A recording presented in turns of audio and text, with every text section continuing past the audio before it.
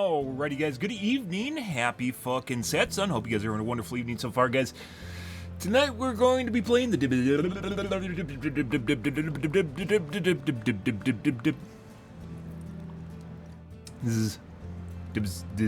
so Dead by Daylight, if you guys aren't aware. Should be fun. Good.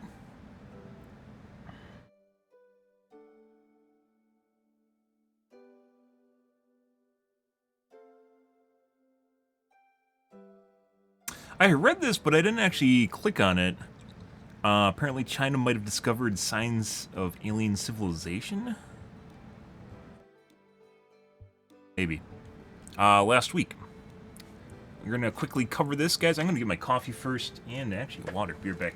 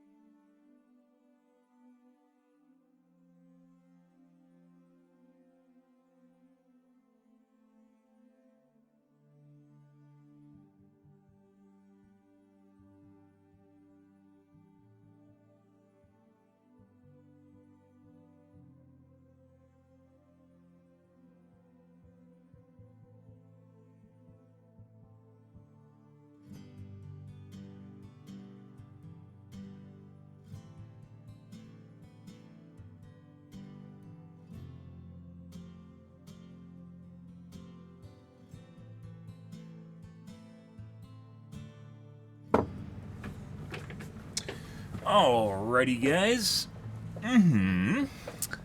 Good. I actually went back through my replay yesterday. My microphone was too quiet for sure. Yeah. Good stuff, though. Is it like that today? Maybe.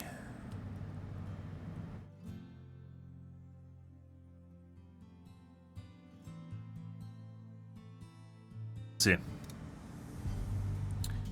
Am I really loud, really quiet?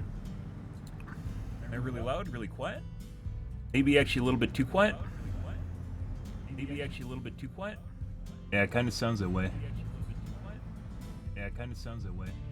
Yeah, maybe bumper a little bit more, like right there. That actually sounds a little bit better. Is that good enough? That actually sounds a little bit better. Yeah? Is that good enough? Uh-huh. Yeah. Yep. No. Uh-huh. Yep. No. Sometimes you gotta listen for you, right? You know. Listening to myself is really weird. Like I wait for the echo and then I like cancel listening to myself. I wait for myself to complete my sentence and then I complete my sentence, but then I don't wait for myself to complete my sentence and then I cause myself to stutter because I'm listening to myself talk when I should actually be thinking about what I'm saying. Yeah, like right there, like that. Yeah, like right there, like that. Turn it up a little bit more, like maybe right about there. That sounds pretty good. Maybe.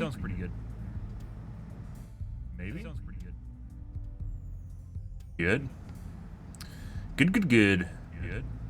Dude, my fucking new glasses definitely make my side of my head look really weird. New glasses definitely make my side of my head look really weird. If I look like that, and then I put them back on. If I look like that, and then I put them back on. If I look like that, and then I should probably just get LASIK. Good evening, Cuddly, though. Good evening, Cuddly, though. Yeah, like right there on the side of my face. Yeah, like right there on the side of my face. It actually still kind of seems like a microphone's kind of quiet, doesn't it? It actually still kind of seems like a microphone's kind of quiet, doesn't it? It's pretty loud, though. It's pretty loud, though. I turned it down before because I was clipping, but I think that's mainly my gain. I turned it down. I think I was supposed to turn down my gain and turn up my volume instead. I think I was supposed to turn down my gain and turn up my volume. I'll leave it like that for tonight, and I'll figure it out after the stream. I turned it up a little bit, but that wasn't enough. And I'll see what it's like after the stream, because I watched my stream from yesterday. I was definitely way too quiet on stream.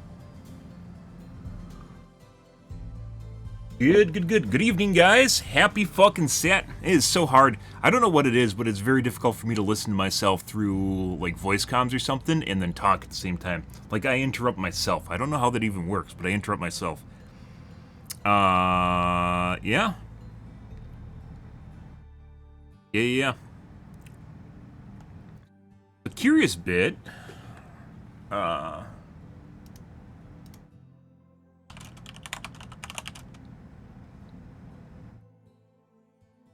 Terrestrial civilization. Oh. A Chinese telescope did not find an alien signal. Okay. Alien signal almost certainly came from humans, project researcher says. Aww. 4 days ago, and then it looks like it was updated.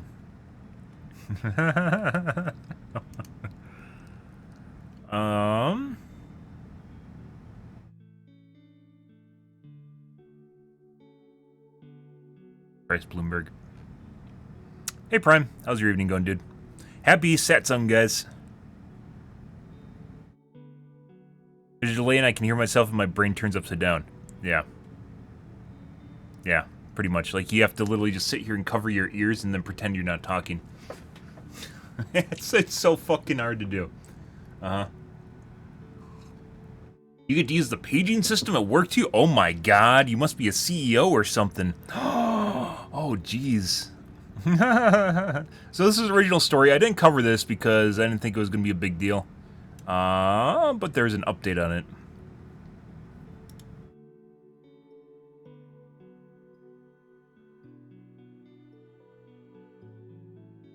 I don't know why you need to reset permissions on this all the time.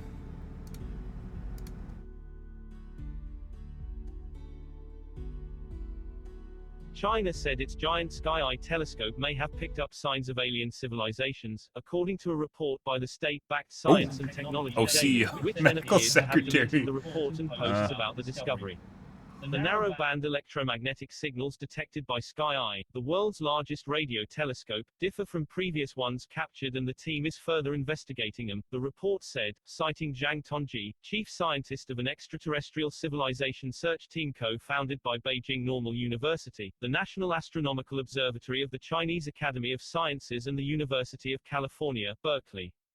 It isn't clear why the report was apparently removed from the website of the Science and Technology Daily, the official newspaper of China's Science and Technology Ministry, though the news had already started trending on social network Weibo and was picked up by other media outlets, including state-run ones. In September 2020, Sky Eye, which is located in China's southwestern Guizhou province and has a diameter of 500 meters (1,640 feet), officially launched a search for extraterrestrial life. The team detected 2 sets of suspicious signals in 2020 while processing data collected in 2019, and found another suspicious signal in 2022 from observation data of exoplanet targets, Zhang said, according to the report. China's Sky Eye is extremely sensitive in the low-frequency radio band and plays a critical role in the search for alien civilizations, Zhang is reported to have said. The suspicious signals could, however, also be some kind of radio interference and requires further investigation, he added. Calls by Bloomberg News to the Science and Technology Daily weren't answered. with assistance by John Liu and Claire Che. So, occasionally we talk about UFOs, or they're called UAPs now, to separate themselves from stigma. We'll cover the stuff from Congress. I'm not big into conspiracy theory bullshit, and I don't read, I don't look at, YouTube videos from just randos or stupid shit like that. Generally, UAP stuff is more or less stuff that's confirmed by a government entity or by some official body, and not by just randos that own a blog somewhere. I'm not big into the aliens built the pyramid sort of shit. They might have, but at this point we can't figure that out, so it doesn't fucking matter. Yeah. And I'm more into stuff that is substantiated and actually has merit rather than stuff that's just what ifs. I'm not big into what ifs. Not that what ifs can't be possible, but there's what ifs for everything, right? What if, right? This is something of interest mainly because it's an official government body once again, and it makes you wonder when stuff like this is happening. If you guys didn't know, the government, for instance, has had a couple UAP congressional hearings. One was last year, and they had another one this year where they updated on it. Basically, where Congress actually talks about there's a government body that now is ahead of UAPs, or AATIP, I think it is, ATIP. Where they're basically gathering data from all the government entities. We talked a bit about this. I'm not going to turn this into a long stream talking about it, but they basically gather. We haven't actually had a government entity that gathers data on UAPs, or unidentified aerial phenomenon, not to be confused with unidentified flying object, because even though they're the same, because one has a huge stigma and bias associated with, another one's something the government has to take seriously because it could be a threat to national security. Once again, so the government is looking at things from the angle, I talked about this before, it's important to differentiate here. The government is looking at it from the angle of it's not their, I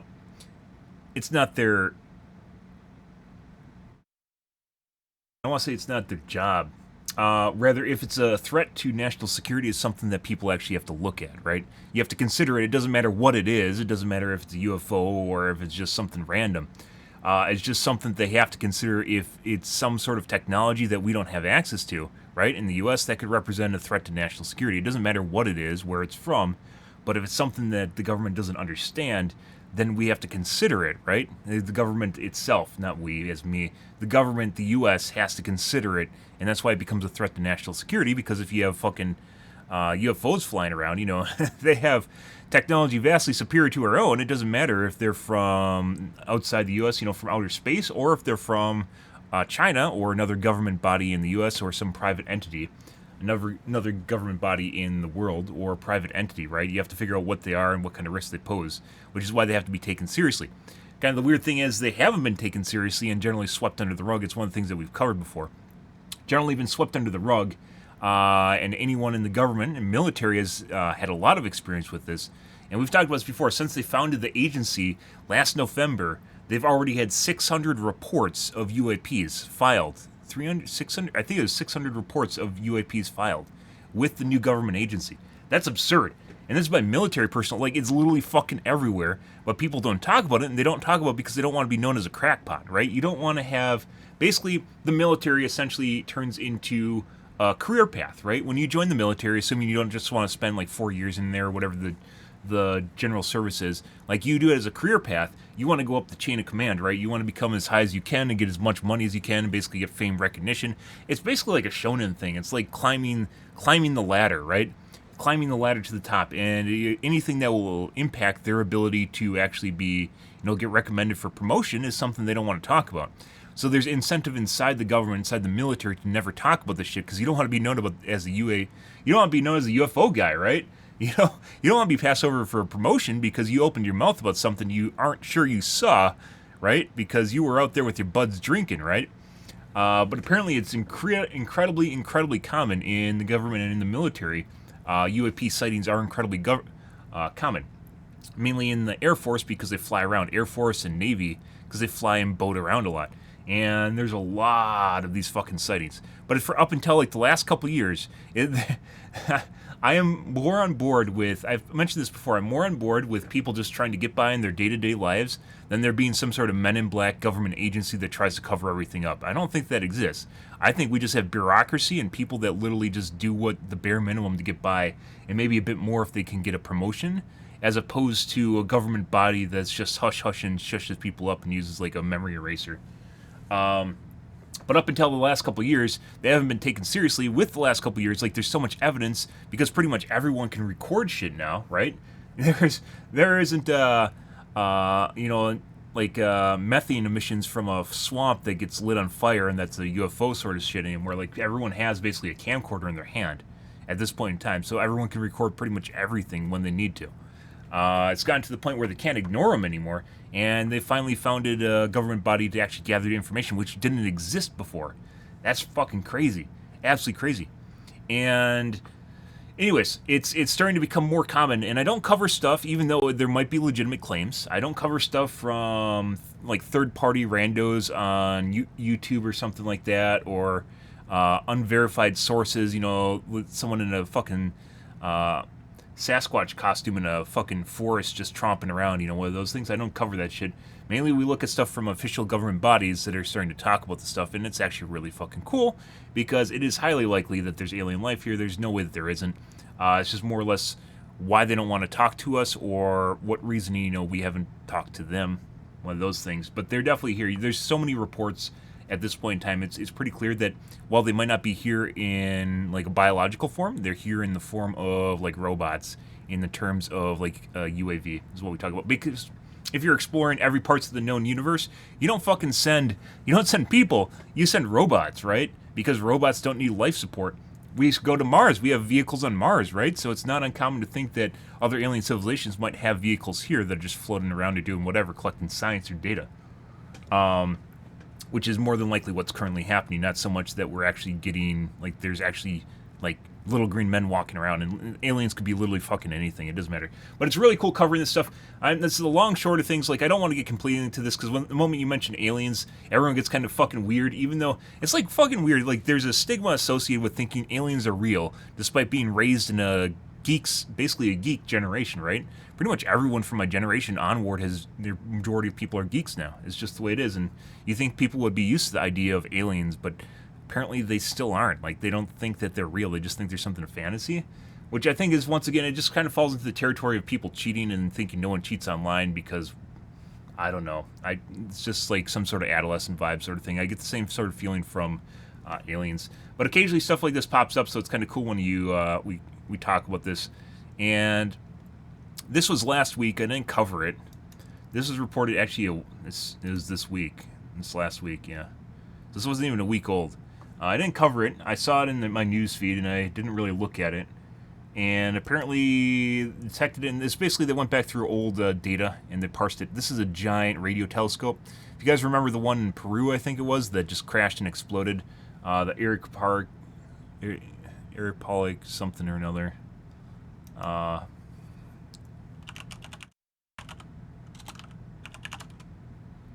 Collapse. It's Puerto Rico. NSF, which owns the site, decided the telescope was too unstable to be repaired, but therefore they just could demolish it. Yeah, December 2020. This fell apart. Arecibo? Guy. Had a catastrophic failure and the whole thing fell apart. So what happens when you don't fund government agencies? Actually, they talked about it and they said that there is no sign that it was going to happen before it did. It just kind of happened out of nowhere. I love conspiracy theories as entertainment. I can put on my tinfoil hat while pretend. I like find the mental gymnastics people put their theories really entertaining. I don't really think aliens are a theory as much as like they're actually like. How can space be so big that there is an alien life in there? Like that's pretty conceited to assume we're the only sentient alien civilization in the known universe, right? In the universe, not known universe, in the universe. That doesn't make sense. And it would also be conceited to think, like, in terms of the universe, we're talking about billions and billions of years, right? And our civilization went from like fucking smallpox to having a computer in our hands basically at all points during our day-to-day life in all of 100 years. We still had smallpox 100 years ago, 1940s. When was smallpox eliminated?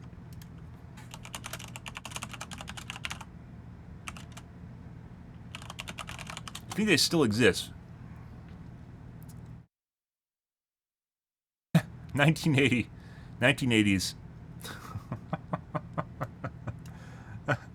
So maybe not the best comparison. Like, we went. What's a better comparison? We didn't have indoor plumbing. Like, most people didn't have indoor plumbing like 100 years ago. Maybe this is a better one. 200 years ago, 150 years ago.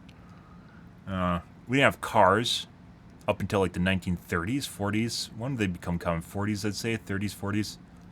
Yeah.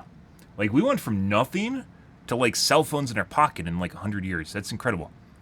But it is pretty ridiculous that you'd assume that there can't be sentient alien civilizations in the known universe, just other places, right? Already that have spaceships flying around, tootling around the universe. And it probably just turns into one of these things where we aren't worth contacting. I've talked about like 2 different theories on this. I have 2 theories about why aliens haven't talked to us yet. And it's probably not because they don't know we don't exist. One is we're part of an alien wildlife refuge, where we're kind of like, if you know what the first... I'm getting off on tangents here again. If you know what the prime directive is in Star Trek, basically you don't influence non-warp capable civilizations. I don't think it's warp, but they might have some sort of wildlife refuge where basically our civilization hasn't come of age to be influenced yet. So then we're left to our own day-to-day tasks, just to do whatever till we come of age to be contacted. And contact is probably going to be based on something like fusion, not fission. We have fission already. Fusion, energy, or maybe faster than light travel. One of the 2. Those are pretty big milestones in terms of civilization. Because fusion is going to be limitless energy, more or less limitless energy. And faster than light travel means that we can colonize distant parts of the known universe. And those are 2 huge milestones, and one we're incredibly far away from. And the other one, maybe not so much. We're probably pretty much on the cusp of that. And it could be anywhere between the next year to maybe 20 years from now. For fusion, that is. Don't know. But there's a lot of breakthroughs in the last couple of years, if you guys didn't know about that, and large-scale tokmaks that are being constructed now. Artificial sun in China, and among the one in... there's one being constructed in Europe, too. ITER, I think it is. And then the U.S. has one, too. World's largest fusion experiment is set to be finished in 2025, I believe. Go operational.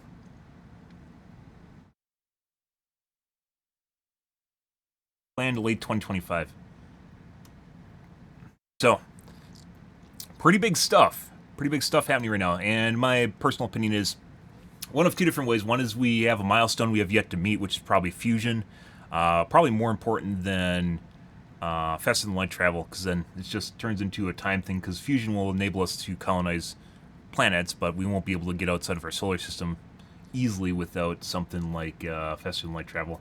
And then the other one is we're owned by our planet is actually owned by an alien media conglomerate, in which we are basically part of a series on the rise and fall of early civilizations, where they have a betting pool basically on our civilization, whether or not we'll blow ourselves up or become space-worthy before then. Like actual space travel. I mean, we evaded World War I, we evaded World War II, and yeah, we're entertainment, basically a documentary. It makes sense. On a large scale, it makes a lot of sense, right? Yeah, exactly. And you could have like things like betting pools on it, right? Like, would we blow ourselves up? or are we going to go to space? Let's find out. But yeah, both things would be plausible in like the meta, in sort of a meta perspective of the universe. Both things would actually be perspective, or not perspective, possible. Yeah, like we're actually kind of like in between. We're just basically monkeys right now. Like, if you have a spacefaring civilization, we don't really have much to offer them, right? The only thing and one of the reasons we probably haven't been enslaved yet is because someone's protecting us. Because there has to be aliens, and then it goes down to one of the things that you can do is manpower, right? It's still generally cheaper to have people do shit and pay them nothing and enslave them than it is to make even robots, right? Slave labor being fucking cheap as shit, unfortunately. So something's probably protecting us to keeping us from being enslaved from an alien civilization, because it would be very easy to do so, right? Like, there's nothing we could do about it. If you come in here with weapons and shields and shit, like, what are you gonna do? Yeah, that's basically like, it probably wouldn't turn out as well as Independence Day, but yeah.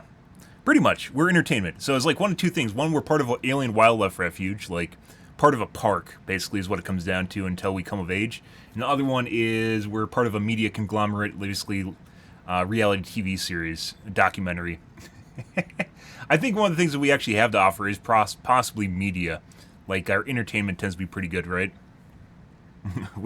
we are very, very entertaining monkeys, if I do say so myself. Anyways, kind of a segue here. That's always an entertaining one to bring up, though, is one of two things. One, alien life refuge, which is like, people are like, okay, yeah, but the other one is like we're actually owned by a media conglomerate, a spacefaring media conglomerate, and they have rights to our planet in which they're filming us for a reality television series.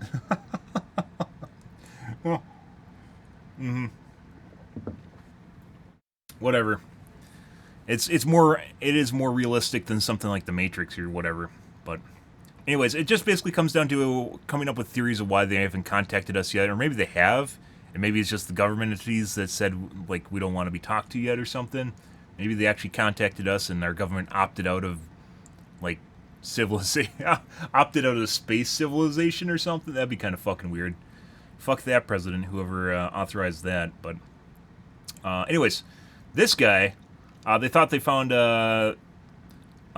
signs of alien civilization. This isn't the first, by the way. There's things called, like, this all makes sense. It's not just me just with the crackpot theory here. Aliens do exist. Why they don't contact us, I don't fucking know. Are they influencing us? Maybe. But beyond that, like, we just have basically what to go off of, that's already just real proof, real evidence, real stuff that exists, not just crackpot theories. What are they called? Small radio bursts? SRBs? Nope. Fast radio bursts. FRBs. There we go. This is stuff we haven't only started contacting, or only started recording in like the last decade. We've been around here for thousands of years, but we've only been able to start recording stuff from space like FRBs, which is basically bursts of energy on a microsecond level. Yeah, so really fast. And you can imagine if there's communications between planets, obviously it's going to be in the form of some sort of data packet, right? And basically FRBs tend to be assigned towards that, although some of them can be explained away, but then that's also explained away by theoretical space physics too, where we don't completely understand how stuff works around us, and we're just, theorizing on how space and how different planets or stars will function, and generally they relate FRBs to Magnar pulsars, if I remember right, which produce a shitload of radioactive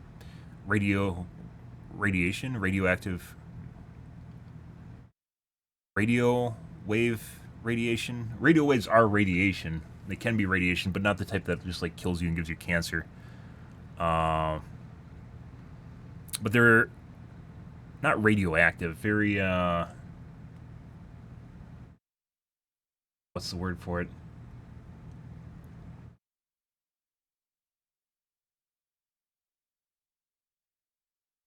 They produce a lot of radio waves. This is basically what I was going for. They produce a lot of radio waves, is what it comes down to. But these are things that we've only started recording in like the last decade, and only recently started really looking at, and probably FRB is becoming bigger in the last couple years, which is pretty ridiculous. So it's not uncommon that we actually are like we're a little bit behind the times. If people want to throw out the theory that aliens don't exist, like we've only started recording stuff which could actually be considered like communications in like the last couple years. That's pretty insane. A lot of it has to do with our computers improving, is basically what it comes down to. And computers have improved a lot in the last 30 years. A fuckload. 40 years? Insane amount. 40 years ago, like, we had the Tandy. You turn it on, and you go, hello, world. Yeah, something like that. But computers have come a shitload. I mean, this blows your mind. This is a computer, right? And it goes in your pocket. I mean, I'm kind of old. I'm almost 40, right? But these guys, back when I was growing up, it was a box, right? This didn't exist. And this is something still relatively new. Smartphones, last 20 years. So, we've come a shitload in just all of 20 years. That's insane. That's my life. That's within my lifetime. It's pretty incredible. So, probably getting to the point where maybe aliens are actually interested in us. For whatever reason, still haven't contacted us, but interested in us. I still hope. I mentioned this before. Imagine if we're in a petting zoo. Maybe we are.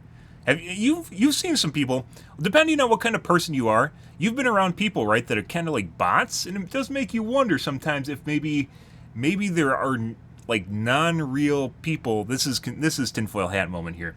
There's non-real people on our planet. I don't know. You could come up with a lot of weird fucking reasons why the aliens haven't contacted us, right? But maybe they blew up our planet and they reseeded our civilization, and as such, they need to jumpstart it with basically more entities, right? So maybe we're just part of a bot society, and some of us are real and some of us aren't. It does make you wonder. So here's a curious one. I like this. I still occasionally ask people this question. It's kind of infuriating, but some people don't have an inner voice. Some people don't have an internal monologue. And that's actually pretty fucking scary, because it makes you wonder how people process information if you can't actively talk to yourself, right?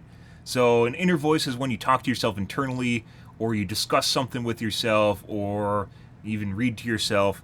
Yeah, there's actually people that don't have an inner voice, and it's kind of weird.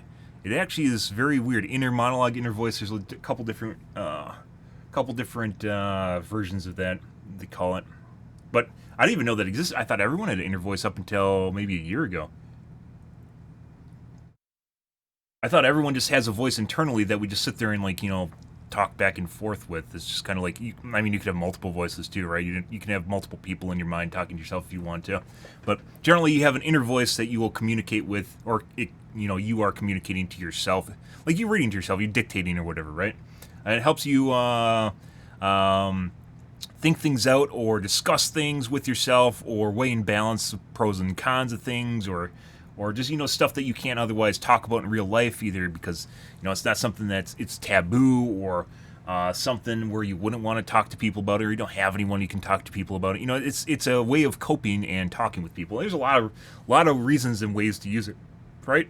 And I assume everyone has an inner voice, but it's not true. I'm not the first one to discover this, but I heard about it last year, and it just blew my mind. Just absolutely blew my mind. And at some point, it's destructive too, because some people let their inner voice run away with them, and they don't realize that they're actually in control of it. That's your persona. If your persona is shit talking you, maybe you should have a discussion with yourself of why you're shit talking yourself. So just throwing that out there. But anxiety issues, I'm sure, stem from people letting their inner voice just kind of get the better of themselves. Not like it's really just wrestling with yourself, but it's kind of like self-efficacy, or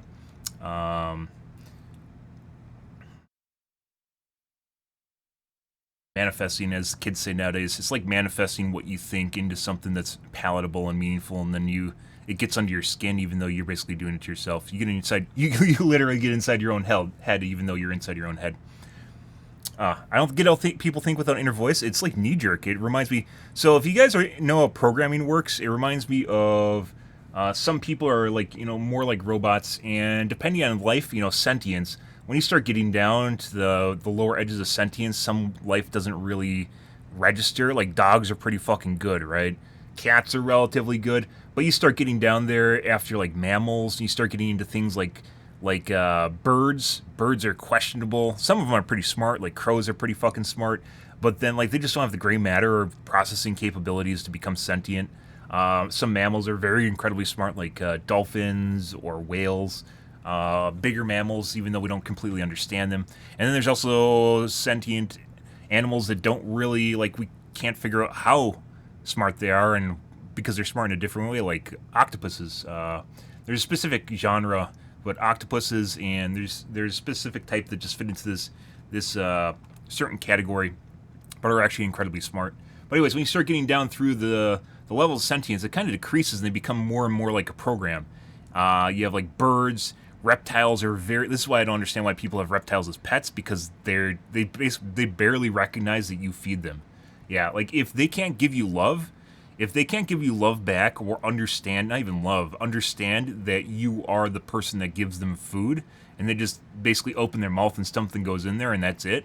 Like it's like it just becomes basically a decoration, something to have around because it describes your way of life, right? Like a snake or a lizard or something.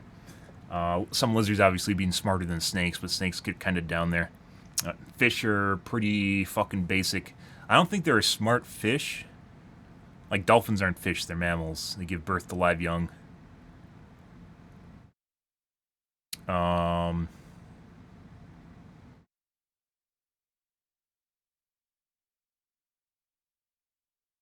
don't know if they're smart fish. Some of my exes. You mean your axes? Ah, you axe them. But I don't know. Like I encounter some people in day-to-day life, and it's like I talk to them, and it almost seems like no one's home. It's actually really weird. But somehow they function in day-to-day life. Like if you ever have a conversation with someone and like you look into their eyes, and it just seems like no one's home. Really, really weird feeling. I don't exactly know what to make of that. It's one of the reasons I don't really like. I'm not big into eye contact. Some people get offended by that, but like I don't need to talk to people to look them in. Like I don't need to look you in your eyes to talk to you. That's something I actually find very personal when I sit there and stare in your eyeballs. It kind of, I don't know, it just feels fucking weird. I don't want that level of personality with personability with some people. Yeah, data lizard people. I mean, that's kind of it's a meme at this point to just people that are non-progressive, right? And I don't think that's necessarily true, but there definitely seems it has nothing to do with political affiliation. It just honestly seems like some people are just not there. They can be really smart too, but it honestly seems like no one's. It's fucking weird. Like it doesn't necessarily correlate with intelligence. It usually does, but it doesn't necessarily correlate with intelligence or your ability to be financially successful. It's almost not really random, but it seems like it's like a level of like self-discovery or something where you just like don't have a soul. It sounds fucking weird, but it honestly feels like people that don't have an inner voice don't have a soul. I know that's gonna be. That is probably going to get me canceled, but it feels that way oftentimes. It feels like they just never reach the point of self-realization or something. Fucking weird. Yeah. Yeah, but I'm pretty good at listening. I think people realize that once they, like, you actually feedback. So once you actually give them information, they know you process it. They don't really care if you maintain eye contact. But if you're just sitting there going, yeah, then it kind of gets to them. But if you actually have positive feedback on them after, processing stuff, they're all right with it. In my personal opinion. Anyways, complete segue again. But yeah, that's kind of like a favorite one, is just figuring out whether or not someone has an inner voice. Like, it's kind of like a question I ask people, especially if I'm like romantically interested in them, is asking them if they have an inner voice and seeing what they say. I know that's kind of a weird one, but that's actually, yeah. I wonder, I don't think anyone else does that, but yeah, it's a pretty popular question I have for someone that I'm interested in, is do you have an inner voice? And then see what they come up with. But usually people that suffer from anxiety have an inner voice that seems to become, once again, just people letting their inner voice run away with them. I don't think there's anyone that doesn't have an inner voice that has anxiety problems. Maybe I'm wrong on that, but I think it has a lot to do with your inner voice. Inner monologue. Yeah. And I don't mean that in a way where, yeah, very, very, very superficial. I guess it's worked out for them. Incredibly superficial. I don't know. It does make you wonder if we're just basically around a lot of bots or something, right? Maybe there's just a bunch of bots here too. Kind of curious. Kind of somehow related to alien civilization. Maybe they accidentally blew up our planet and relocated us here. It would explain. I've mentioned this before. This is more of a crackpot. I think the two big theories I mentioned were Alien Wildlife Preserve and reality TV media conglomerate. Reality TV show for a media conglomerate are actually probably the two best ones. But another one I've mentioned is maybe we got relocated here and they seeded civilization here because they blew up our planet for some reason. Yeah. I mean, it would make sense, right? And then they just left us for a couple thousand years. Maybe 10,000 years or something. And just let us get going. But, like, if you're wondering where the dinosaurs went, so obviously if you want to have mammals here, right, you're going to get rid of the prior civilizations. It just makes sense, right? And no one... a bunch of lizards, no one cares about that. They probably never turned into people at any point in known civilization, so they just got rid of them. They just blew up the dinosaurs. That'd make a lot of sense because dinosaurs were having their heyday here, despite what people might think. You know, they're having their way, and if there's a bunch of apex predators running around, we probably wouldn't have actually went anywhere. Yeah, all of the above, sure.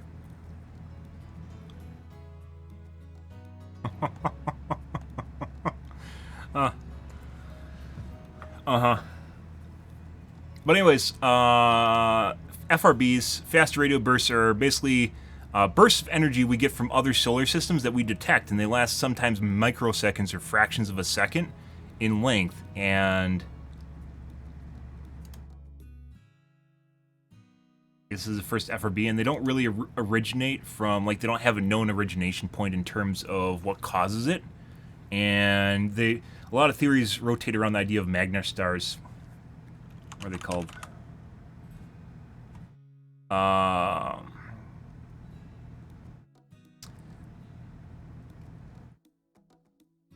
In 2020, astronomers reported narrowing down the source of FRBs, which may now plausibly include compact object mergers and magnastars arising from normal core collapse of supernovae. So they're theorizing that basically they're released by stars that are imploding on themselves, which I mean is possible, right? Once you start getting out to the outer regions of science and starts coming down to, you know, theoretical science, right? And that's not always true. There's a lot of theories being passed around. So, but I mean, if people are shooting information around the universe, obviously some of it's going to hit our planet, right? That's just the way it's going to be. Whether or not it's directed here or not, who knows? But I'd assume that aliens are passing data around as something like a data burst, right? Which is, it's like straight out of sci-fi, but that's the way it goes. Gray aliens can stay the fuck away. I don't fucking care. They could be whatever. They could be like 6 legs, like fucking Orisa from Overwatch. It doesn't matter to me. I'm not big into looks. Like, it doesn't matter a whole lot. Non-romantic looks don't matter a whole lot. Excuse me. Let's go with that. Because I think a lot of people fall... That's like a thing that a lot of people confuse themselves with is you actually have like a romantic interest and they just have people that you associate with. And if they aren't part of your romantic interest, it really doesn't matter what normal people are like outside of that, right? Then it comes down to maybe things like politics or if you're part of a scene, you want to be seen a certain way, politics, scene, yeah. Basically, that's it. But otherwise, yeah, doesn't really matter. So they could look whatever the fuck. They could look like a blob on the ground with like meatball or whatever. It doesn't fucking matter to me. A talking meatball, yeah. I don't know. Like I've mentioned this before. We've had a discussion maybe a couple months ago when we talked about the congressional report, and it came up that like maybe people aren't ready for like what would happen if people just found out? I don't think anything. Like riots, why would people riot? They just literally, I'm pretty sure everyone would just do exactly what they're doing the day before if we found out about aliens. I don't think anything would change because it doesn't influence your life, right? Like you go, oh, there's an alien civilization that's here, there's a mothership floating around the planet, and you're like, okay. And then you just do what you've been doing yesterday because it didn't change anything, right? It'd be cool, but what would it change? I don't think, this is one of the reasons I don't really understand why, if there are aliens around, why governments wouldn't talk about it, right? I don't think there wouldn't be hysteria. Like what, people are afraid of something that's, I guess people are afraid of a lot of things for just random reasons, just feelings in general, right? But if there's aliens around and you can't do anything about it, then it doesn't matter, right? It's not like, if they were here and they wanted to blow us up, we'd be dead or whatever, so it doesn't matter.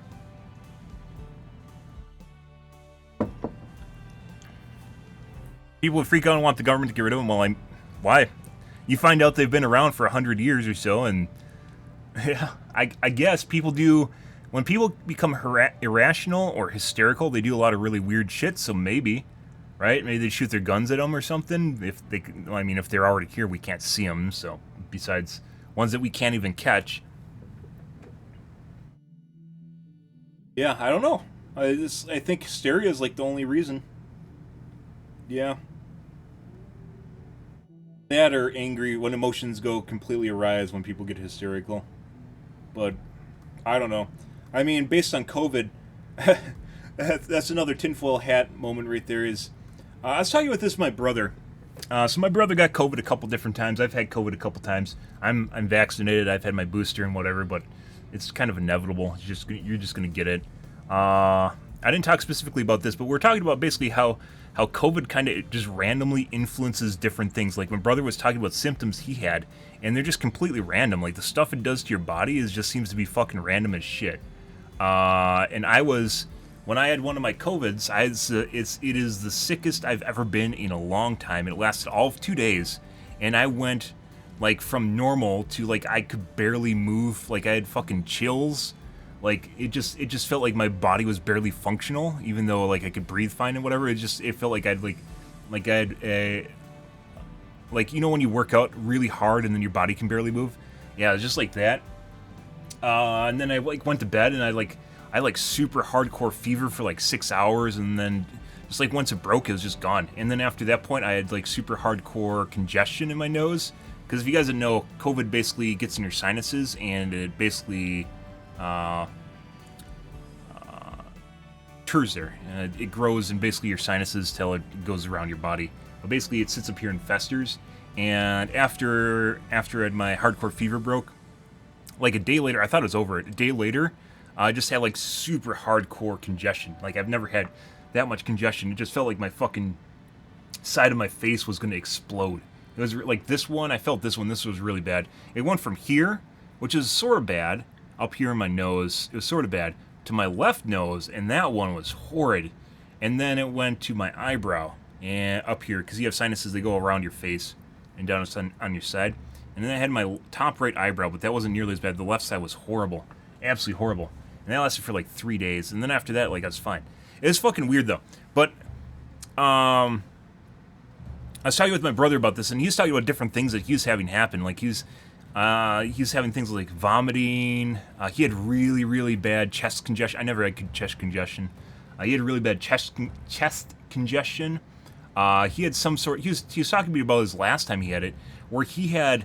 It felt like his leg was on fire. Like part of his leg was just like burning, and it like slowly crept around his leg. Like it went from the right side calf in like 12 hours, the right side of his calf, and then it went around the front side to like towards his groin, and then it went away. It was just completely fucking random. And tinfoil hat moment here, guys. It like makes you wonder if maybe like COVID was seeded by aliens. So let's say, so if you have an interaction with an alien species, whatever it is, and you don't have their antibodies, right? You could become infected and immediately die. So, tinfoil hat moment here once again. This is kind of cool shit, but tinfoil hat moment. Just like with smallpox, when basically Westerners from Europe came over to Central America, you know, and North America, and basically gave a bunch of Native American smallpox, kind of something similar, where you have this like an ultra deadly virus. And one of the ways of offsetting that is obviously giving people a natural immunity, right? Or a lesser version of the virus, and that they can actually fend off and deal with. So, if you have a tinfoil hat moment here, COVID could have actually been caused by aliens. And not necessarily meaning that they tried to hurt us, but rather if you're intending first contact or, you know, having a social or cultural situation in which you're going to have a lot of close contact between two different organisms, right? You have to get them ready to meet each other, right? And the possibility is COVID is actually a way of us acclimating to whatever alien biology is around our planet or whatever. So they intentionally gave us a virus. They intentionally gave us a virus in order to acclimate us to the possibility of first contact. Yeah, just throwing that out there. I haven't heard that one. I'm sure someone said it before, but throwing that one out there. So, COVID could have been caused by aliens, and not necessarily in a bad way. Like, if you're sentient enough, if you're technologically advanced enough, you probably know how much of a certain, you know, how much of a task you can give a mouse for a block of cheese, right? How much of a task you can give them that they'll be able to accomplish in a meaningful manner. So, if they wanted to get us ready, for instance, to acclimate with whatever alien species they are, they gave us a virus that will improve our immune system and get us ready for them in Then we went through COVID, right? I know it's kind of crazy, but it's like one of those things where it was pretty obvious that vaccines were not going to get rid of it, and it was going to change in form, right? And it's going to change and change again and change again. And even though we made a vaccine for it, people still get it, and even though we had boosters, people still get it. But the boosters and vaccine were not meant to make you immune to it, but they're meant to basically a booster and specifically a vaccine, is meant to basically give you a standing army. If you mention two armies meeting each other on the field, right? The booster, the vaccine, tells your body to produce antibodies, which will then meet this army when it comes in. And how many antibodies your body makes, or of what kind, is up in the air until the two things meet. But when they meet each other, they're still going to influence each other and change, right? That's just the way it's going to be. But you'll have a better chance of actually fending it off. But at the end of the day, basically everyone got influenced by COVID. I don't think there's anyone that... Oh, I take that back. Almost no one was not influenced by COVID and will continue to be influenced by COVID into the future, right? That's just the way that it is. But I mean, this kind of stemmed... tinfoil hat moment off here. The whole... we're talking about, people being afraid of just the unknown. Spacefaring races in general. With COVID, people were just scared of just getting it. Like, they're just deathly afraid, even though pretty much everyone at this point is just kind of, like, you've had it, or someone that's had it too, right? You've had probably COVID, or more than likely you've had the Omicron. Omicron was probably one of the best things that happened, because it basically, COVID turned into a more contagious but less severe version of itself, more like the flu itself. People always compare it to the flu or whatever. It's more like pneumonia than the flu in terms of what it does to your body, but they compare it to the flu, and Omicron's more like the flu compared to what COVID originally was, right? So it basically turned into a more contagious variant, but then everyone got it, and then basically people ended up with their own internal antibodies, regardless of their vaccination status, on top of a natural antibody. And there's ongoing research, because COVID's kind of passed and everyone's gone on with their day-to-day life. There's ongoing research with it, and like your best defense against COVID is if you have natural antibodies with the vaccine, if you guys didn't know. Were you not terrified of COVID? I've never been terrified of COVID. I said I didn't want it. I talked about it all the time. I said I don't want it if I don't need to get it. So I never went out of my way to try and get it, but I was never terrified of it. I'm not in a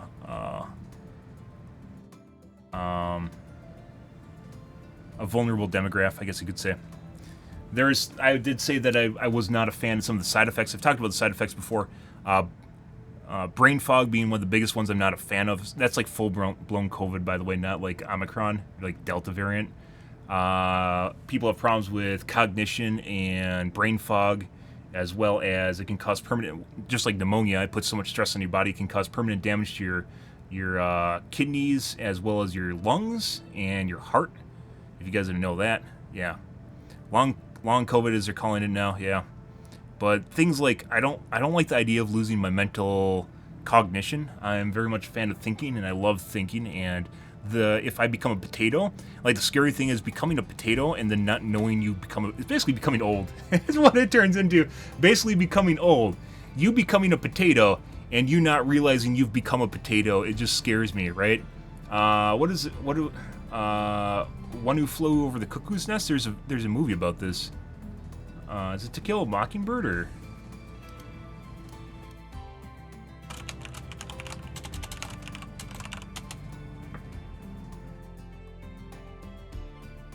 Yeah, One Who Flew Over a Cuckoo's Nest. 1975 American psychological comedy drama film directed by...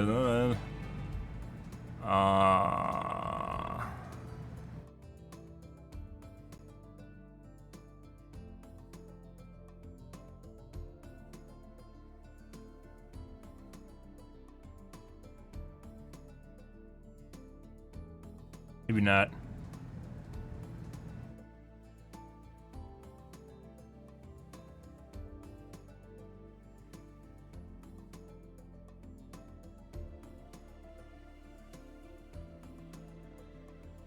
There's a movie or a book that was about basically someone that was essentially mentally disabled to the point at which they could barely function, and they ended up getting a medication that brought them to the point of being a normal functional human being, a very smart, normal functional human being, and then the effectiveness of the medication started wearing off, and they devolved back into what they were before. I don't know if that's this one. It might have been a different movie. What's To Kill a Mockingbird?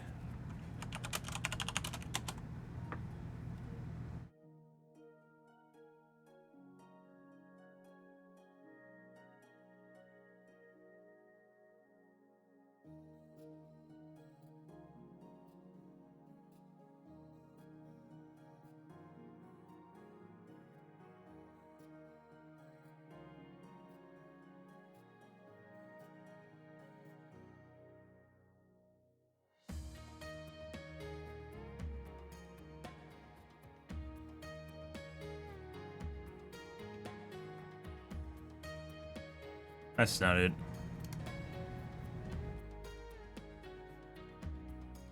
Yeah.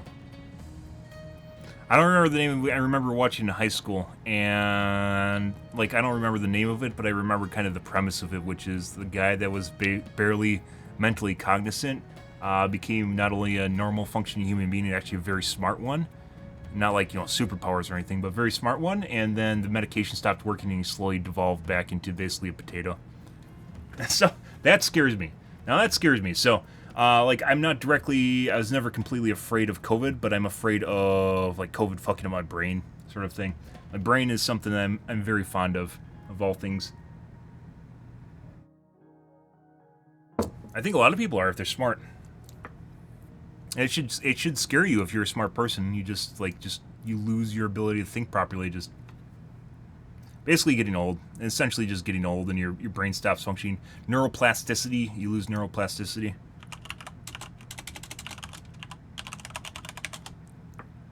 Neuroplasticity, also known as neuroplasticity or brain plasticity, can be defined as the ability of the nervous system to change its activity in response to intrinsic or extrinsic stimuli by reorganizing its structural functions and connections.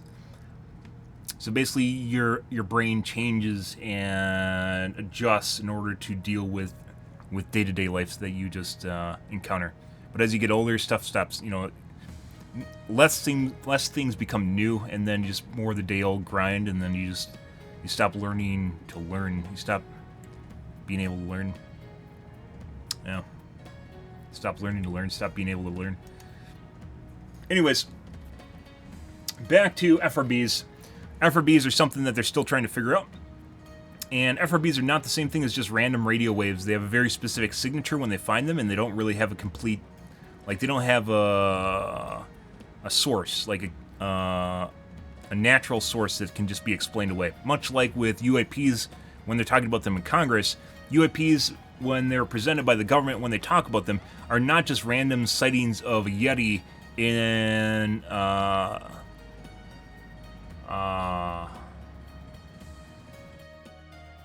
Yellowstone or whatever, Yellowstone State Park. It's not just like a random sighting of Yeti in Yellowstone State Park or whatever. It's something where they actually go through and try to vet it and figure out what the explanation of it is. And when they're talking about UAPs in Congress, they're talking about basically how they found some of them, and they found out years later that there was an explanation for them, but then there's a lot of ones where they don't have an explanation for them.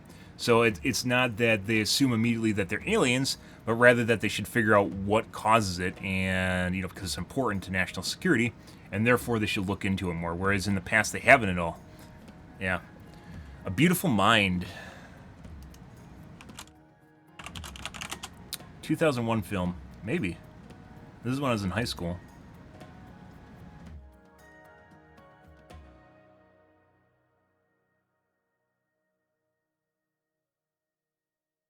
No.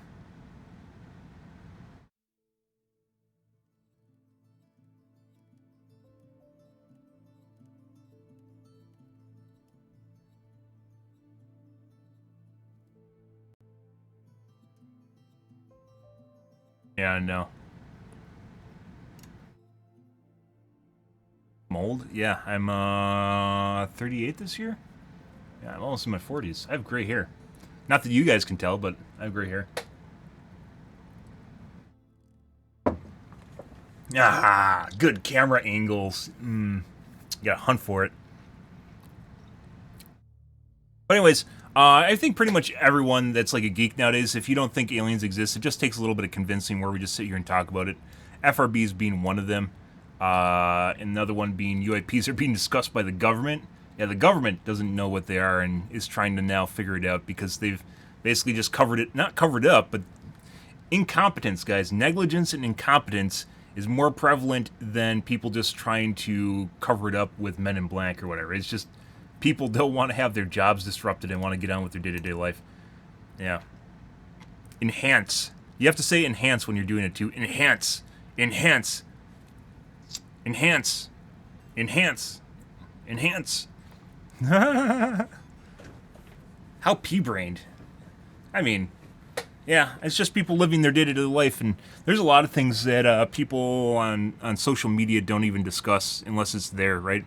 You think aliens would be forefront on Twitch, right? Considering our demographic and our platform, you think everyone would be talking about aliens if there's any sign of them actually being real, right? The congressional reports came out, and there's no one talking about them on Twitch. Maybe there's someone somewhere that I didn't know about, but no one fucking talks about them. It's becoming more common now where I'll occasionally hear streamers talk about UAPs, but we've talked about them over the last 3 years, I think it is, where Congress has basically talked about them officially. Yeah. And, like, there's actually an official hearing at Congress about this. Like, not just like, oh, look, they're talking about aliens. No, they actually had an official hearing on it.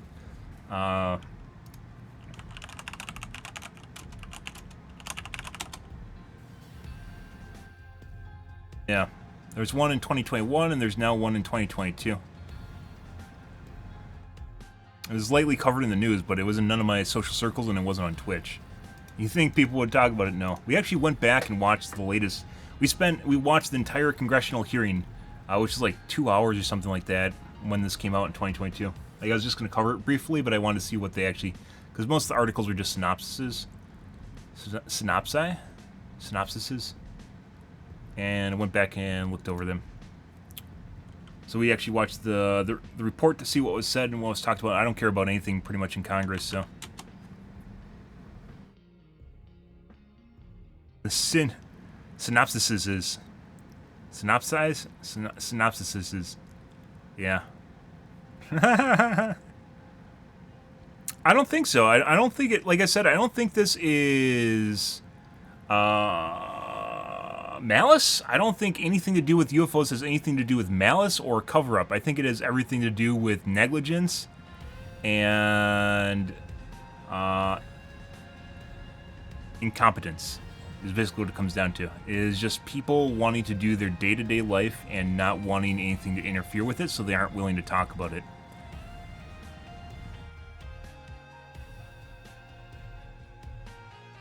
CRAMs. This is the failing system. By the way, the failing system in the US doesn't work very well. It looks really cool. It looks fucking amazing when it's going off, but it's not very good. It takes like 15 to 20 seconds to shoot down. 10 to 20 seconds to shoot down an incoming projectile. So this is an anti-missile system. Oh, this isn't even real. This is Arma. Arma 3. Okay.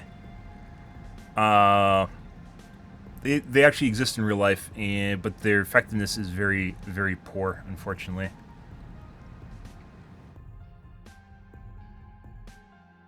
The security blanket makes you feel good. I think we're gonna watch a quick tube video, guys.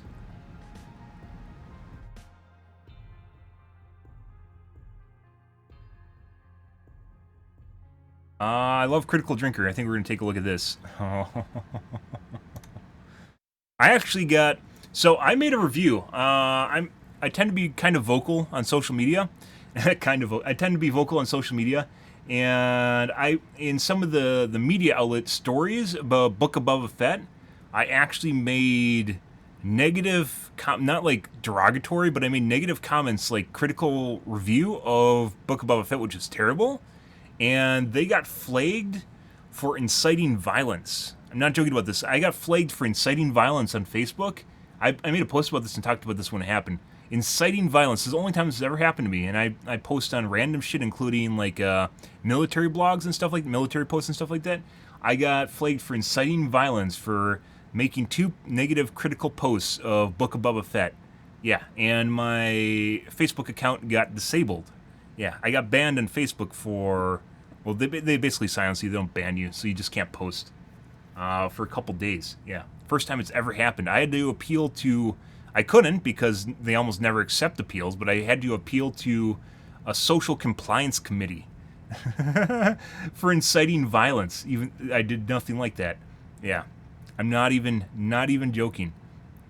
And by the way, it has nothing to do with me actually inciting violence. It has everything to do with big companies now victim playing, where they use not techniques, but resources available to them to silence or quell opinions that they disagree with in order to make, basically it's like fake reviews, only you get rid of real negative reviews is basically the opposite direction of it.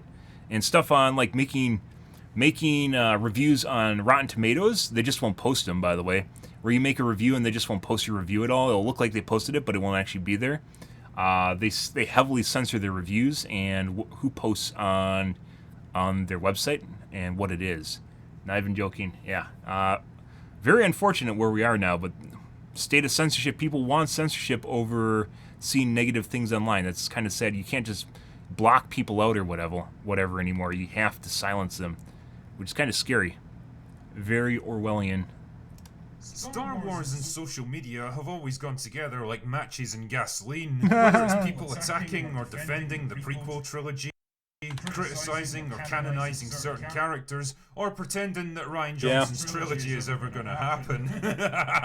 It seems like every single facet of the franchise, no matter how obscure or pointless, has become some kind of online battleground that people work themselves up into a frenzy of nerd rage over. Then along came the official Star Wars Twitter account with a jerry can of jellied napalm under each arm and promptly screamed, "Let's dance, motherfuckers!"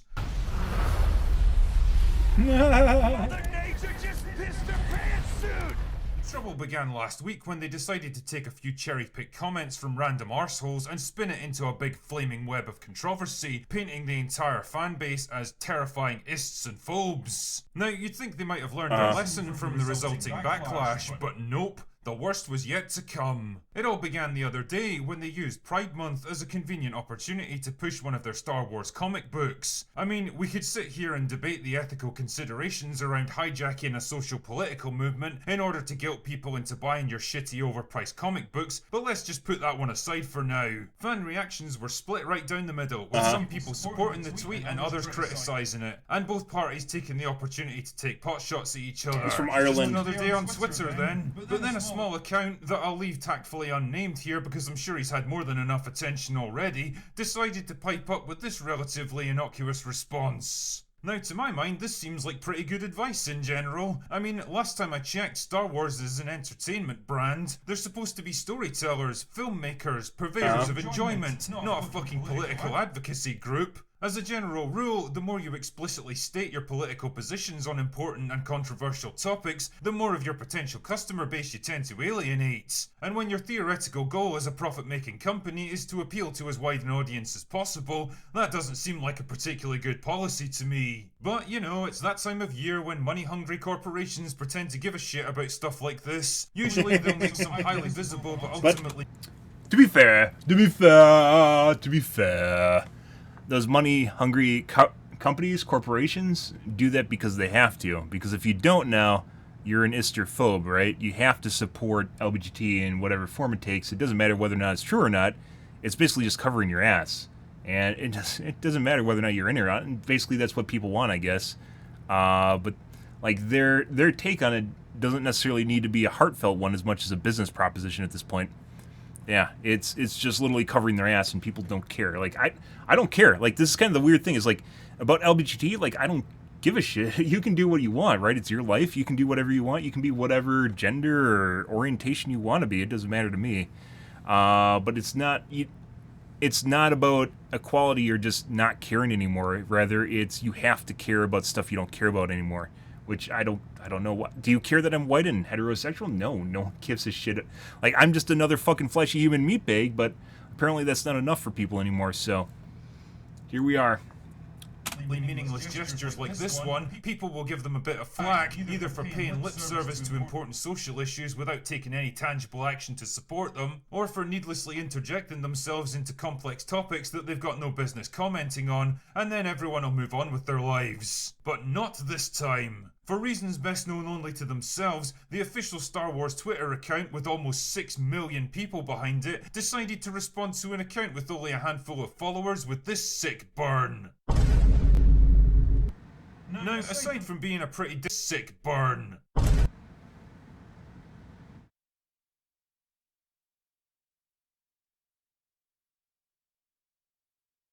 What the fuck?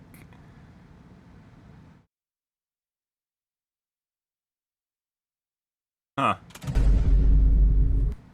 Now, aside from being a pretty disingenuous representation of what the dude originally said, not to mention a pretty clumsy attempt at a witty comeback, it's also one of the most childish, petulant, and fucking unprofessional displays of stupidity that I've seen from a major corporation since, well, the last time the official Star Wars account pulled this shit. Here's the thing, boys and girls, when you're put in charge of a corporate social media account, you're not there to be an individual with views and opinions and fucking ridiculous emotional hang-ups. You're supposed to represent the company as an abstract entity. You're there to promote new products, highlight upcoming projects, shine a positive light on employees that have done something particularly special. Viral marketing, guys. That's where it's basically gone at this point. So if you get people talking about whatever you're doing something right? There's people like this on Twitch that just make drama and controversy because it gets them views. I mean, I don't know why anyone would fool themselves into thinking that, like, people like Fox News, does everyone on Fox News believe what they're actually saying? No. Is it a job? Yeah. And job pays the bills. It doesn't matter what you say for most, your personal views aside, like, it doesn't matter because a company's paying you to say certain things, right? Or generating publicity or getting people to watch your absolutely shitty show. I still haven't watched Obi-Wan. I haven't watched Obi-Wan, and I've heard very polarizing things where some people say it's amazing, which are probably, once again, just shills. Or not shills, just like Star Wars fanboys. And then there's people that say that it's really fucking bad. I watched Boba Fett, and it was pretty bad. But I enjoy fantasy, I enjoy Star Wars, I enjoy sci-fi, so I will end up watching it. That being said, I also don't mind shitting on something for entertainment. So people might say, oh, you have to watch, why would you watch it if you don't enjoy it? Something can be so bad that you enjoy watching it because it's horrible. That can be a thing too, so keep that in mind. And generally act as a shiny, infallible face of the corporation that you represent. You're not there to push your own political views and opinions, use your platform as a soapbox to preach and lecture people, and you're definitely not there to get into bitchy flame wars with random nobody accounts. That's the kind of stupid, egotistical shit that an individual does, but you're not there as an individual, you're a company. The other very obviously shitty facet of all this is that having millions of followers on social media brings with it some pretty heavy responsibilities.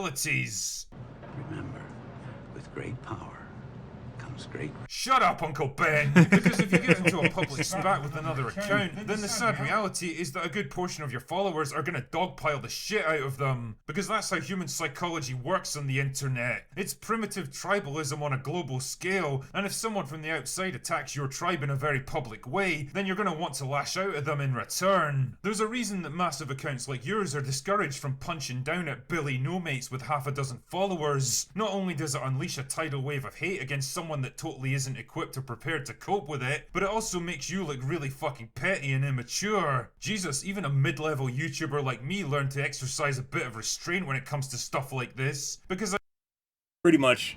You're basically the head of a church, and when you say something, it doesn't matter if it's true or not. You're literally just going to get a bunch of your followers hot and frothy that are going to go out with pitchforks and torches.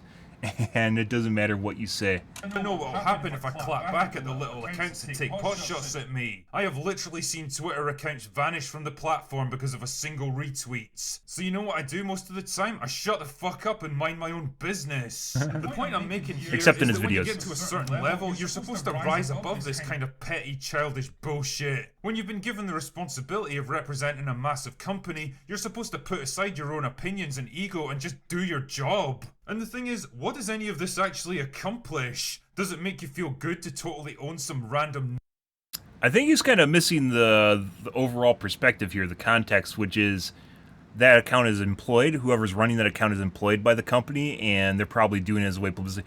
The fucking new TV series are fucking terrible, and they're probably just doing it as a way to get people to watch their show. I've talked about this before with like women's soccer guys, with the whole women's soccer thing the women's soccer team not getting paid as much as the men's soccer team, which we aren't going to get into right now. But at the time, while that was happening, I had friends that were not remotely interested in soccer. Like, yeah, man, let's watch women's soccer. And I was like, what the fuck are you talking about? You don't even like soccer. I don't fucking like soccer. Why would we watch soccer? It doesn't matter if men's or women's soccer. I don't give a shit about it. It's soccer. Or football if you live in everywhere else except the U.S. Yeah, I don't care. But it's a way of getting people on board. Like, people are so mindless nowadays. As long as something checks a box, and I don't mean this, as long as it checks a box, they're willing to watch it or do it. And it doesn't matter. I don't get it. I don't get it because they don't enjoy it.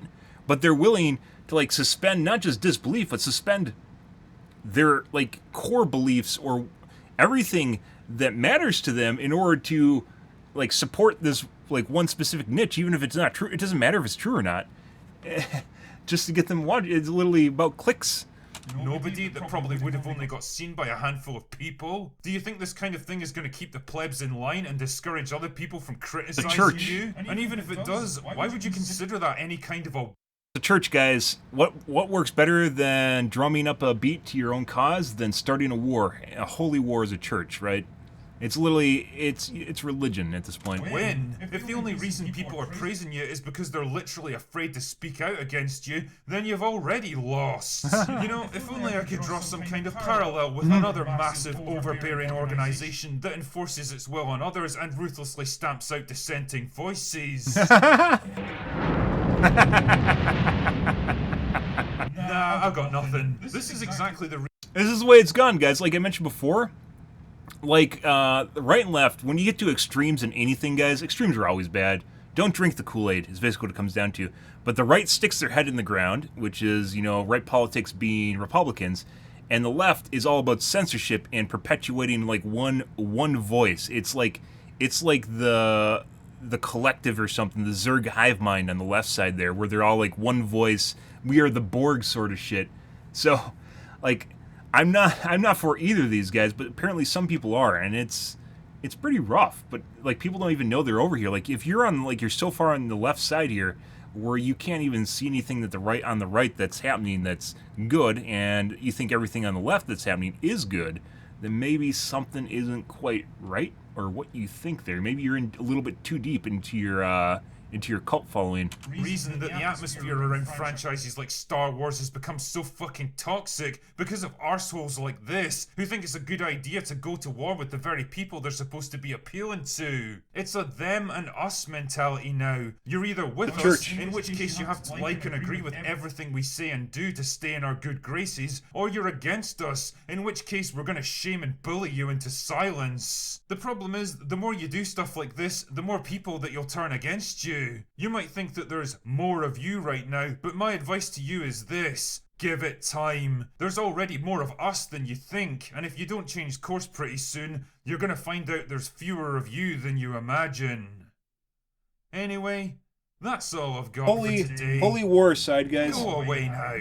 Holy war aside, people are starting to realize, like, when I started talking about, like, woke bullshit in media, and I'm not talking about that in ways, like, you can be whatever the fuck you want. I mentioned before, I'm pro-equality, but when you start, like, tipping my head back and just, like, fisting my throat with whatever you're preaching at me, like, that's not... I don't like propaganda. I'm fucking allergic to propaganda. I fucking hate propaganda. When I started talking about, like, woke bullshit taking over media to the point at which, like, they don't even tell a good story anymore, like, it seemed kind of outlandish, like, 2 years ago, but now it's becoming pretty regular, where you look at the comments and you see people talking about, like, propaganda and peddling narratives and... why don't you tell a good story and have likable characters? Because they don't care anymore. Like, if you have a series you know is just basically a flaming hot dumpster fire, you're going to try to get people to watch it no matter what, right? Because it's money. It makes money. And at this point, like, people are starting to become much more ambivalent. Is that the right word?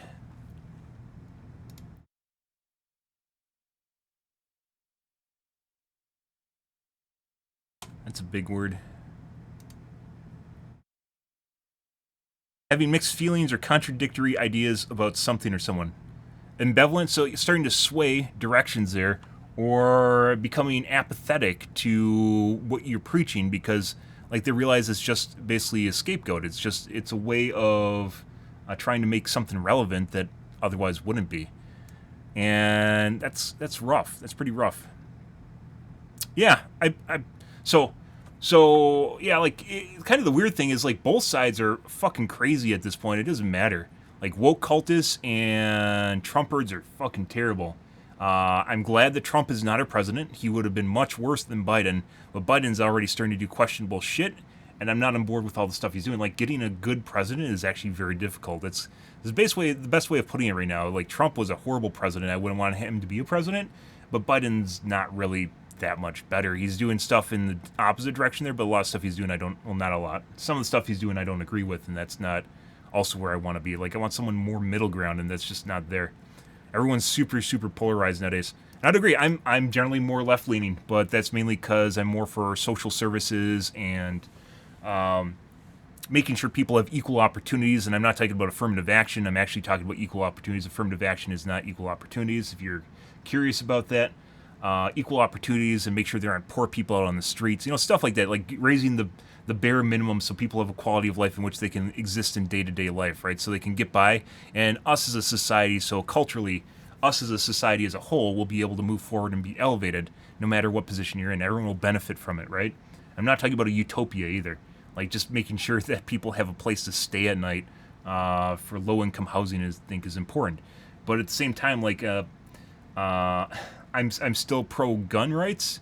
I know this sounds crazy, but I'm also for let's say, responsibility of owners. If your gun goes missing and someone does bad things with it, you should also be held partially responsible for that because you refused to lock up your arms. And if you didn't report it, it's definitely on you. You didn't report the guns being missing, that's on you, right? And you should share responsibility for your deadly weapon being used for something it shouldn't be.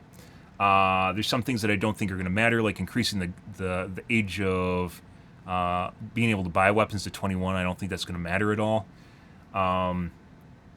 I don't think guns are going to go away. I think that's part of our society, but also there's something wrong with our society because we can't have guns.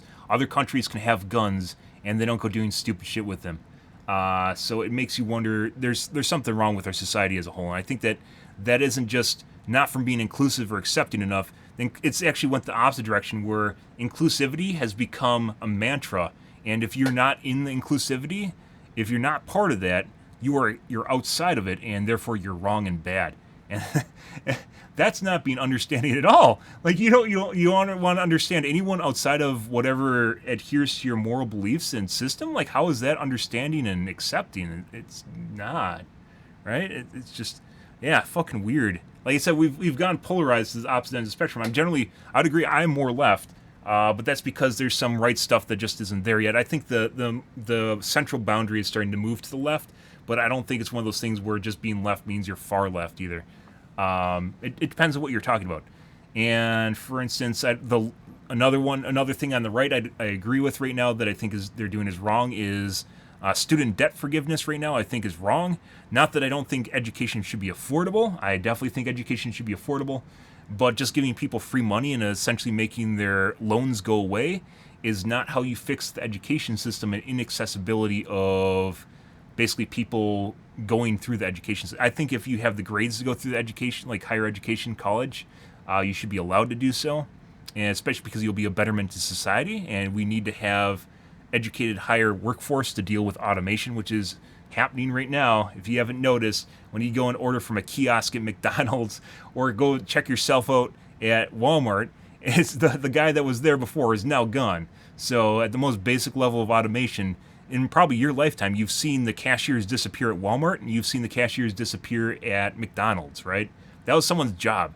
And that means those people now need to have another form of income or they need to have a better work set besides pushing a button, right? If you can push a button, someone probably can push a button in another country for cheaper. That's just the way globalization works, right? Someone in China can do it cheaper, or wherever quality of life is worse, they can do it cheaper. Yeah. I mean, that's a hot topic, which is why I generally try to stay away from it, as most right issues are right now. But I think, it's like, for instance, something I don't agree with is I think women should have abortion rights should be part. Like, you should be able to have an abortion if you want one. safe one. I don't know why that's a thing. But at the same time, if it comes down to male rights, which don't exist, by the way, so here's a hypothetical scenario. Hot topic once again. Hypothetical scenario. Let's imagine that two people have a kid, and the guy doesn't want to have it, but the chick wants to have it. Obviously, she can still have it because it's her body, right? She can still give birth to it. So where does that leave the guy? The guy's basically fuckered. But if for instance, he doesn't want it, he could do something like contractually making it so he doesn't actually have parental rights to it, but also doesn't need to pay child support. Yeah, so while you can still, as a female, could still have a kid, which is your right because that's your body, right? That doesn't mean that you are obligated to, or not entitled to support from the guy that doesn't want to have a kid with you, right? So it's either or. And at the same time, I don't know exactly how that would work if a guy wants to have the kid and then the chick doesn't want to have it. I guess it's basically game over at that point. But the opposite direction there is if you have a guy that doesn't want to have a kid and you have a gal that wants to have a kid, then there needs to be some sort of in-between. But as it stands right now, if someone has a kid, if a chick has a kid, and you as a guy are basically going to be responsible for child support, it doesn't matter whether or not you're there or not, you're gonna have to pay child support. And you have basically no control over that. So, like, it's kind of a hot take on things, and obviously, like, no, that's not the way it should be. But at the same time, you have to give guys some leeway into whether or not they want to help with something or be part of something if they don't want to, right? And it would not violate, for instance, physical rights because she'd still be in control of her body and whatever she wants to do with it. But at the same time, it allows the guy some freedom or control over his life. So, weigh and balance things. I don't know. Anyways, it depends. It really, really depends on what you're talking about.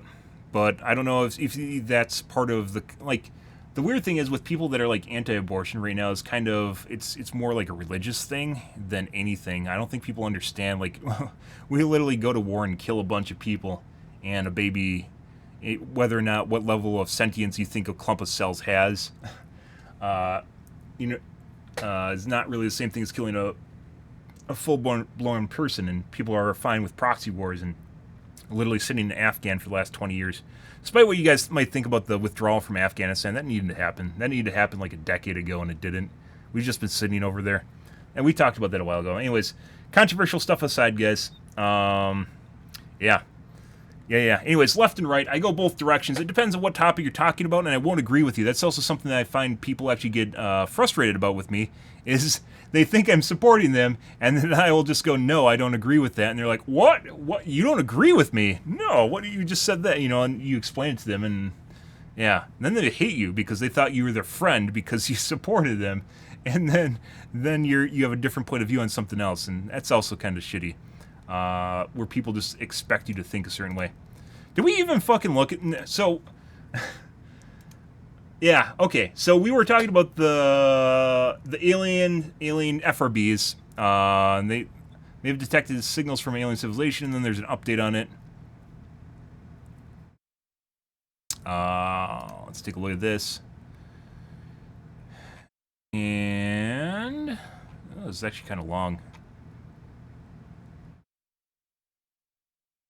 Politically charged, guys.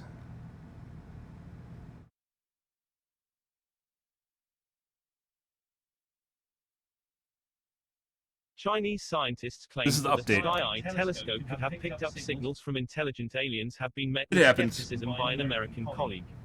Dan Wertheimer, a Search for Extraterrestrial Intelligence SETI researcher at the University of Berkeley, California and a co-author on the research project, opens in new tab, which first spotted the signals, told Life Science that the narrow-band radio signals he and his fellow researchers found are from human radio interference, and not from extraterrestrials. Natural sources don't typically produce narrow-band radio signals. Scientists picked up 3 of these signals, seemingly from space, in 2019 and 2022 using the largest radio telescope in the world, the 500-meter aperture spherical radio telescope FAST, nicknamed Sky Eye, which was performing a preliminary scan of exoplanets in preparation for an upcoming 5-year-long sky survey. Related, 9 things we learned about aliens in 2021. The news of the signal's possible alien origins first appeared in a report published Tuesday, opens in new tab, June 14th, in the official newspaper of China's Ministry of Science and Technology, which contained a claim that the team had discovered several cases of possible technological traces and extraterrestrial civilizations from outside the Earth. One fast official who was not directly involved in the research also said that an extraterrestrial origin for the signals was likely. The claims quickly went viral, spreading across Chinese state media and the Chinese social media platform Weibo before being reported by the international press and Live Science. But Wertheimer says that, while the signals are certainly artificial, they're almost definitely from humans and not aliens. The big problem, and the problem in this particular case, is that we're looking for signals from extraterrestrials, but what we find is a zillion signals from terrestrials, Wertheimer told Live Science. Yep. They're very You missed a weak lot. signals. We went into Receivers politics. on the telescope We were talking are about aliens and it turned into sensitive and can pick up politics. signals from cell phones, television, radar and satellites, and there are more and more satellites in the sky every day. If you're kind of new in the game, and you don't know all these different ways that interference can get into your data and corrupt it, it's pretty easy to get excited.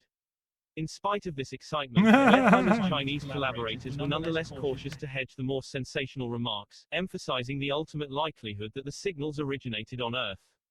These are several narrow-band electromagnetic signals different from the past, and the team is currently working on further investigation. Zhang Tongji, I'm head all scientist hot at the take. China Extraterrestrial Civilization Research Group at Beijing Normal University, said in the report. The possibility that the suspicious signal is some kind of radio interference is also very high, Both. and it needs to be further confirmed and Conservatives ruled out. and liberals, This may be a long if those are process. extremes. The recent false alarm is one of several instances in which alien hunting scientists have been misled by noise from human activity. In 2019, astronomers spotted a signal beam to Earth from Proxima Centauri, the nearest star system to our Sun, sitting roughly 4.2 light-years away, and home to at least one potentially habitable planet. The signal was a narrow-band radio wave typically associated with human-made objects, which led scientists to entertain the thrilling possibility that it came from alien technology. Studies released 2 years later, however, suggested that the signal was most likely produced by malfunctioning human equipment, Live Science previously reported. Similarly, another famous set of signals once supposed to have come from aliens, detected between 2011 and 2014, turned out to have actually been made by scientists microwaving their lunches. A lot of very sophisticated astronomers looked at that and we couldn't figure out what it was for a long time, Wertheimer said, referring to the microwave lunch incidents. Finally, somebody figured out they were happening at lunchtime. Radio interference is a big problem for a telescope like FAST precisely because of its scale and sensitivity. The 1,600 Someone was making a burrito. 500 meters dish is powerful enough to detect radio devices like those on Earth operating many light-years away, and the data it captures contains just under 40 billion observations per second. In this setup, picking up a false positive is a lot like flipping a coin to get 20 heads in a row. Wertheimer told the publication Futurism, opens in new tab, it may seem like a remarkable outcome on its own, but not when the coin has been flipped trillions of times or more. And the less history a given research team has with a particular radio telescope, the more likely it is that they won't spot a subtle interference effect. According to Wertheimer, the FAST telescope's receiver can look at 19 different places in the sky at once. Scientists are used to ruling out interference if it shows up in all 19, but if the interference only appears in one, as it did with all 3 of the supposedly alien signatures detected in this case, even experienced researchers can be led astray. With the ever-increasing numbers of satellites orbiting above our heads, Wertheimer says this problem will only get worse. 100 years ago, we didn't really know how to do SETI. 100 years from now, I don't think we'll be able to do it from the ground, Wertheimer said. This may be a unique window in our history as Earthlings where we can do pretty good SETI searches, where not all of the possible radio bands are corrupted by our own signals. Sure. We're probably going to have something on the moon in 100 years, I'd say. Like, if you look at our going rate of technological improvement, we're definitely going to end up with space bases maybe in the next 20 years. Spicy opinions? Wow. Cuddly doesn't like me anymore. That's okay. You don't need to. Just because I didn't drink your Kool-Aid. The possibility also remains that if aliens are sending us, or unintentionally leaking, signals across the vast expanse of the cosmos, they may not be encoded in radio waves, but in ways that we haven't yet developed the technology to understand. It Pretty wouldn't much. surprise me if we were on the wrong track. If you look Pretty at much. the history of settings. So, if they're looking for normal radio waves, I don't think that's what they're going to find. Like we just talked about with FRBs a little bit earlier, fast radio bursts. If you have any sort of data coming from an alien civilization, they're probably not going to send it in like a long wave form, right? Like it's going to be literally like microseconds in length, and it's going to pack a tremendous amount of data in a burst that's encrypted. Not encrypted to prevent people from... Not encrypted, compressed. There you go. Maybe not necessarily... It'll probably be encrypted too, but it'll generally be compressed, and it'll probably be encrypted too, which makes it even less likely for us to figure it out. Because compression means you can take a bunch of data that's like this and make it something like this, and obviously alien compression is going to be much more sophisticated than our own. So like we're looking for someone literally on their ham radio going, "Hello, is there anyone out there?" One of those things, and they're literally sending you some microsecond bursts of data from point A to point B, and yeah, you're not going to probably be able to find it just looking at noise. Yeah. The original ideas proposed around 200 years ago were things like, let's build some big fires on yeah? Earth, Good. let's have some big mirrors that reflect sunlight to the Martians, or let's build some mile-long right-angled triangles to show aliens we know about Pythagorean theorem, and now we look back and say those guys were idiots, Wertheimer said. So, what's to say that 200 years from now people won't look back at us and ask why we didn't use tachyons or subspace communication? But you've got to do what you know how to do. Despite the dispiriting likelihood that these signals have an earthbound source, SETI astronomers are still fairly confident that we're not alone in the universe. And Fairly that one day, we may dig up something Why would you ever real think in the middle of otherwise? our own backchatter. I think it'd be very strange if we're the only ones. If you look at the numbers, there's 1 trillion planets in the galaxy, 5 times more planets than there are stars. A lot of them are little dinky planets like Earth. Many of them have liquid water, so intelligent life, while not as common as bacterial life, could still be fairly common, Wertheimer said. Shit. Maybe It's not just... By the way, it's not just about planets like Earth existing elsewhere in the universe right now. It's about them having existed for billions of years in other parts of the universe. Not just right now. So, you don't just look at the spectrum of those planets, those trillions of planets across the known universe, right? Possibly supporting life, and there being life just now, but rather they've had life or they will have life in the span of, like human life in its current form has only been here for like, 100 years? A couple hundred years, right? Like, we were literally jousting with horses 500 years ago. So, like, in terms of the known universe, like, we're a blip in the radar in terms of the amount of time we've been here. And that's more than enough time for other civilizations to have got off the ground and have space flight, right? So it's completely asinine to believe that we're just alone in space. That'd be so fucking weird. Hey, sup, bro? Don't want to interfere with No, primitive I'm gonna dump my own powder in it and change the still flavor. killing each other. Maybe they have us in a big zoo to look at. Or maybe they got a little tired of technology and growth and they're...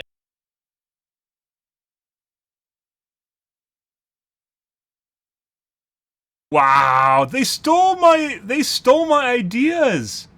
No way. We just talked about this at the beginning of the stream. Wow. Maybe they don't want to interfere with primitive civilizations. That was one of my theories. Or maybe they have us in a zoo. There's another one of my theories. Is mainly that we're on a reality television show, a documentary series for a media conglomerate. Wow, literally said that. Holy shit, guys. They're more interested in music and poetry.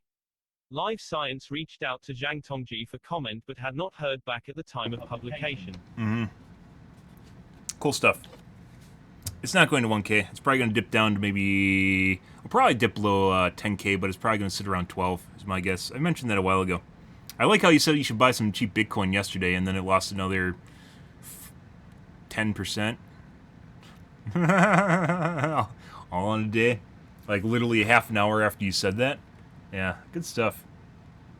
No, I think it's going to go probably about 12K. I don't think it's going back to 1K. It's probably going to go to about 12K. Mm-hmm. And then it popped back up.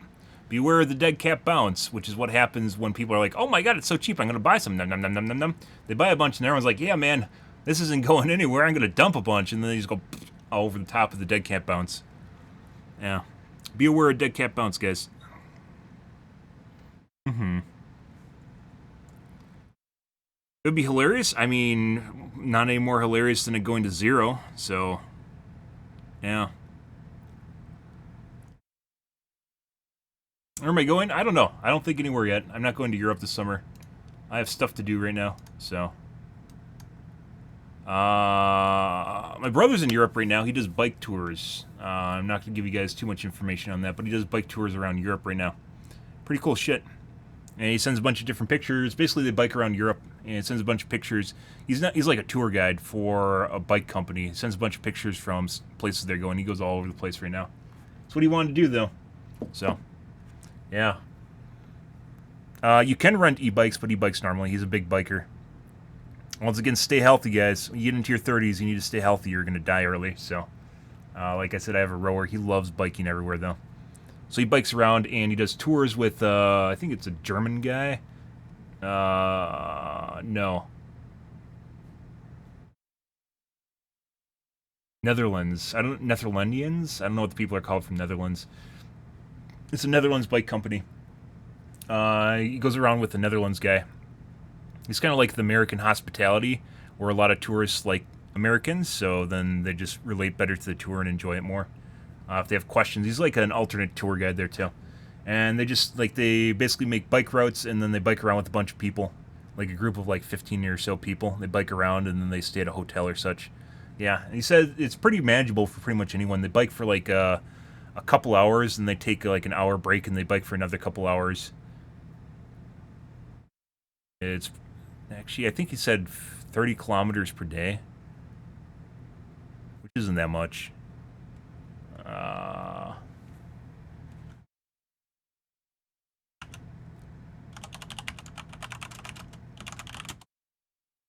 20 miles per day. That's not horrible. Maybe it's more than that. Maybe it's 60. That seems pretty low. Yeah, anyways, they break it up, and you can rent e-bikes, which people do, but he said you don't need to because they break it up so much. Pretty cool stuff. He bikes around. But as in terms of going places this summer, don't think so.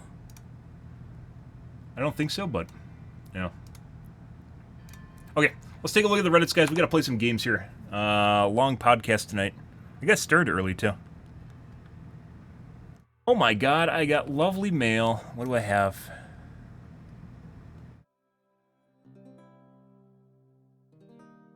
Oh, it was us talking about perks yesterday.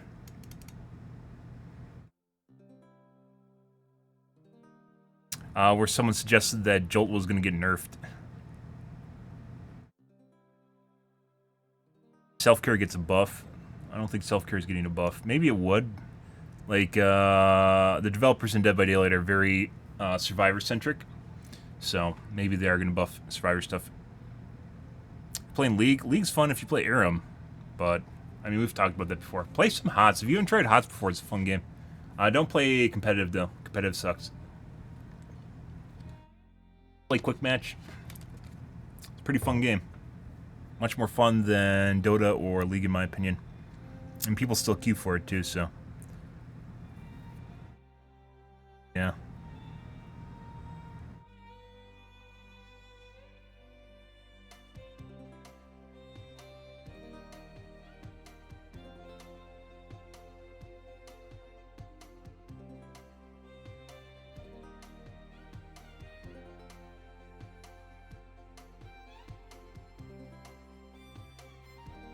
P-Music's fantastic, guys.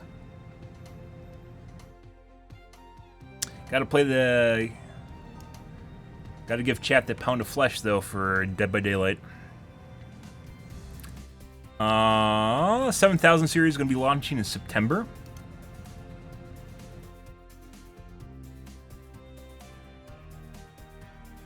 And this is another rumor. Launching with 4 Ryzen SKUs, but no 3D cache. I'm waiting for 3D cache, guys. Only the 5800X 3D has 3D cache on it. That's a giant fucking level 3 cache if you guys are curious, which helps a lot with stuttering in games. 0.1%, 1% frame time. I'm sure Intel will have something similar in maybe 2 years, year and a half.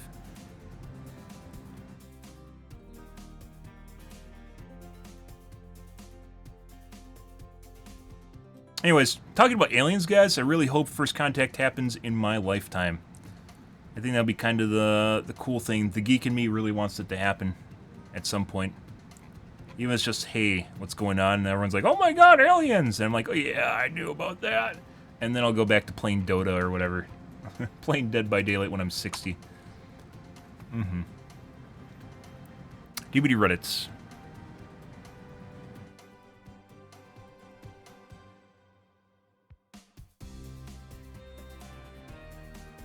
Perk prediction. Tinkerer is getting a name change. Why is every other perk in alphabetical order but not Tinkerer? Uh-huh.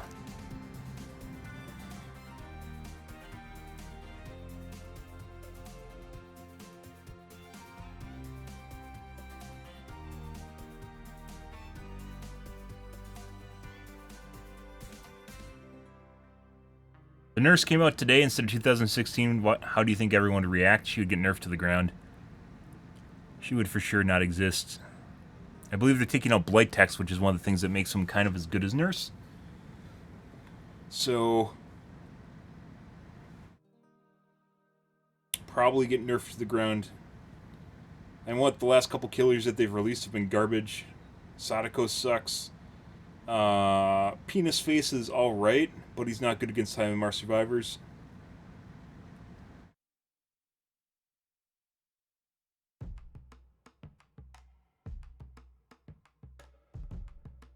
Fairy Lady's alright, but that's just from what I've heard.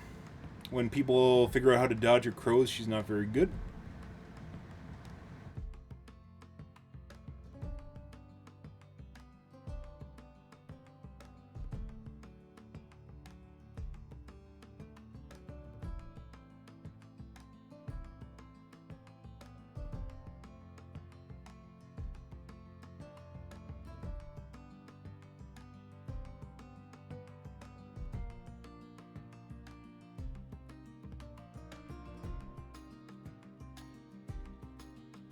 Okay.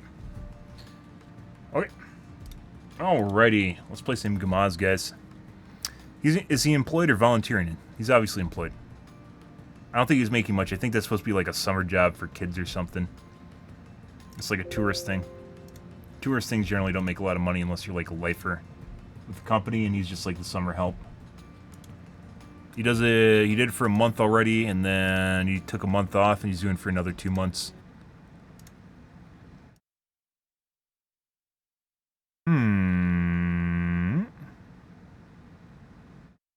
Yeah.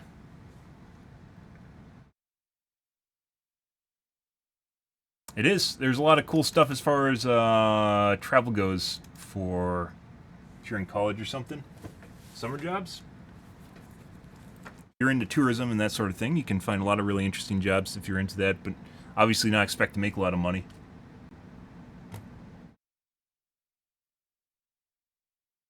Yeah.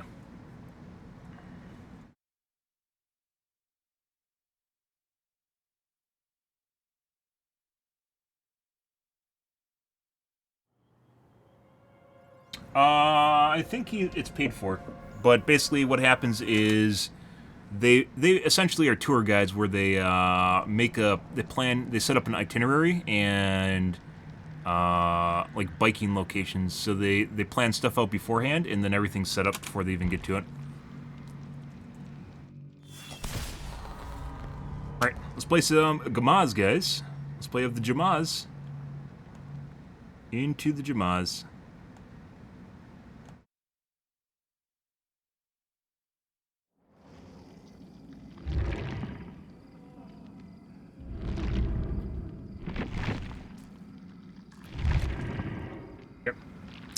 Gonna wash my coffee cup out, guys. Grab a soda. I'll breb.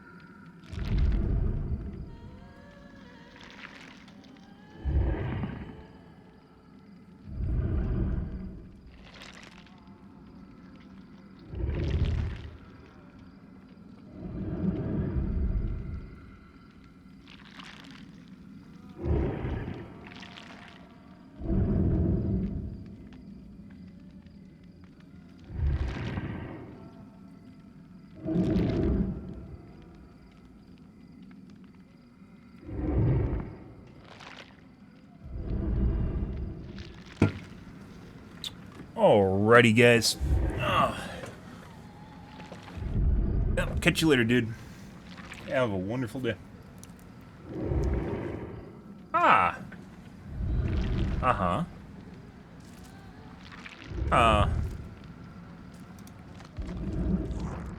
Very peaceful. Gurgling and groggling.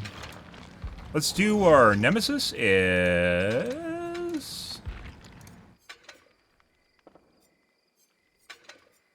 First killer, obviously.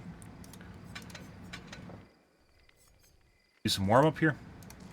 Okay. Oh my god. Nightbot got you good. Good, good, good. Mm-hmm.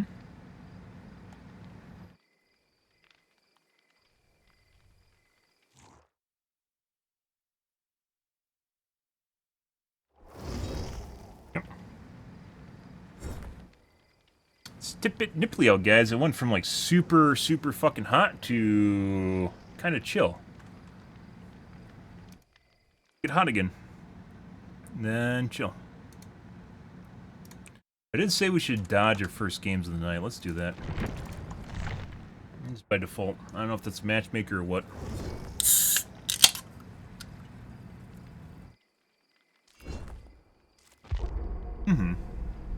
Might have to put on a pair of socks, guys. Ooh, jeez.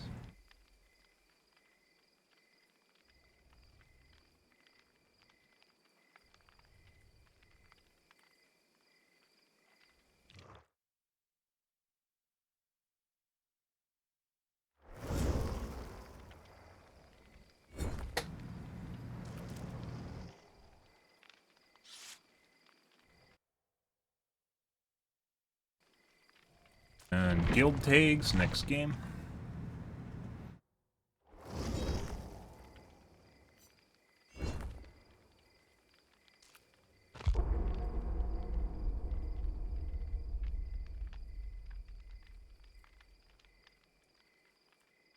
Good, good, good, guys. Happy Satsung chat. Hope you guys are having a wonderful evening. Ah, yes. This is a 4-man for sure. I think we're going to do it anyways, though.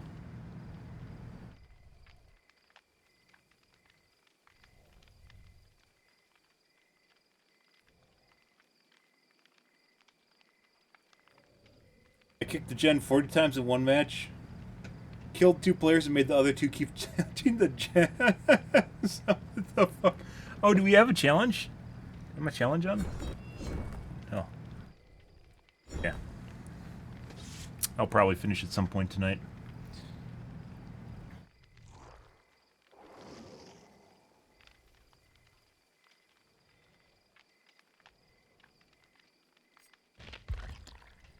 I mean, if it gets it done.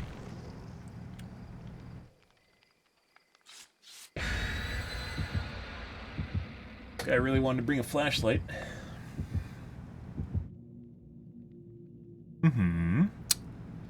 Good, good, good. And 3 people not running cakes. You gotta be fucking shitting me. Cakes are easy mode. Why? I'm even running them.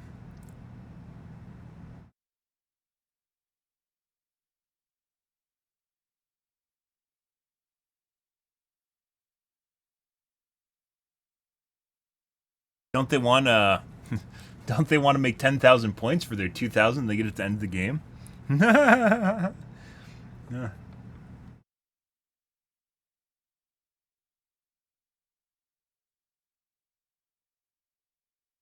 spelled damn it wrong, by the way. Damn it is D-A-M-N-I-T.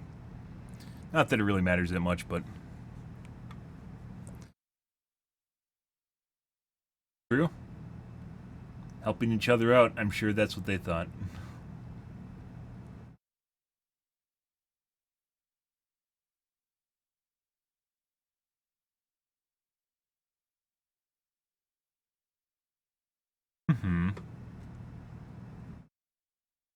Good, good, good. Lovely. I went out for a drive tonight. That was pretty nice. Sometimes it's just a nice day.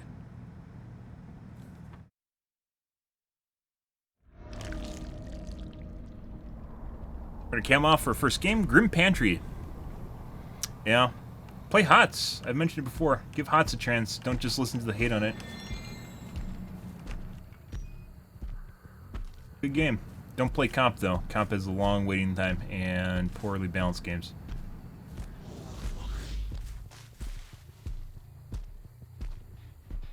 Oh. Kite to main building.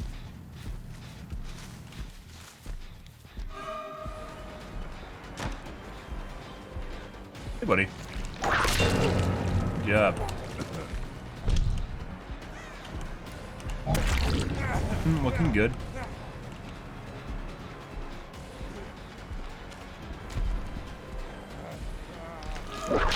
Okay. Bye.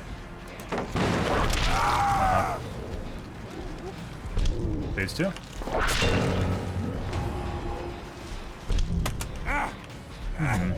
Can't get that in time. Here we go, right over here. Got ourselves a carry already, guys. And a group that's trying desperately to protect him.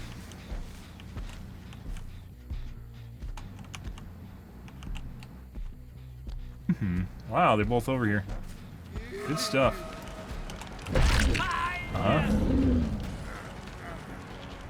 Why don't you commit? Okay.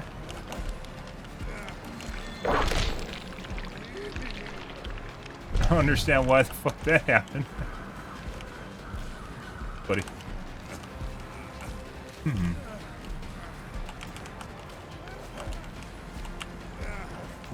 I could have punched him, but I didn't want him dead hard to get a free elf. Okay. Buddy.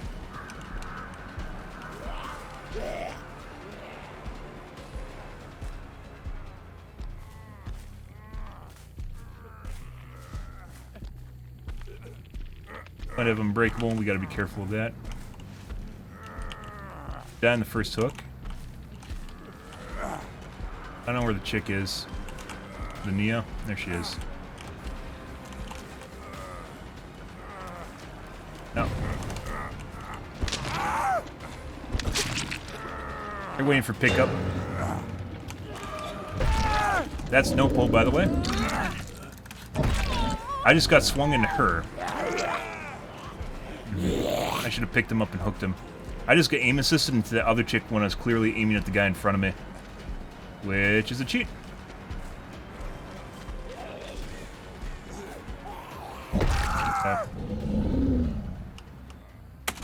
Good. DS now. Yeah, he's dead. Surprise, guys!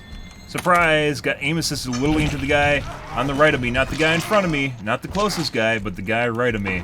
Made no fucking sense. And that Dwight got no-pulled so hard, meaning that wasn't assisted, or that's not, validated. Rather, the game just gave it to him. Or not the game, the,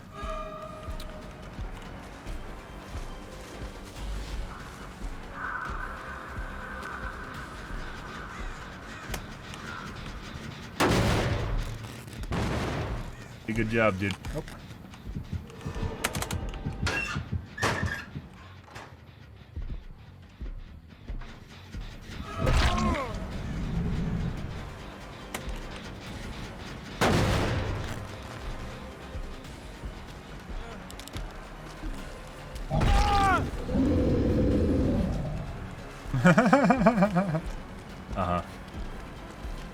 Rather he has a program to give him no pull.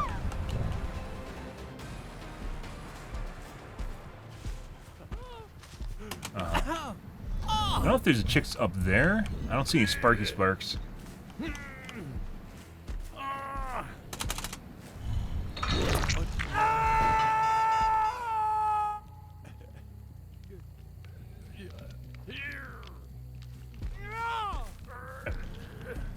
Meaning he has a program, an unfair advantage, a cheat. To allow him to not get pulled. Hey guys, what's going on over here? for an unhook? You should. There you go. Killed himself. Other chick's back there, by the way.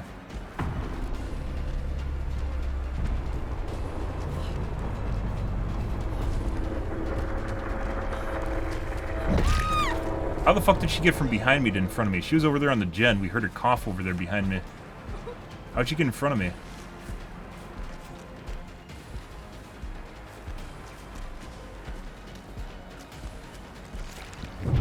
God damn it, BHVR. I fucking hate that bug. When you pull out your whip too fast, guys, and whip, it causes you to punch. Only it's not a normal punch. Yeah.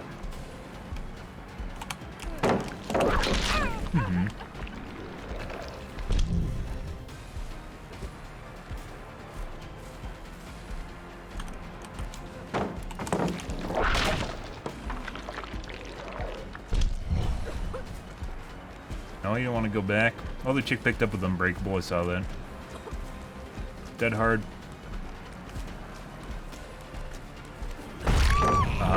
No. She had dead hard. She just fucked the pooch on that one.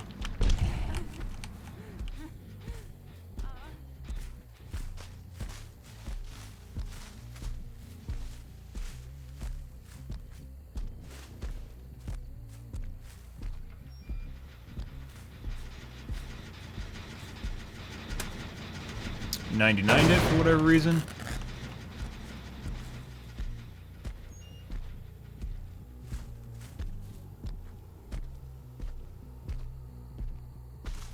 Pick up.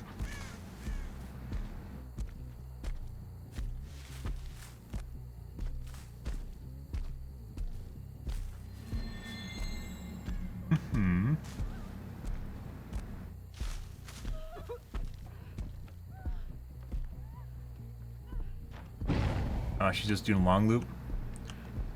She's probably cheating.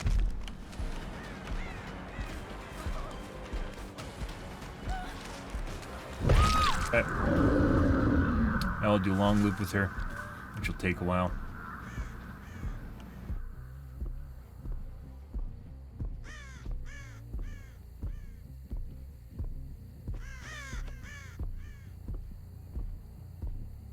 Got in a locker?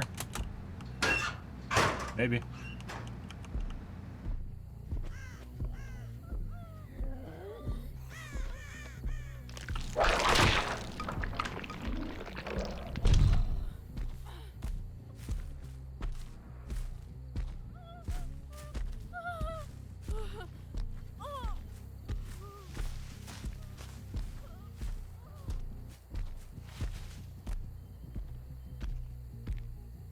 Broken zombies, broken zombies. Let's go reset them.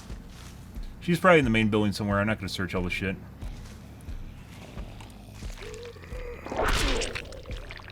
There we go.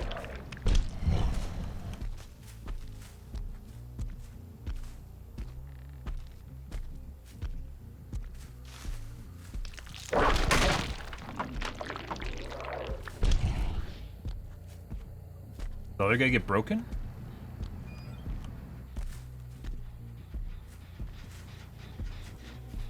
Heard her.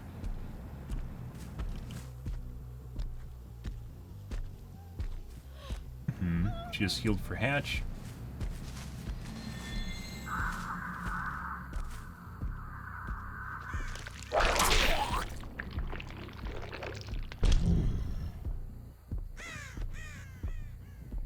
Who's the guy that no-pulled? That was a Dwight. Dwight is who we had no-pull on. Pick up. Pretty sure Zarina's gonna let the other chick die. What she's doing it for points right now.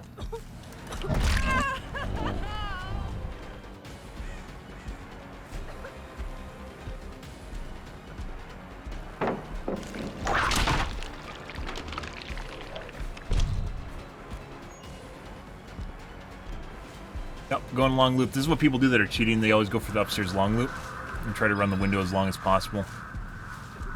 So, that's why I didn't go after her, because we heard the chick downstairs right away.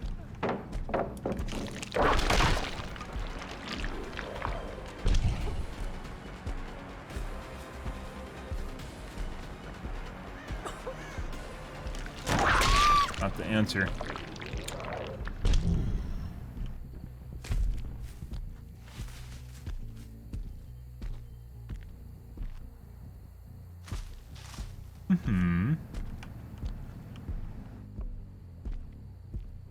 Check the favorite place, which is the downstairs basement.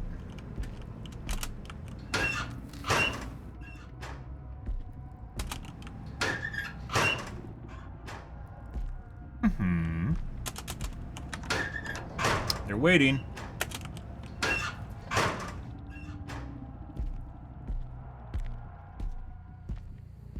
And I think the Zarina is who my aim got swiped into.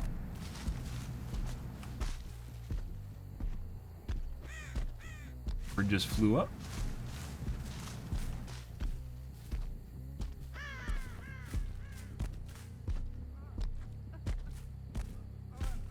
Buddy. I think it was from her, though.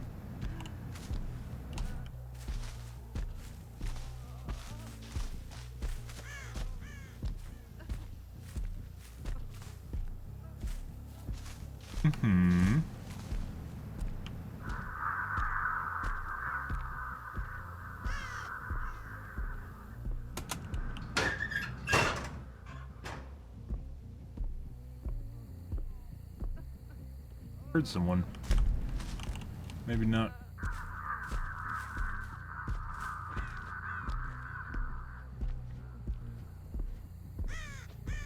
Does 2K raise your MMR? According to the leaked MMR last year, it doesn't. 2K is a tie. 3K is a raise. 1K is a loss. And obviously 0 and 4Ks are higher. Double that in terms of points. It's a very crude system.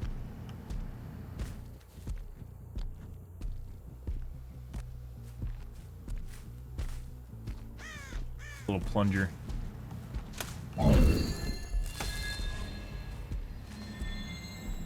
Ba-da, ba-da. Ba-da, ba-da, ba. Oh no, pickup.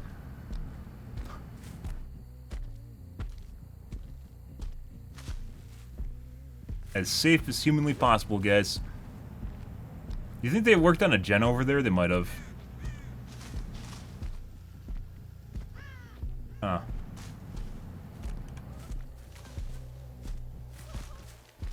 Zombie raised his arms and decided he wasn't going to raise his arms anymore. Yeah. Cool. They want to take time bleeding out, they can. It's fine by me.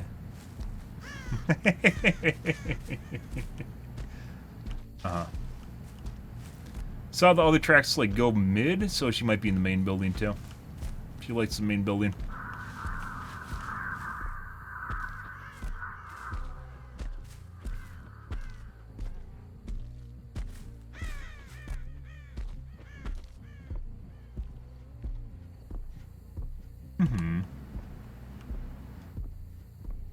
Heal.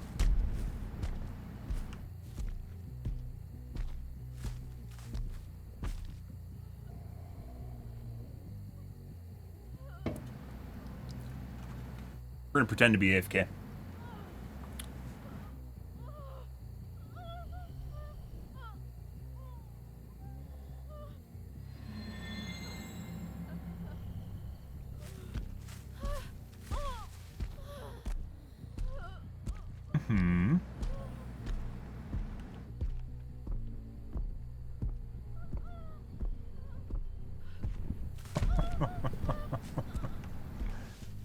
Yeah.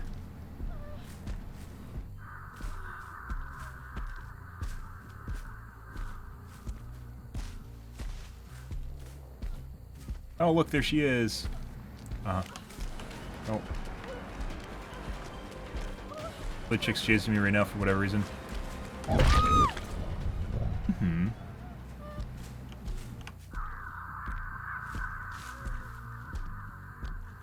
Hey, buddy. Oh no, she bled out.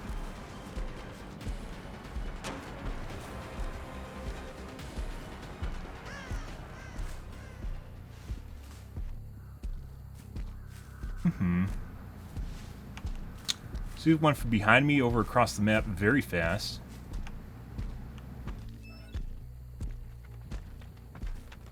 Might mean she knows exactly where hatch is. Yes, she does. She is shooting. Good stuff.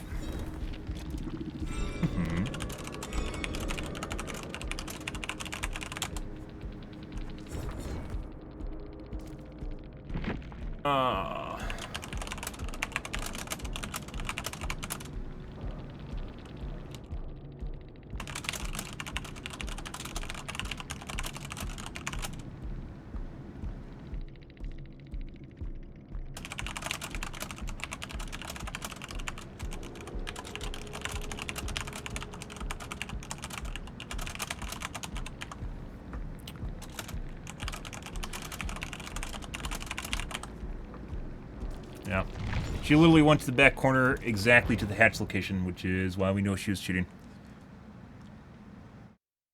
Yeah, she was on a mission. She went over to the side there, so what normally happens when people are in a scenario like that, when they're jacking off on their cheats, is they'll run you to a corner, but basically if they know exactly where the hatch is, if they take a free hit, they can get to the hatch in time. So if I hit her inside of the jungle, I don't know what to call it, the platform area, she would have been able to get like a window vault or something, and she would have been able to double back straight to the hatch. She knew exactly where it was. She went around the backside of the building. She didn't go through the building. She didn't go to the right of the building. She went around the backside of the building to the corner, which apparently was where the hatch was. Good for them.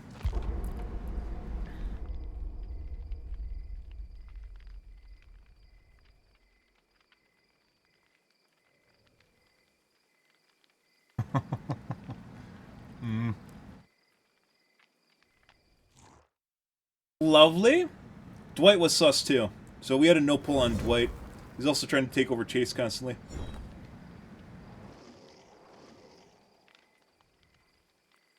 Either she knew or someone in her lobby knew.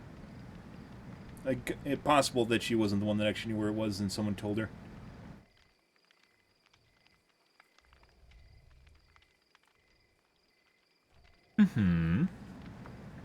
Darn, guys, we lost RNG Hatch to a cheater. Uh-huh.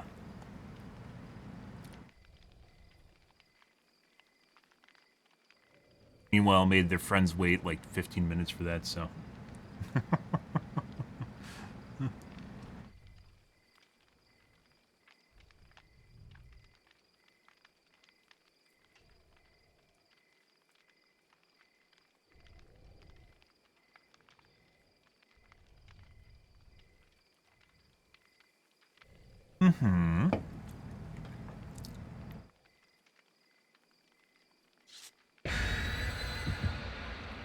Do do do do do do do do do do do do do do do do do do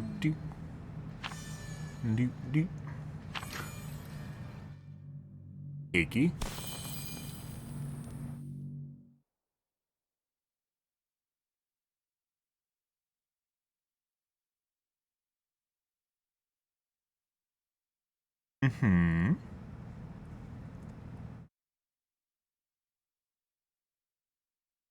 Do do do do do do do do do do do do do do do do do do do.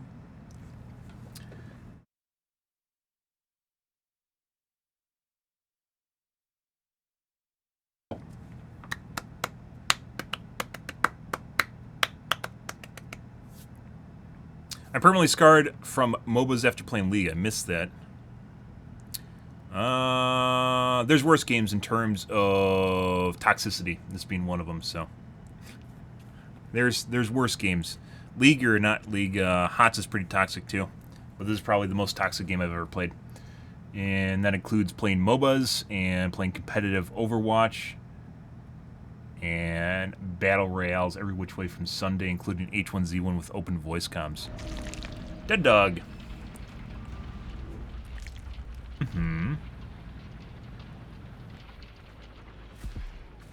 H1Z1 open voice comm days, yeah.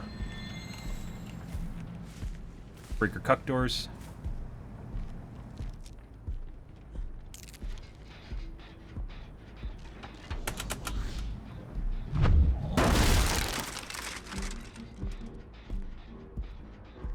Yeah. Have you played Hades? You probably have if you played roguelikes, but that's a really good recommendation. Even if you don't like roguelikes, like I never played roguelikes prior to that, Hades is very fun.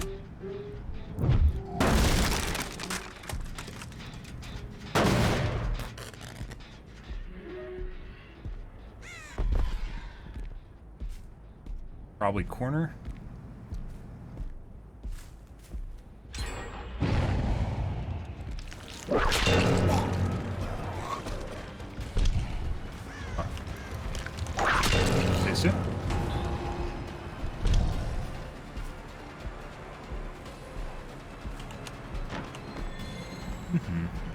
Is that alive? Has to be alive. Hey, buddy. You cheating now? Let's find out. Nope.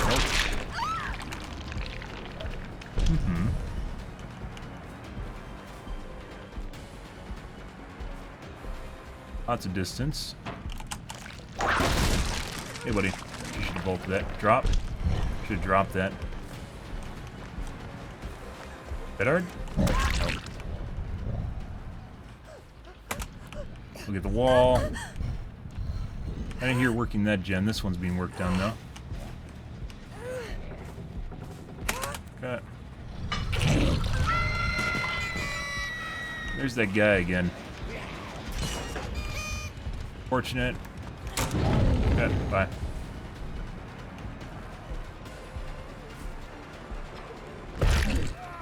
Aim assist took over there.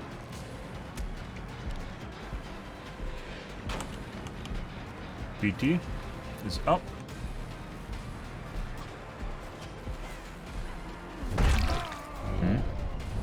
Styptic. Bye.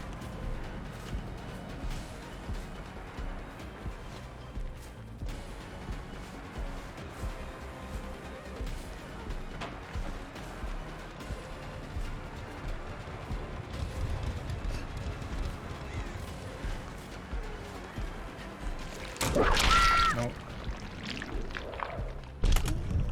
DS now. Yep. Let's go central. We have to reset our zombie here too. Pretty sure we got a cheat lobby. I think the guy's cheating. I think he's speeding up the gens. There's only 2 people in that back corner. They have enough time to actually pop that gen with 2 people. I'm pretty sure the guy, the tap, is the one that's cheating.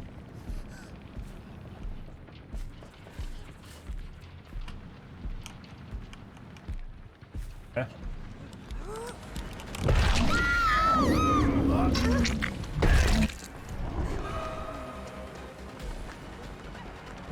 Out of the way. Still not dropping anything.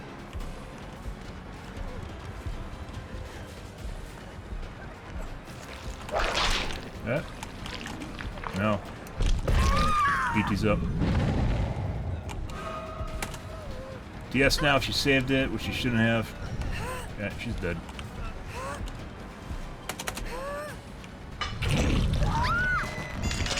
Farm the shit out of her. Let's see if we can find the Meg.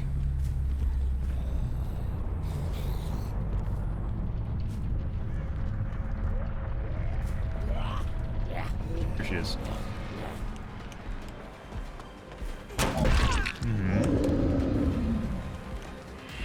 Cap, as I mentioned before, pretty sure is cheating, so we aren't going to go after him if we can avoid it. Jonah might not be cheating either.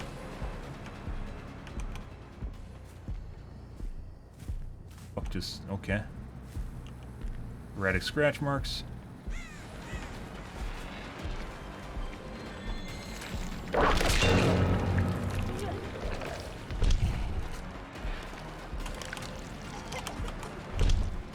Dead hard. She should have dropped just now. Nope.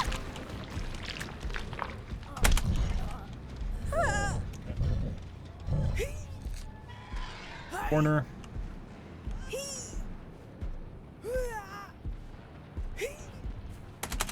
Very aggressive on their unhooks. Okay. Sounded like someone was working then, I guess not. This guy over there. A tap. Other guys over on the other gen.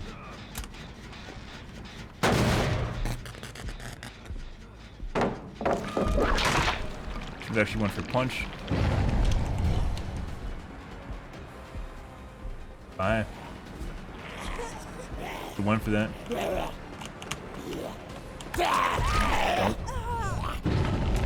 And we're gonna get DS. No. No. Okay. We're gonna go over by the gen the guy was working on before, which is this corner right one. Okay.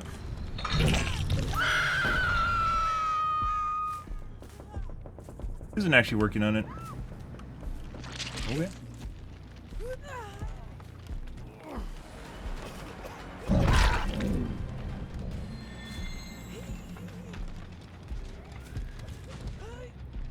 So he might have Unbreakable. That's really, really fucking stupid. We're gonna leave. We're gonna wait for her to die first. Here's Jonah.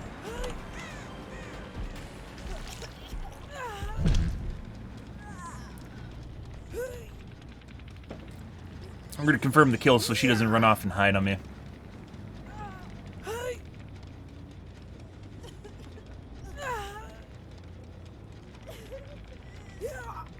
Which is probably what would happen if the tap has Unbreakable.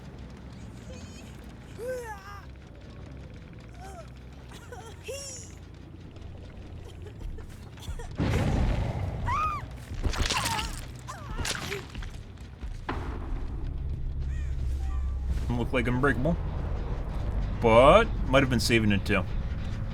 The reason for that is if she's dead because I'm hook camping her, they aren't going to waste it, and then someone can come and pick it up instead.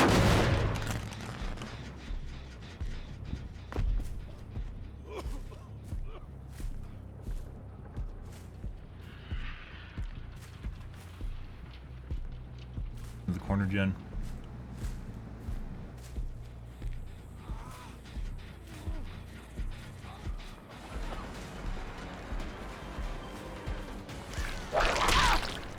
Guys over here. He's gonna lock her.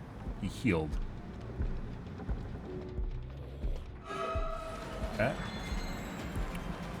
Not ready to be picked up yet.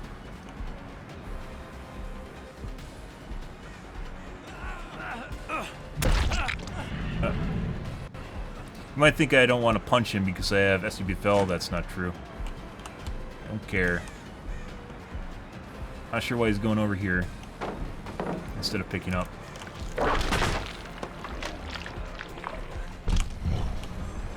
Dead hard.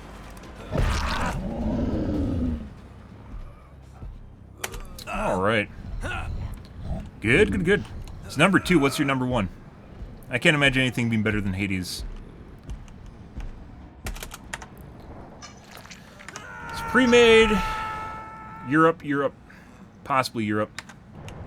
Isaac, okay. Isaac has a lot of content. It's been up for years, so.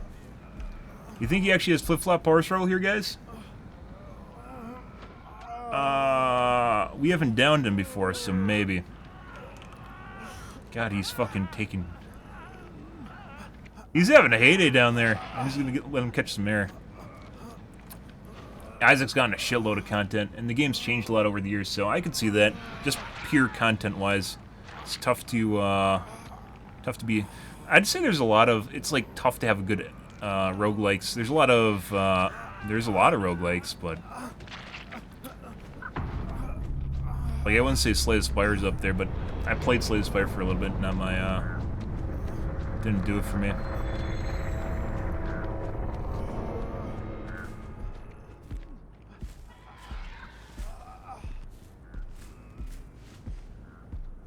Gonna move? No.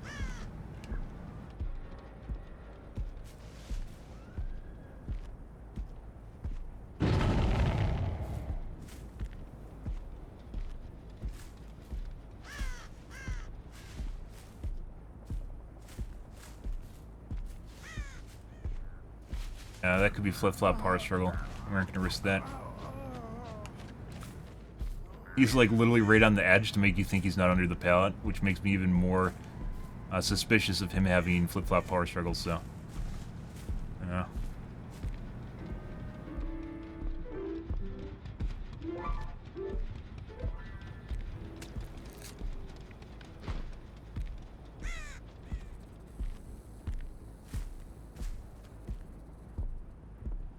That's definitely close enough to toggle it, though. There it is. He has adrenaline. I'll close it. Now he's gonna bleed out.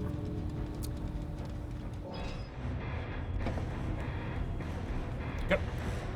Good, good, good.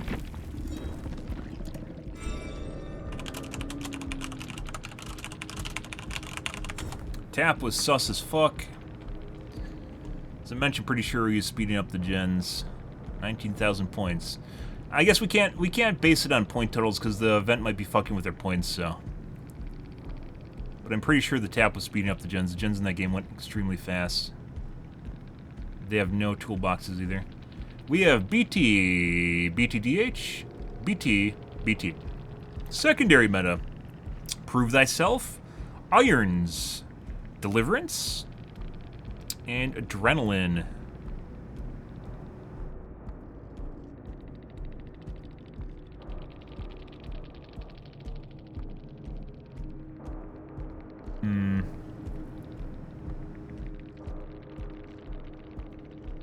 I believe, where was our tap? Tap had a... He had a syringe used on him at one point, didn't he?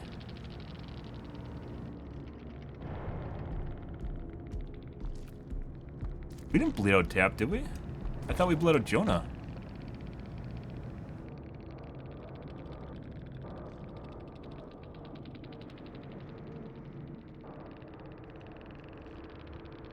We bled out Tap at the end there.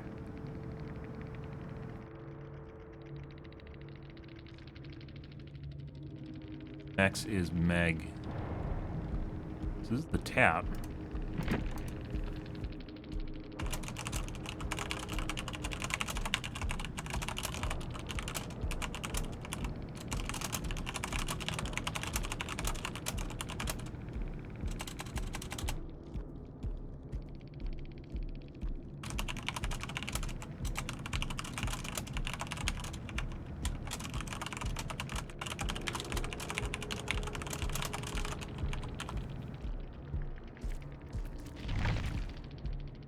We saw him use a step deck. I swear we bled out Jonah at the end there.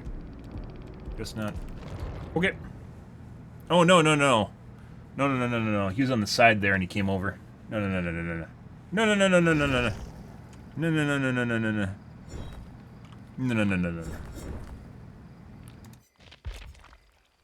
Keeping track of all the kids, tough to do. What is that?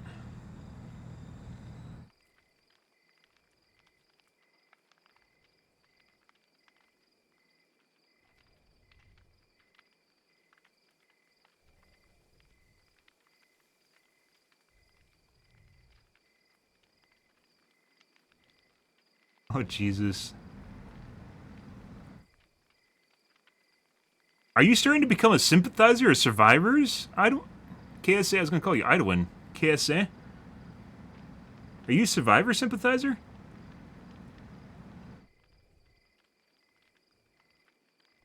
Oh, no. Oh, that is hard. That is so hard. Yeah, no. I don't know if I want to show a stream that might enable survivors. This might enable survivors. Yeah.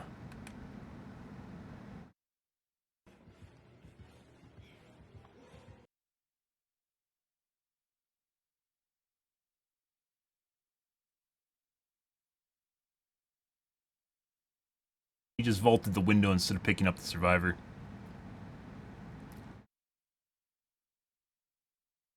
He is unbreakable if you're missing in the bottom right corner.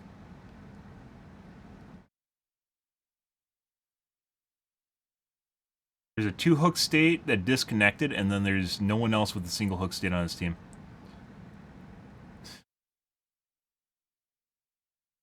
But you don't know if he escapes. But, yeah. Poor Wraith. Let's put on normal add-ons for the time being. Okay. Okay. Okay.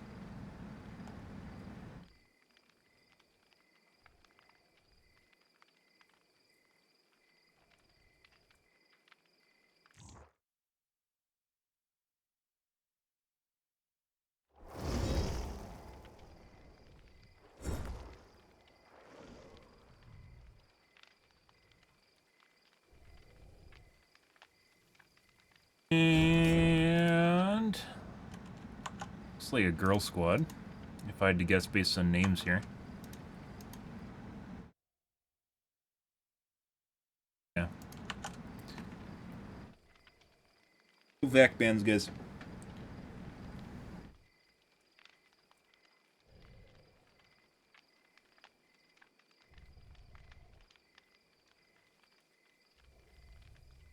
Uh-huh. Good. Happy Saturday, chat. Hope you're having a good night, chat.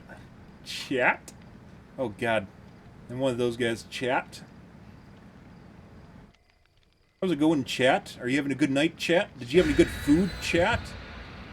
Are you chatting, chat?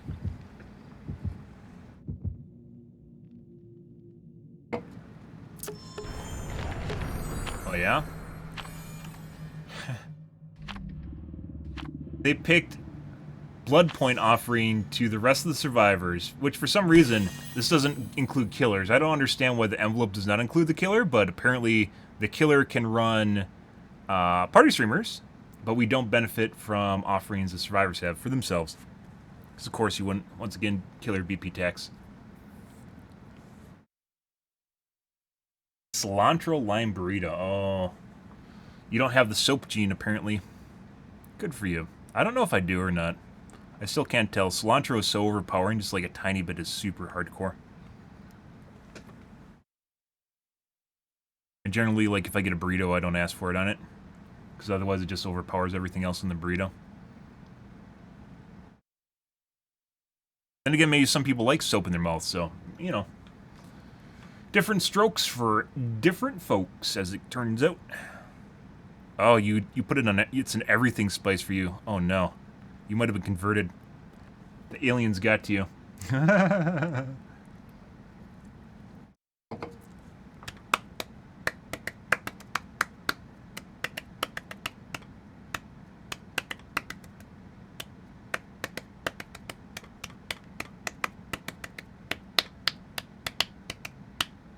Mm-hmm. As most things do start that way, don't they? Harmlessly put on your pizza. And then it just went everywhere. Oh, God. I literally said that when you typed that. Hive mind, guys.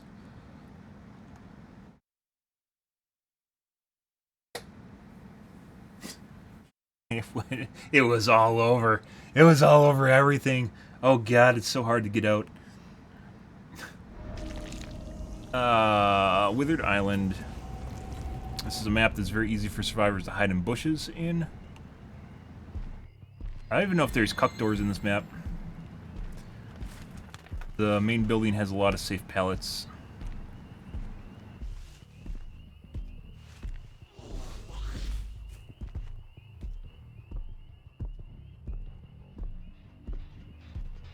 You?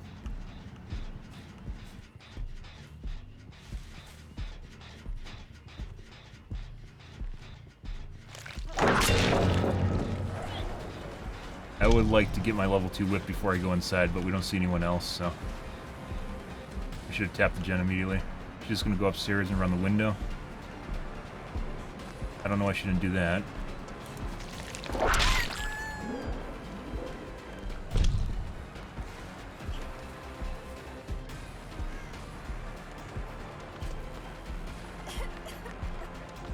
Running around a pile of rubble. What are you doing? Yeah.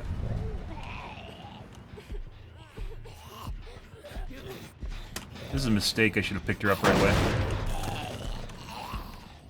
Is that a pallet right now? We can get pallet slapped. What might happen? Okay. Second most done gens in the corner. Probably means she was working alone? No, we saw someone else skitter away, so... Pretty sure the other guy's still back here somewhere.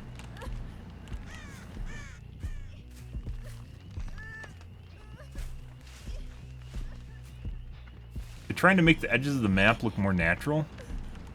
And it really throws off your sense of the size of the map, which I don't like.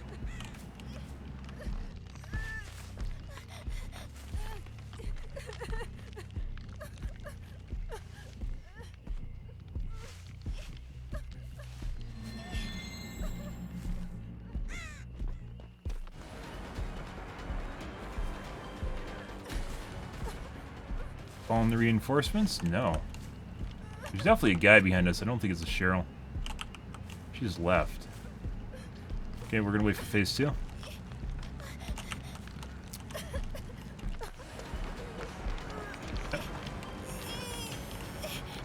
He's doing very, very long ones. Yeah. Get off my shoulder. I tried to hit her off. No pull? Oh my god. I couldn't get her off my shoulder.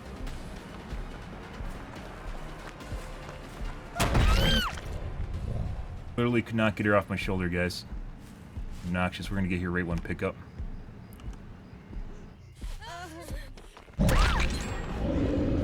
I'm my man.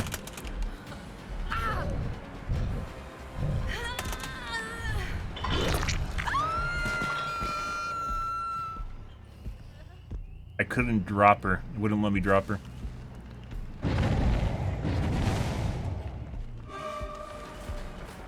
Is DS now. All right.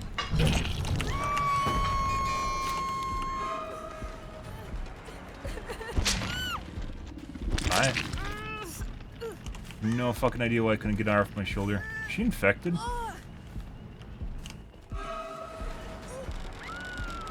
We just got zombied across the map, guys. Okay.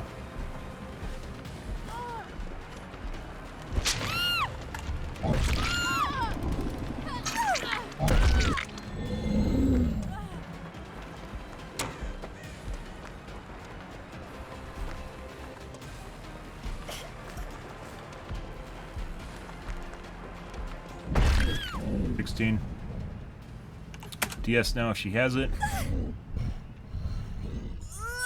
Good. Okay.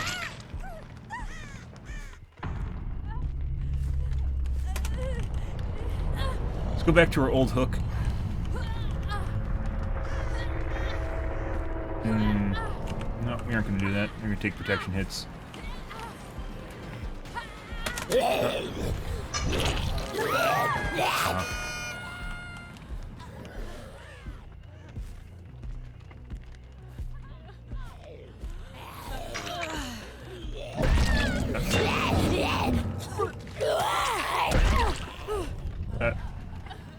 Let's pick her up. Let's go on a chase with her. DS now. Yep. Okay. She's blinding me from the side.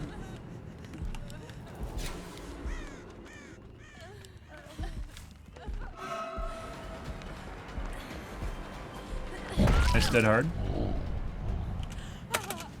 Hey, look, a DS. Or an unbreakable. I don't know why it matters to them. Alright, let's go over here. Is Sab with the hook behind me? Or Volted, one of the two. It doesn't matter. Uh-huh. Not sure what they thought was going to happen here, but, you know. Yeah.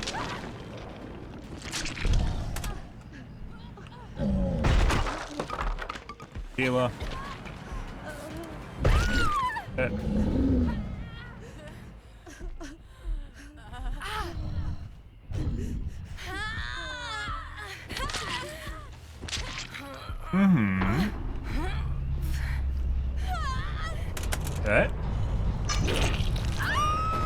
I guess you aren't trying if you just give up, right?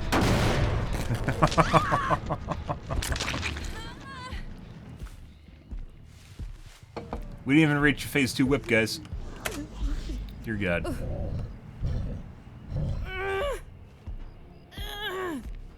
Just trying. Hopefully no flip-flop. Oh, we got it.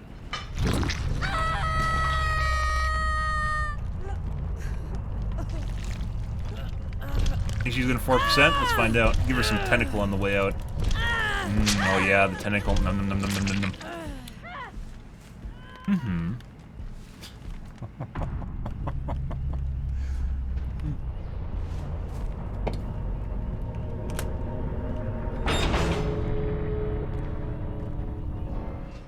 Uh-huh. Good, good, good.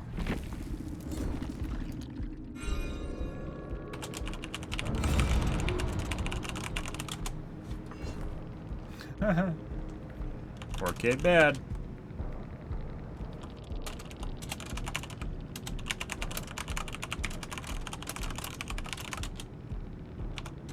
Get bad. Thanks.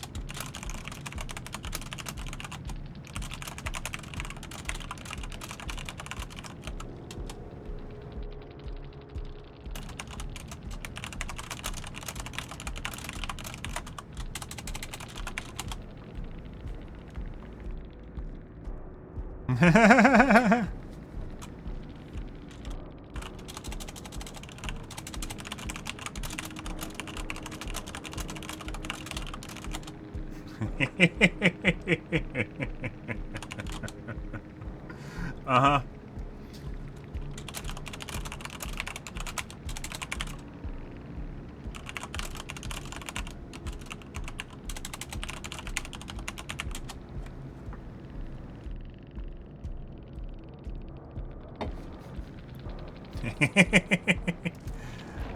Ah, they left. You'll be sorry at high MMR. Won't work at high MMR. Guys, we 4K more than enough to know what MMR I'm at. And despite what survivors tell you, don't listen to survivors, by the way, because they're the other fucking team. And despite what they might tell you, hook camping and tunneling fucking works. And the reason they don't want you to do it is because it does fucking work. And there's very few cases in which it doesn't work. And those cases in which it doesn't work well are cases in which you would never get a kill in the first place. So, yeah, okay. They got me good. They absolutely got me good. Does not work at high MMR. That's completely untrue, but... We have DH, BT, DS. There's the Trinity. BT. Secondary meta. We have... Unbreakable. Balloons. Adrenaline. And curious bit here, guys. I didn't slug during that match. Curious bit here, I did not slug. I occasionally dropped one person so they had to pick him up, but I didn't slug. The only time I slugged is when they forced me to slug by literally just running at the hook. And one of the reasons we didn't let them just do whatever the fuck they want when they ran at the hook is because one of them could have Unbreakable. So let's scroll up here. Anyone can slug and camp to get the 4K. So apparently I slugged this match. I don't. I'm not a slugger. I tunnel and camp. With the exception being if they give me a free down at the hook, I'm going to give them free down because it takes time to pick that guy back up. It doesn't matter. It's just time spent, right? That's not slugging.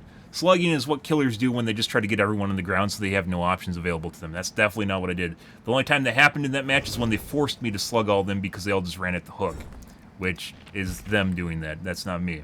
That's totally them. And I don't slug. One of the reasons I don't slug is because it doesn't fucking work. It just takes one person with an Unbreakable to completely reset all your slugs. That's all it takes. One person with Unbreakable, they all reset. And you can find at least one Unbreakable per match. And at that point, basically, you just wasted a shitload of time. The only thing that matters at that point is hook state. So if you sometimes have to take some nibbles where you just get like maybe 2 people on hooks. You don't try to go for the whole pie because if you do, oftentimes they'll Unbreakable and then they'll just completely reset. And then you're fucked. Slugging is where people are on the ground. They're called slugs. So when people are like crawling around on the ground, they're called slugs. So slugging is when you try to get the whole team on the ground.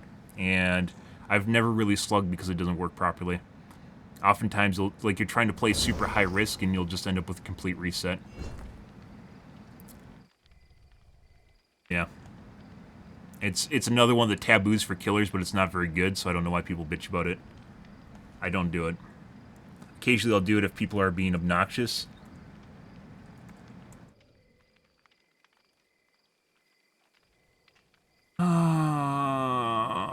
Periodic streamer, don't care.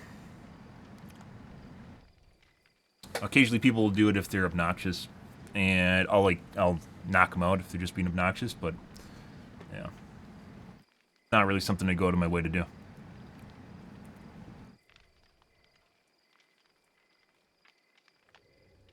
But yeah, it's considered a strategy for killers to use that's uncouth, but it's not very good, so. The exception possibly being when people are,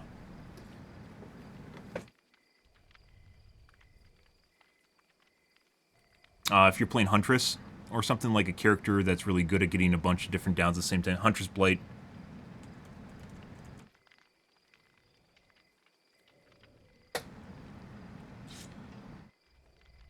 Periodic streamer, don't care.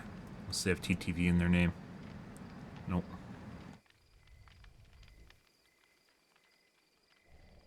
Killers that can down in quick succession. Hunter's Blight. Nurse. Otherwise, it's not really an option for most killers. You'll end up with this endless scenario where people just keep getting picked up off the ground. Especially with We're Gonna Live Forever.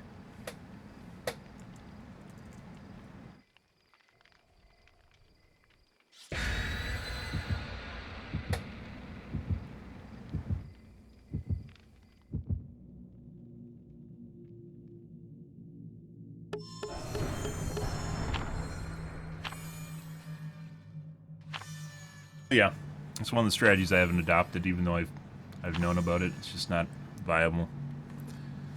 It feels really good when you can finally put down an entire team. Oh, Twins is another one that slugs. That's very particular to their kind of gameplay. But it's not something I go to my way to do. It feels really good when you can actually get the whole team on the ground and they don't escape, but there's a lot of nuances between you getting the whole team on the ground and them having no options and them getting off the ground, so...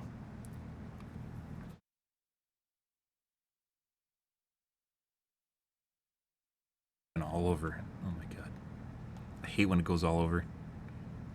Jeez, gotta shower. Gotta wash the sheets, you know? Get that cilantro all over your bed. Oh, jeez.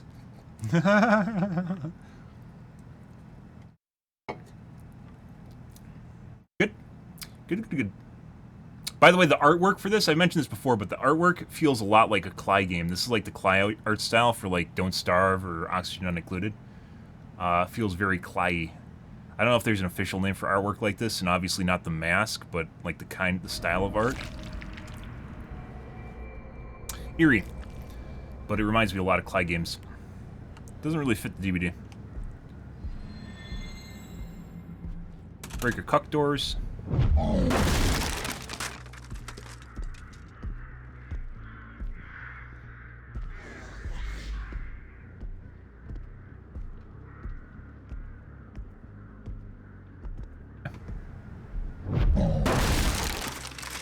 If there's someone over here, they're on gens.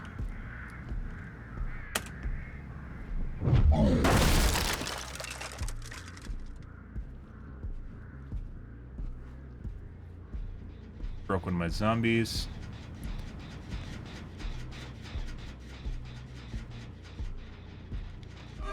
Hey, buddy. Alright.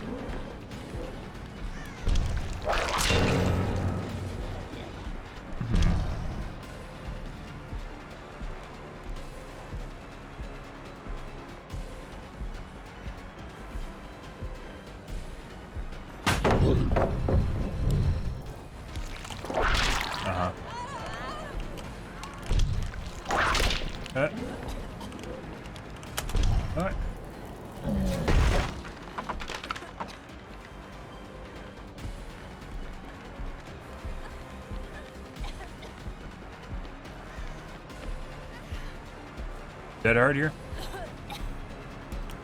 I don't think we'll make the gen in time. We could try though. Nope. Got a protection hit or two here.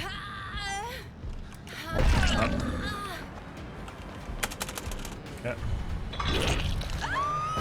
See if we can get a phase 2.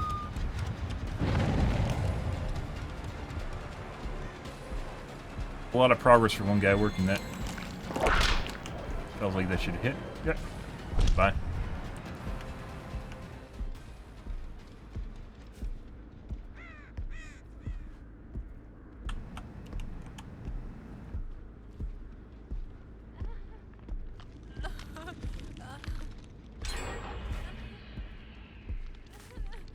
Definitely felt like there should have been 2 people on that gen for how fast it went, compared to when we first saw it before when she downed.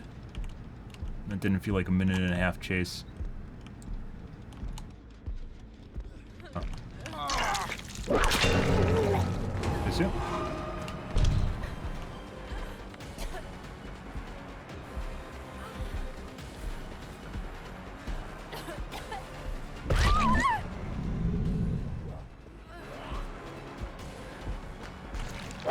Yeah, he's cheating. For sure.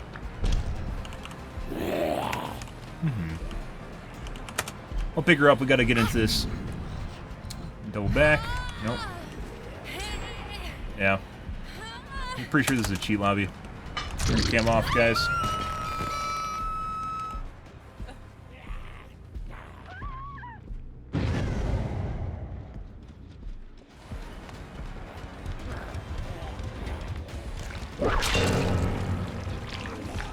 There we go. That's bait.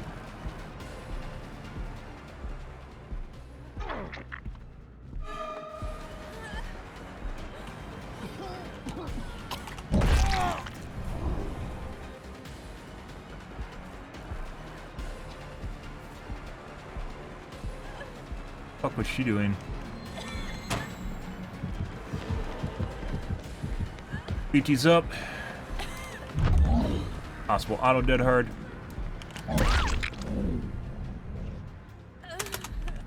DS now if she saved it. No.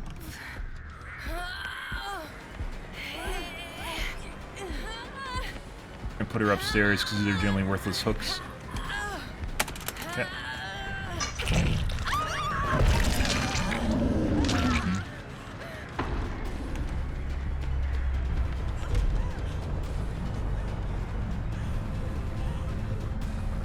I see a dead hard here in a second.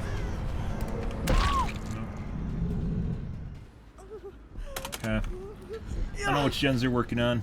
We're gonna go back to the same hook. Let's just go central.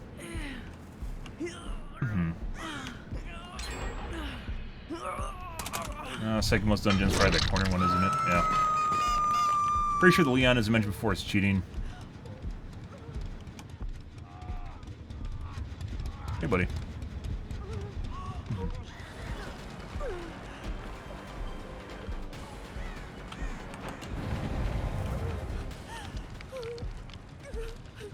Yeah, he's 100% cheating.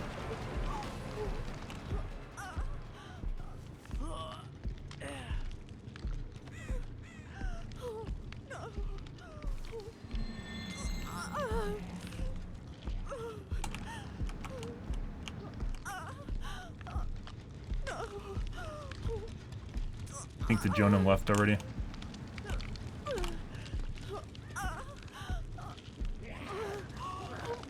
Oh, Jonah's here.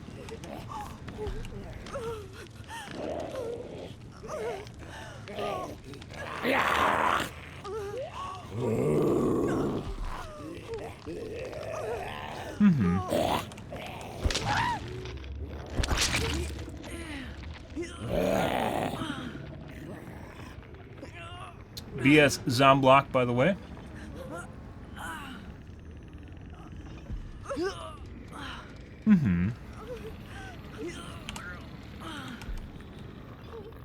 Pretty sure they went to the gens.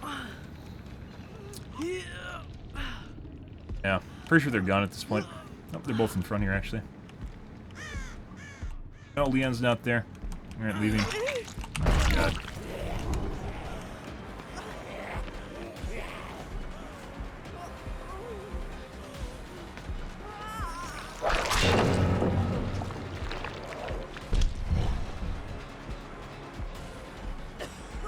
BT's up. Okay. We're gonna go over and we're gonna tap their gen. Like this. And we're gonna double back for her.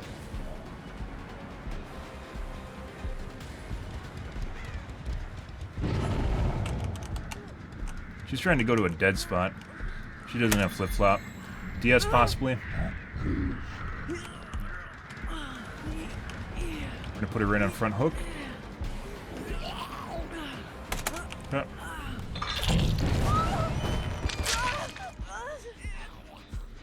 We're gonna find Jonah. He's in front. Leon, as I mentioned, very sure in his cheating, so we aren't gonna chase him until the end.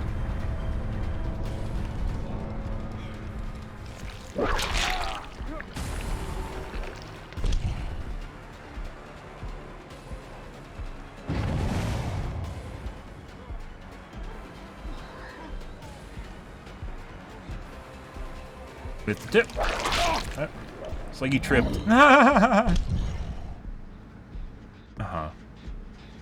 I actually think that corner gen has more progress than these, but maybe not. Let's see if Jonah has Unbreakable. Oh, you didn't try. Okay.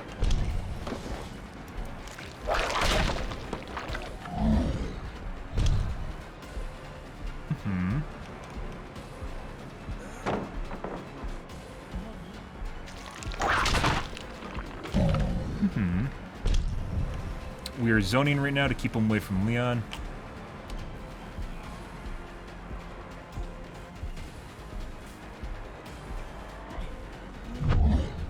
There's zombie. Uh-huh.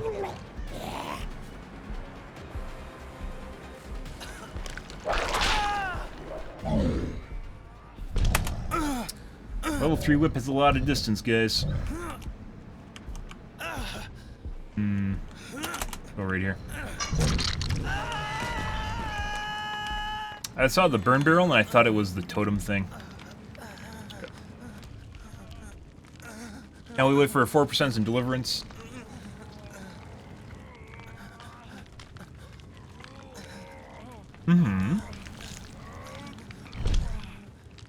Buddy.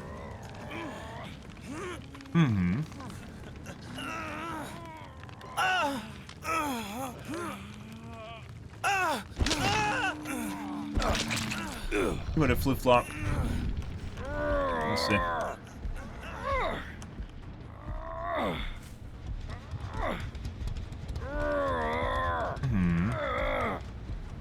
Okay. Good. Good. They're all waiting, guys.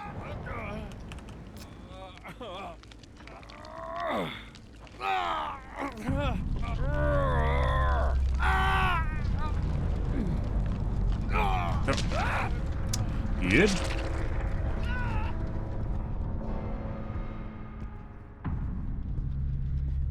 I'm curious about this corner gen. I don't think we're gonna make it.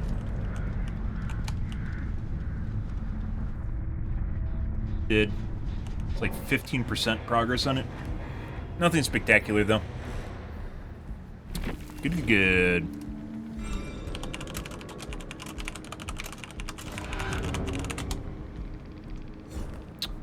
We have BTDH, BTDH, secondary meta. We have irons for the people, which is good in sweat squads. Boons. And rando build. Who was the Leon? It's probably the guy with 16,000. Yes, it is.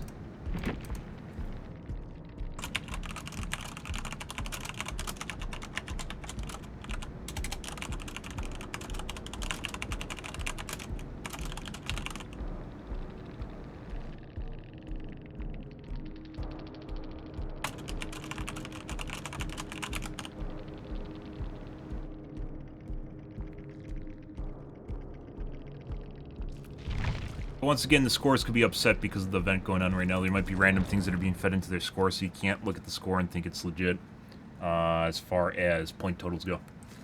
Okay, I need to take a piss real quick, guys. Again.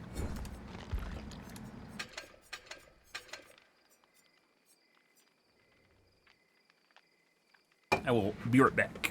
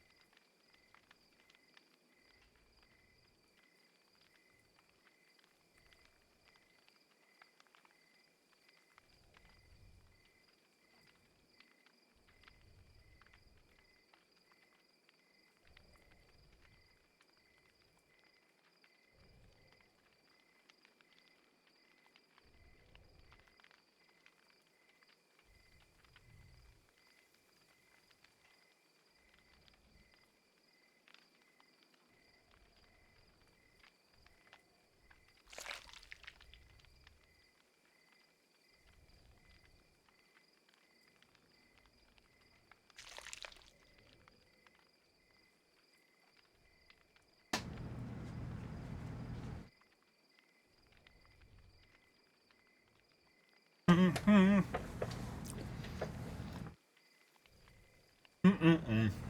nom nom nom nom. Nom nom nom nom nom.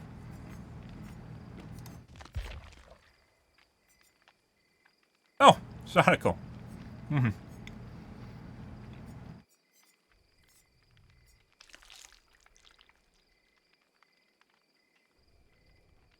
Nom nom nom.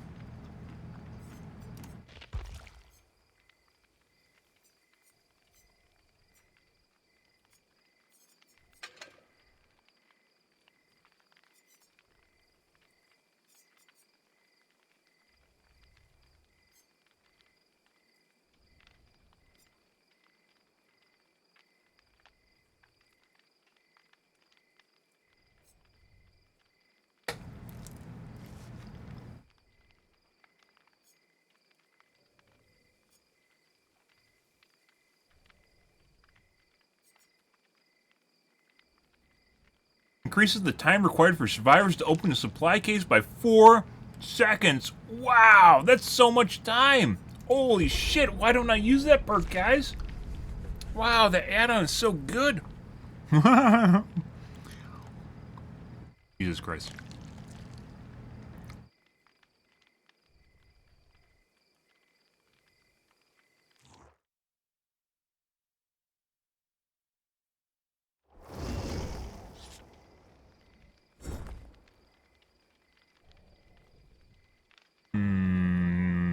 TTV.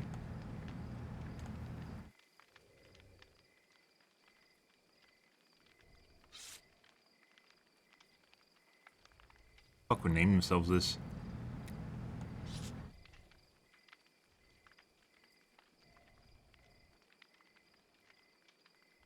Fake TTV?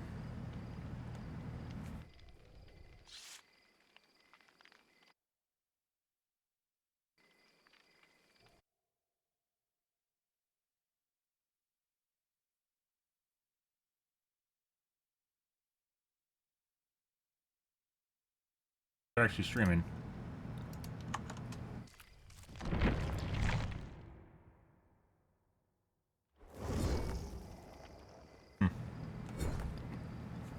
Action.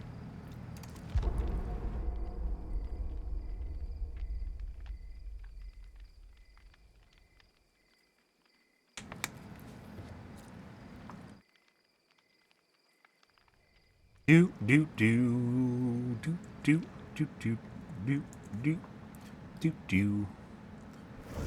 do do do do do. Mm-hmm.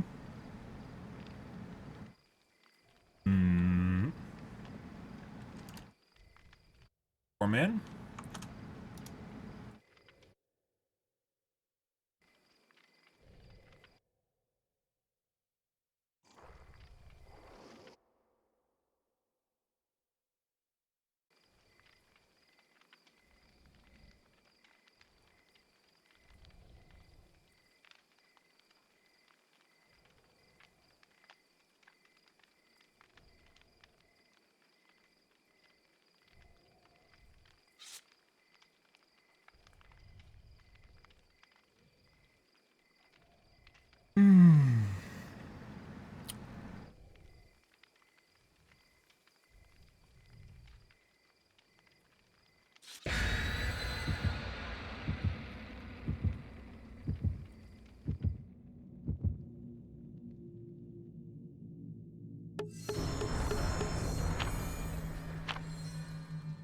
Yeah.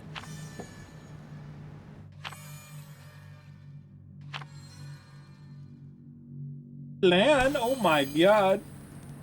Lovely, so beautiful.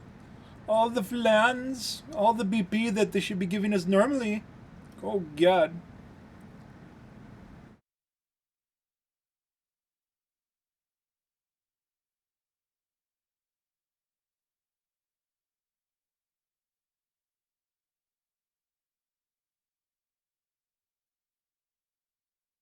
I love the smell of zombies in the morning. I think there should be more PvE elements in for other killers in the game. True. Or men, so we probably have a cheat squad. We're gonna cam off. Yep. I thought about dodging them, but I was like, eh. Ormond, for some strange reason, cheaters love fucking Ormond. I don't really hate the map either. That, and they send you to... Used to be Badam. Let's say it's Haddonfield now.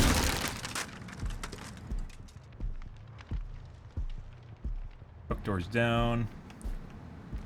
Everything back.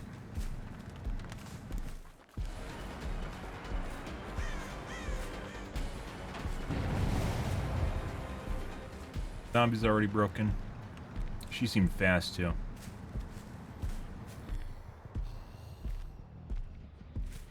Two people, three people.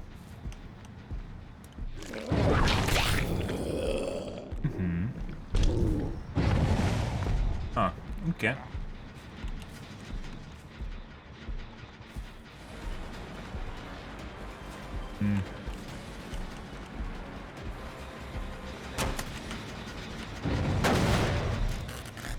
What's going on over there, guys?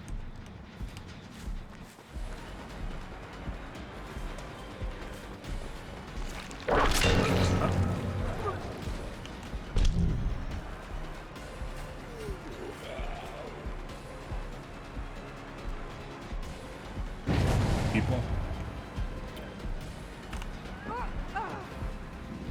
Okay.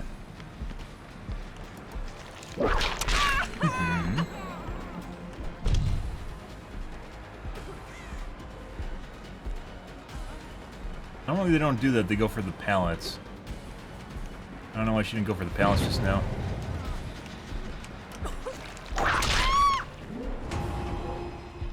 We aren't gonna be able to make that in time, even though I'd like to. Actually, we can. Hey guys. No?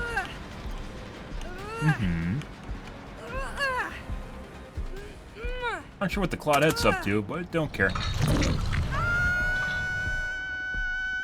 Gonna finish before I get here. Huh, that's really fucking weird considering two guys are over here.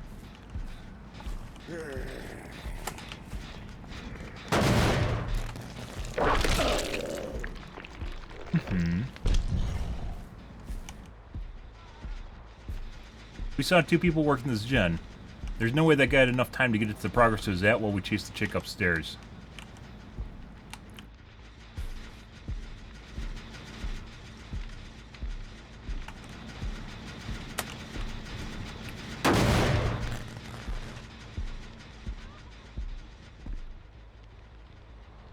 It's like our zombies on a mission to go get stuck in exactly the same spot as earlier. Good job. Oh, you didn't tap it again. Hey, buddy. On the gen and the kill shack. There's two.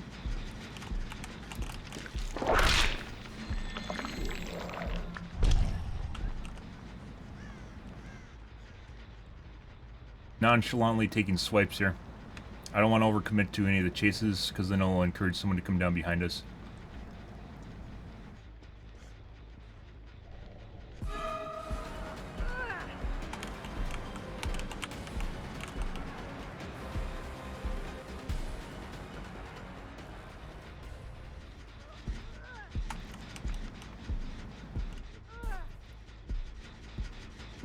It's still regressing. No one's going for her? What the fuck is this?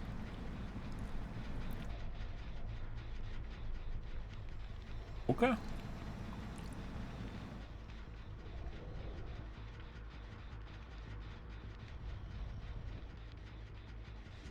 Here she confirms. Okay. Bye. But as I mentioned, I'm very certain. Yeah, she's definitely cheating. We're not gonna chase her.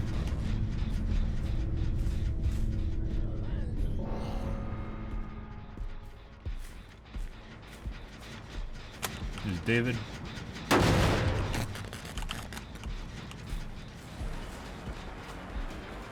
Drop. Phase 2. I already have phase 2.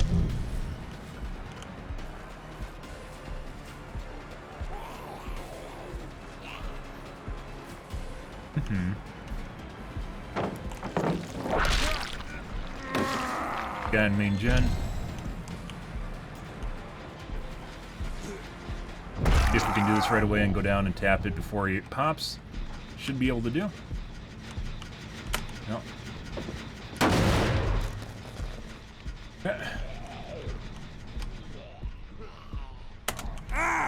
All right.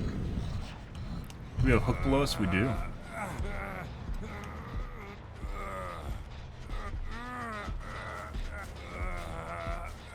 Right.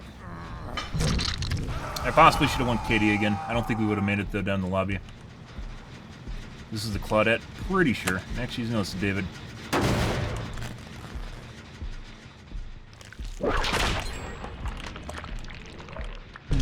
Okay. An awful lot of progress on random gens. We tapped that back corner gen.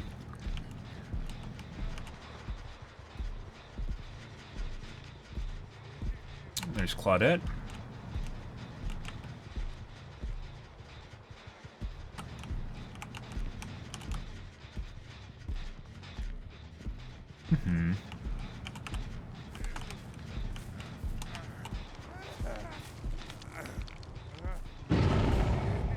Went to the corner inside the shack. Interesting. Oh, way over there. We know where both of them are. We're away for phase 2. Yep.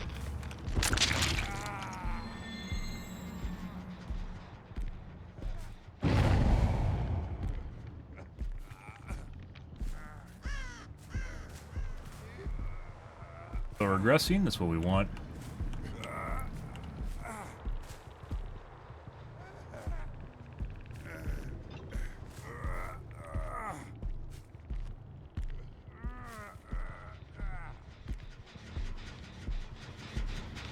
Tap and back. Running hook right now from David.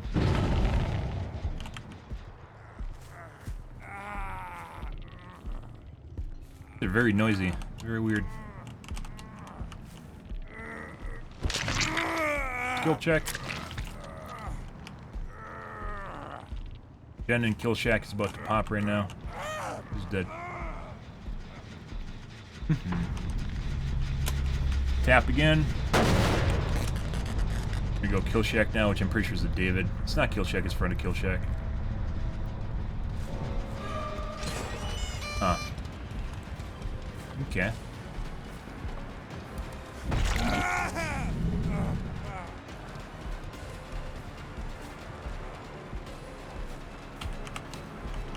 Can't do that, got a W key. The chick's, was central. There she is. She's just like skulking around here.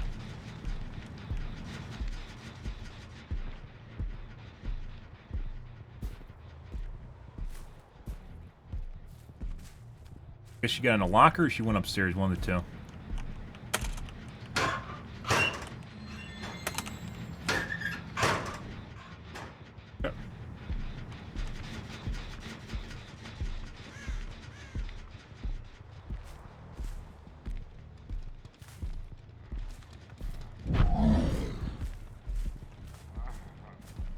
Pretty sure she's still in main building.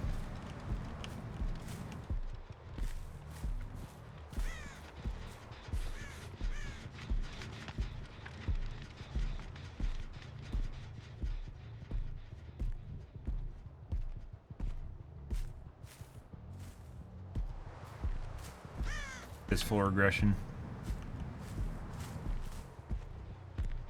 Yep.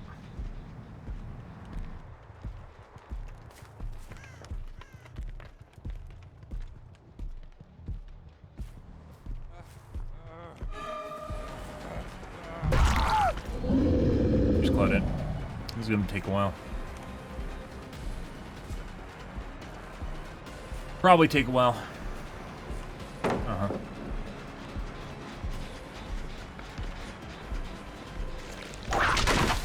Okay.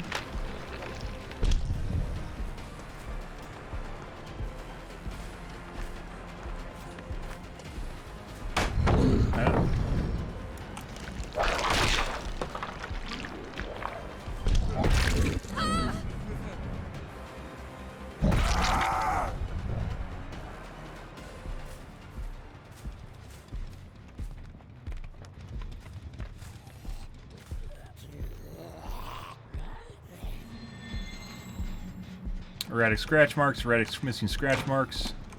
Completely missing scratch. What the fuck's going on here? Okay, my dude.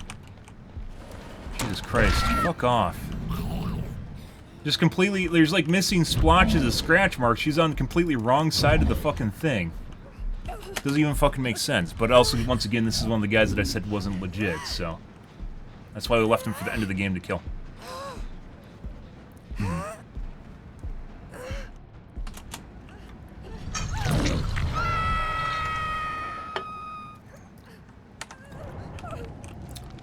Now we wait. I seem to remember a Claudette with a fucking furry shirt being sus as shit before, so... I don't know how rare that shirt is, though. Now we wait for 4% to deliverance. Christ. Like, literally, I'm just completely... I thought she was inside when she vaulted, not outside, even though there's scratch marks outside on the edge. Completely just random spot on the map. Fucking weird. But once again, that's what happens when you're cheating, so... We don't care if the other guy bleeds out. Kill's a kill, guys. And I know better than leaving sus players.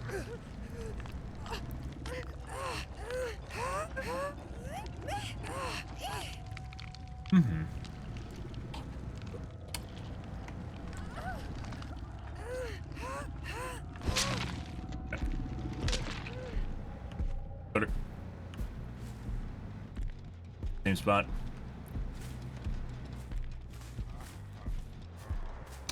Yes, he is.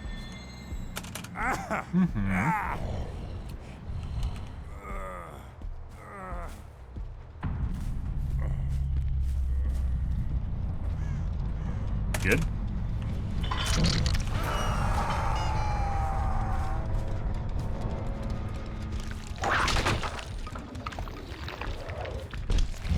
Zombie's still getting stuck in exactly the same spot, literally right here. Yeah. The fuck is that shit?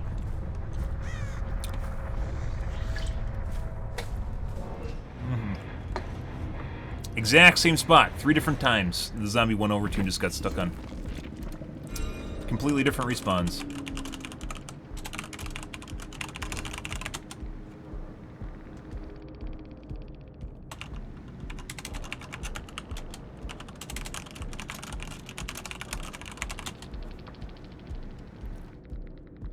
Uh-huh.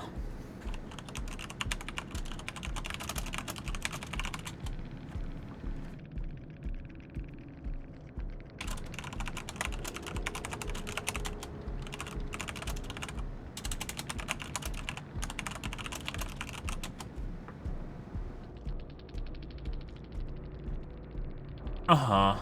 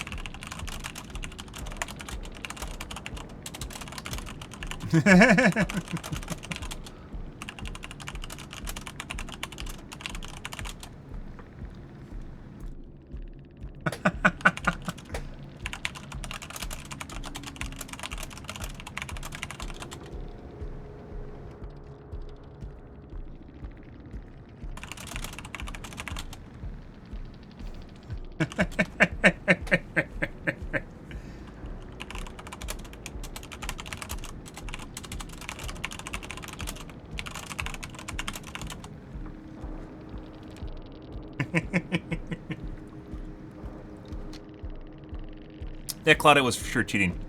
Good evening, Sanjo. Yeah, apparently by playing in a way that helps me win, I'm trolling. Yeah, this fucking Claudette was 100% cheating, though. And this is a pre-made.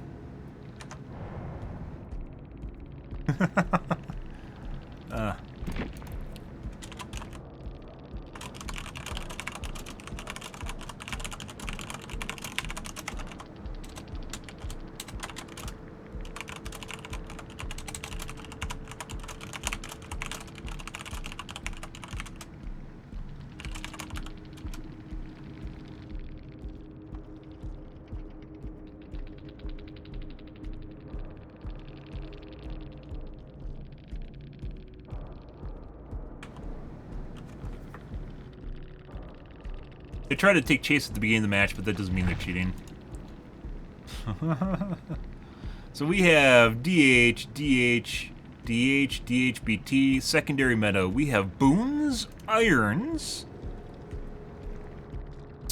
Prove Thyself, and a BNP. And this is the Claudette that we reported for cheating. Report them all. A lot of those guys weren't, they definitely weren't sus. But that Claudette definitely was. Like, we initially chased her at the beginning of the match into the kill shack and then veered off after it became apparent that she was cheating. It's like, we didn't even get into the kill shack. I just saw her running for the kill shack and how fast she was departing from me or how fast we're closing the distance, and I just left. Also, no one is working the gen over there. Stuff. Next game. Good evening, Idawin. How's your day going, dude? Oh my god, you're up so early? Mm-hmm.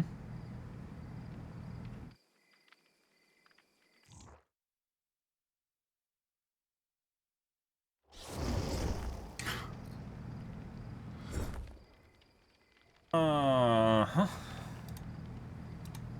Like, through a fit, like, one AFK. I'm pretty sure they weren't actually AFK. They're doing that to get me to go over to the kill shack to get in chase.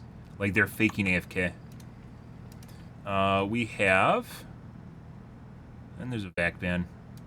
There's a meme lobby, I was gonna say, which probably means they're possibly cheating, and then we got a vac ban in there. We're just gonna leave. It's hot! Oh my god! That is actually pretty hot. That's what it's gonna be on Wednesday, I think, here. Surprise! Let me check real quick. I think it's 95. Pretty close. 95 on Monday, not Wednesday. Last week it was super fucking hot. It was like 100 on Wednesday. And then it like got down to like 70 and then like 40 at night, and now it's ratcheting back up. It's supposed to be 95, 96 next week. Ooh, the weather. Everyone likes talking about the weather. It's pretty hot. Stay hydrated, stay cool.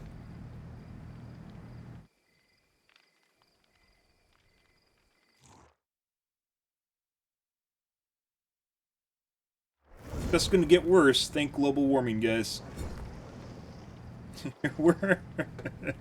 Yeah.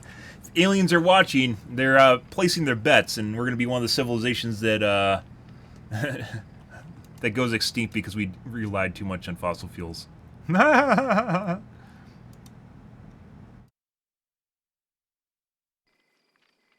Early civilization that went extinct because we relied too much on fossil fuels. Mm-hmm. Pretty much. Not going to be on the Elon Musk evacuation rocket to Mars. Unfortunately, I don't have the money for that.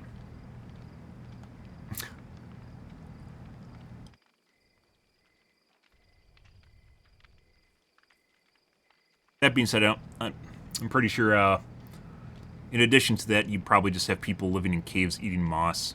Algae. Algae actually has a lot of nutrients. You guys didn't know that. Elon Musk evacuation rocket. Well, he's going to Mars. That's for sure a plan. I don't remember the date. I think it's 2025. I'm not sure, though. But not that there's going to be an evacuation rocket, just that he plans on going to Mars. Yeah. Good. It actually takes, even if we, like, switch to nuclear energy, it takes forever to build nuclear power plants, so... Yeah. Like, it takes, like, a decade to build a nuclear power plant. It's not something you can just start and do in a couple years. At least right now. Maybe that'll improve when basically we're desperately trying to cut our carbon emissions in a couple years, but for now you can't do that in, like 3 years.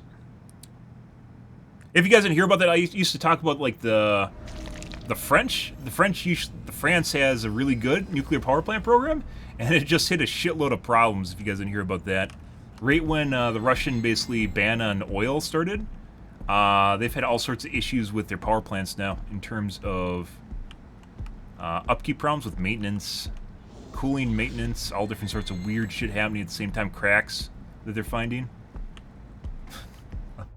Couldn't have been at a worse time. They used to be the poster child of good nuclear energy. I like to still think so. Just going for the big megavolt. Okay. Okay. Okay. Buddy.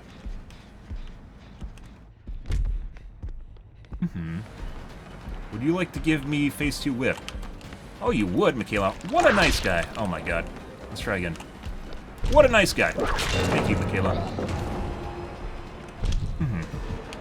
Phase 2.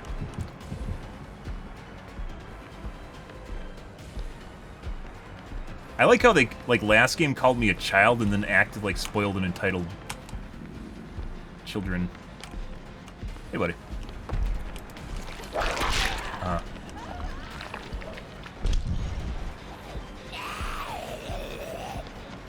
Bye. Yeah, it goes to loops way too fast. We need to pick him up. Like, I don't want to leave her here because we're going to get probably palleted. These guys seem to be coordinated, so we got to hook her immediately. Then we're going to tap the gen. And then we're going to double back, so we're probably going to get unhooked behind us. No? I expected to unhook. There's a chick around here somewhere. There she is. Hey, buddy.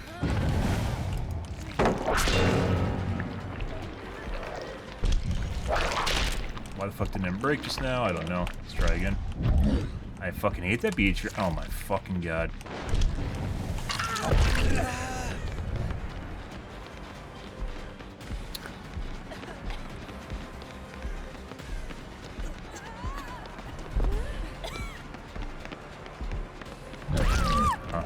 Hey, buddy. Is that another Michaela? No, it's Kate.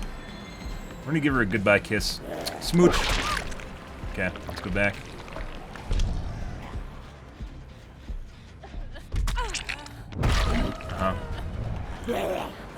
DS now. These guys are turning this into a shit show.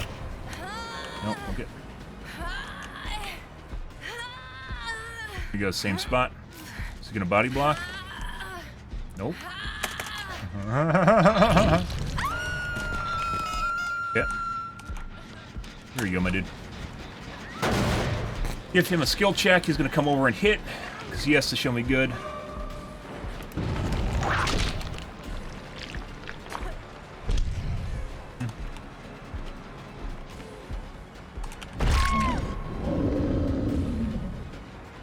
PT's up.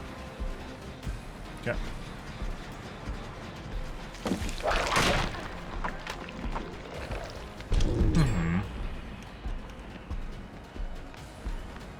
Locked upstairs, gen.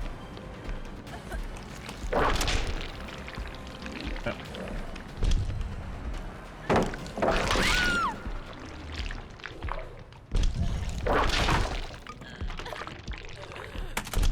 DS now, she saved it. Hey Raul, how's your day going, dude? She did not.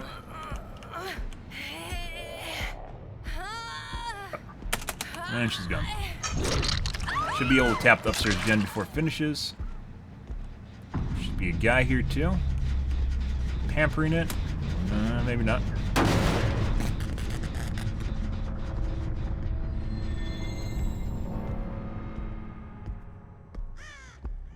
Both aggro to the same guy. What the fuck's going on here? What's going on over there? Hey guys.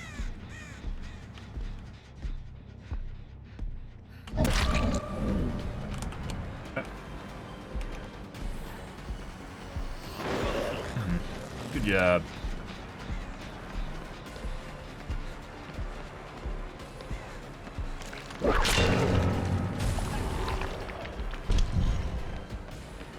Drop. Bye. Let's double back to the gen, which is probably someone on it right now, because he popped it already. Yes, sir. Hey, guys. Here's another one for you.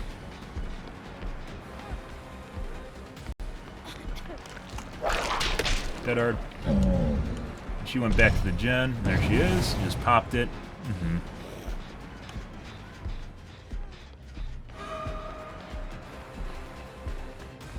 Like, this doesn't make sense. They could literally just go to a different gen, but because they're focusing on this, hyper-focusing on it, I'm fine with this. Drop.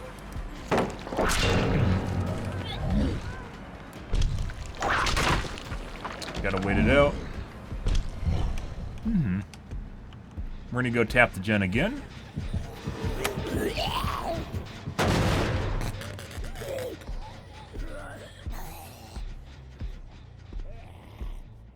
There she is.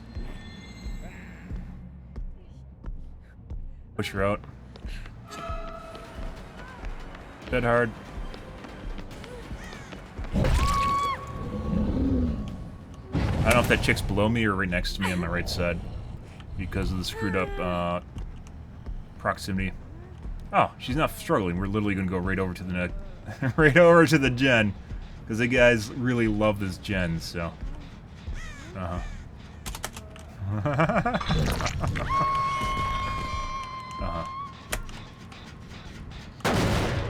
The down pallet right here. Hey, bye. What's up, buddy? Oh, yeah. Let's see those 4%. We'll give her a head nod, too. There we go. Oh, there's the Kate. You gonna go on hook for me? You should. Yep. And the guy just popped the gen. How the fuck did he manage to pop the gen and leave no scratch marks, guys? I don't know. He's over there, though.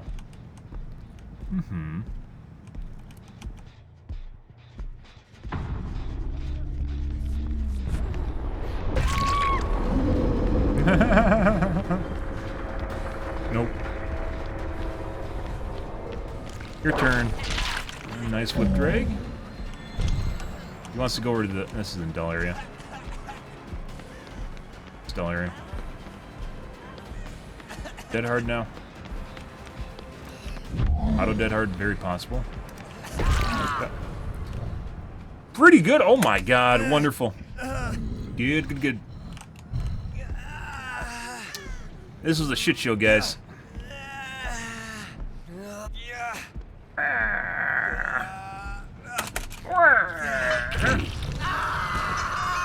It's a pretty nice day out, all things considered.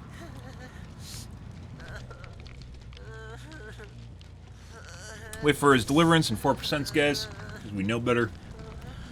Yeah, that was kind of a shit show. That's not normally how I play things. Normally I won't veer off, but those guys were hyper-focused on the upstairs gen, and it really hurt them. The only reason I did that is because there's a central focal point for defense there, which is the upstairs gen right there. They kept coming back to it, which allowed me to basically vector to them continually. Basically just a fancy way of saying hit and run, because they always kept coming back to the honeypot at the center.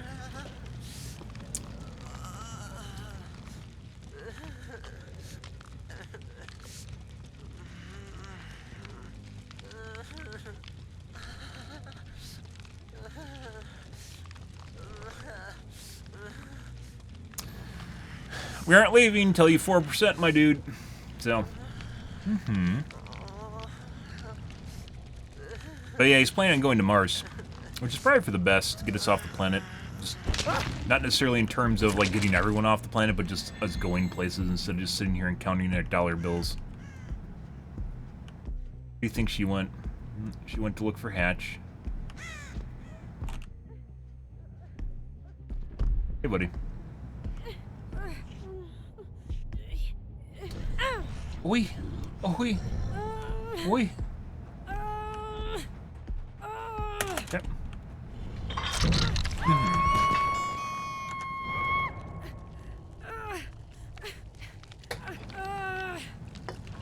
Wait for 4%.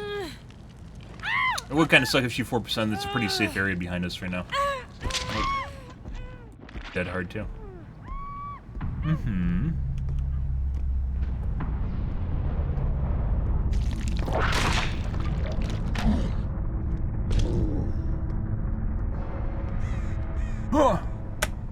this does. Oh, I got it. I don't know what that does, but I got it.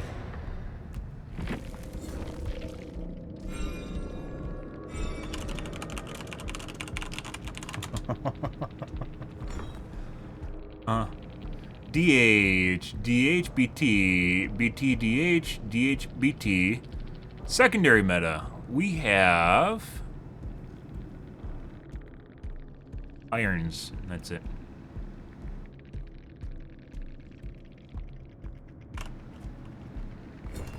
Would you believe me if I told you everyone says they're solo?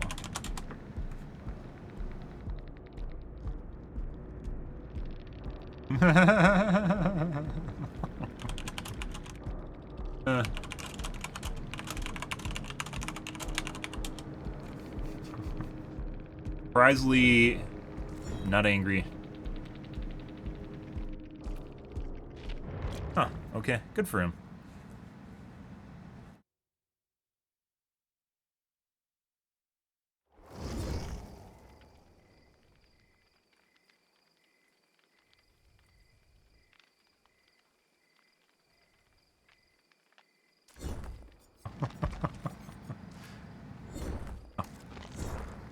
Yeah. It doesn't feel like he did that to preserve ego too, so. Good. Oh, we aren't doing this right now. Okay.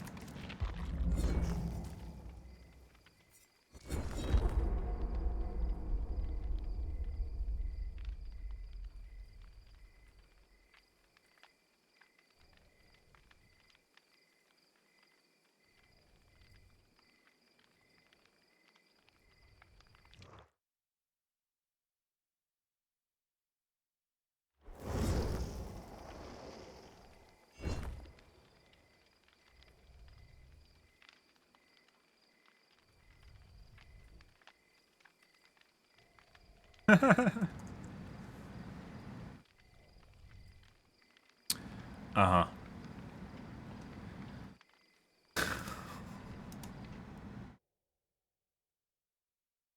Yeah.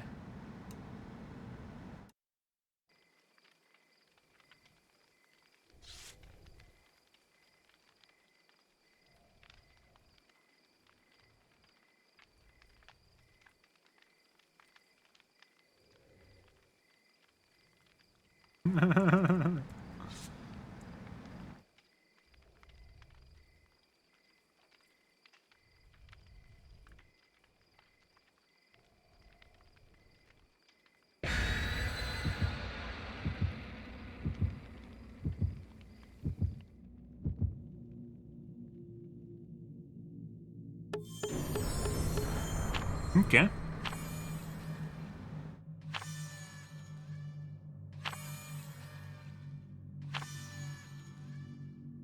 Good. Kids are out tonight. Mm-hmm. It was a pretty nice night, though. I went out driving for a bit prior to the stream just to get out. It's pretty nice. Mm-hmm. And then it's going to get super hot. But then it'll be nice again. And then we'll have winter and summer and winter, so.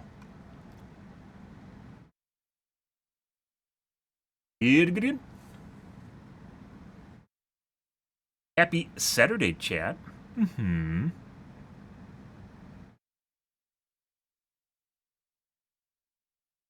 Well, you don't need to drive. Like, you don't need to go for a highway drive. You can drive around town. Trying to play on the meme of gas prices, but, you know, you can even go to a park and just sit there. It's kind of crazy. It's kind of crazy, but you can go to a park and sit in the park. Or just park in the park and sit in the parking lot of the park. And then look crazy. You could park really anywhere and make it a park, too. Because you're parking. Let's go break your cuck door. Imagine parking to make it a parking lot. They're having a shindig back here for some reason. We're gonna take care of our cuck door. Look at these fucking scratch. I'm pretty sure no one was inside here. Absolutely no one was inside this window, but the scratch marks appeared there anyways. I think we gotta reset the zombie.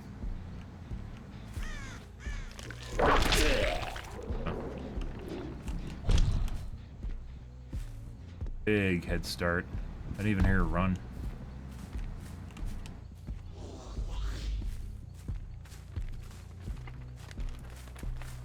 Okay.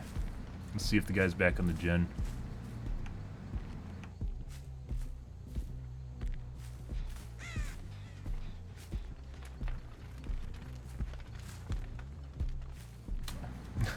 Oh, you need a reset? All the things I could say. Don't tempt me, Cuddly. 8.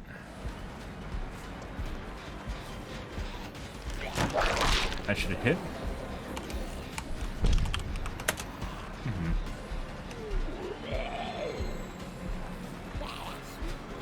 Okay. Got a W key. Exactly for that reason. No, we aren't doing that.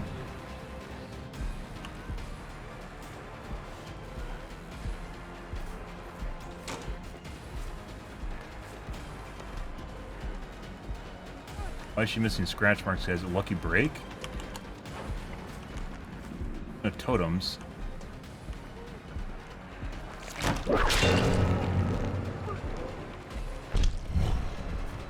And she has lucky break.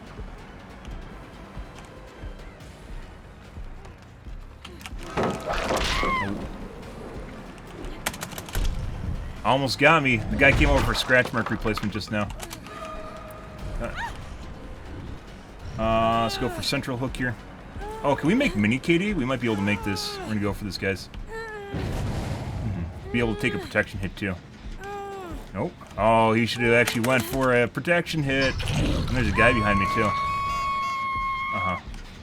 Oh, this is beautiful. Absolutely beautiful hook spot. Oh my god. Oh. Ash is gonna be regretting that one. There's scratch marks.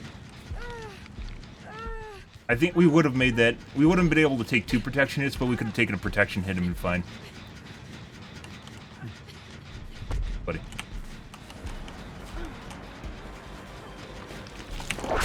These two. Yeah, Nancy. Okay.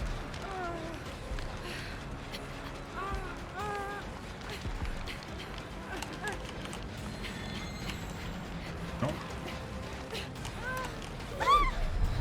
That was fucking weird.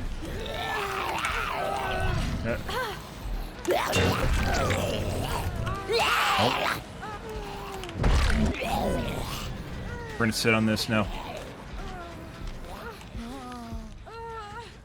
Actually, let's play around Unbreakable. She's going to phase 2. We'll chase her down. She's leaving, so one of them is Unbreakable. It's probably the Ash. Pretty sure it's the Ash here. That was beautiful, by the way. We're going to wait for her to die. Beautiful. Absolutely fucking beautiful. This Ash for sure is the Unbreakable, since she's crawling to the corner.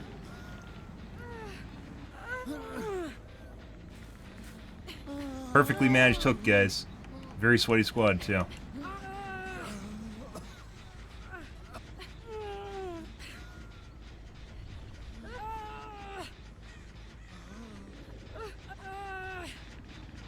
Wait for her to die.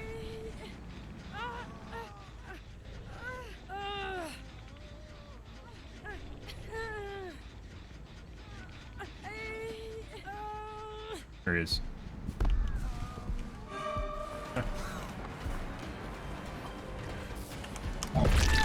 Yeah. Dead. Dead hard. I was gonna punch her, but I'm pretty sure that's a dead hard.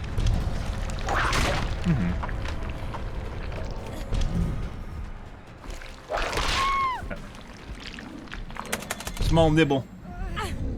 The punch fucked us, though. I was pretty sure that we're about ready to pick him up. Going for the corner pickup. There they are. Should happen shortly.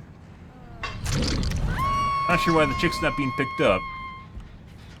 He's just doing the gen? Okay. Guess she doesn't want to be saved? Buddy. Okay. Beautiful. We wasted her 4%. And we still have the Meg on the ground, or whatever it is. That was a beautifully managed hook, guys. No one can tell you otherwise. The survivors will probably try to convince me. Hey, look, guys, a 4%. Wow, isn't that fantastic? Isn't it an amazing 4%?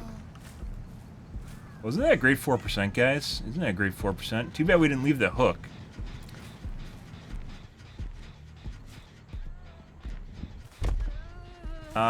We picked her up, didn't we? We grabbed her off the hook. She, like, sprint burst in or something. Yeah, so she has wiggle time.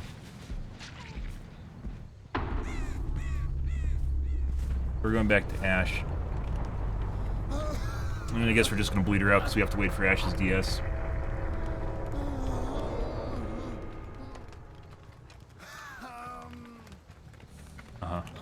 I guess he didn't have Unbreakable. He's just laying on the ground in defeat.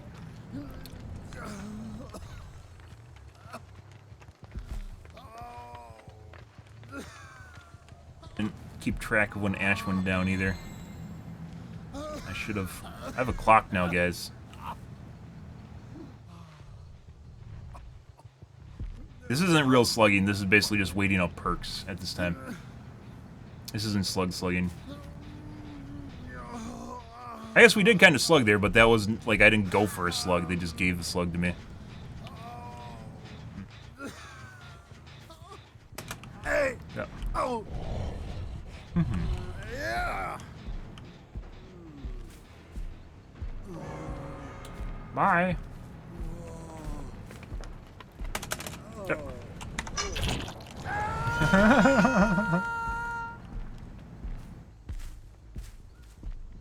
It's a pretty sweaty game, guys.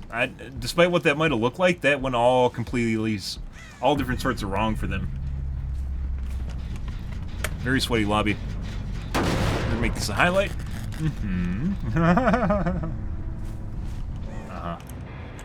Managed that perfectly. And they tried to save that one chick who had Lucky Break, which definitely means she was a carry.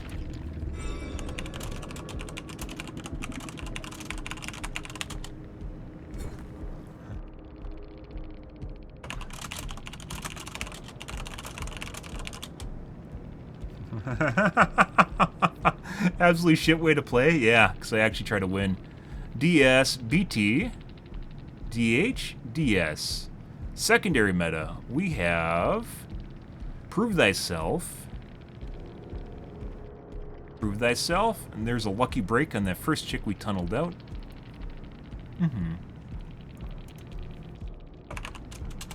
4K bad. I've been told that a lot when I 4K.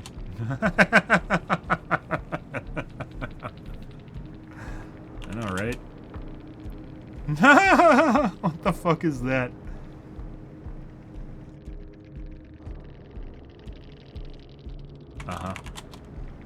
You know, the worst thing you can do for the killer is give survivors 8 hooks for free.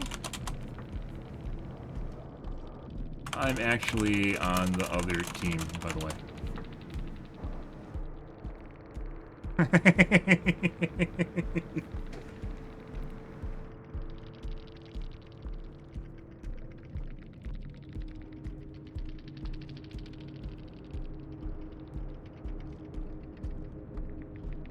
$4K bad, guys. Did they leave? I think they left. Nope, nope, they're still here. They're typing something, maybe.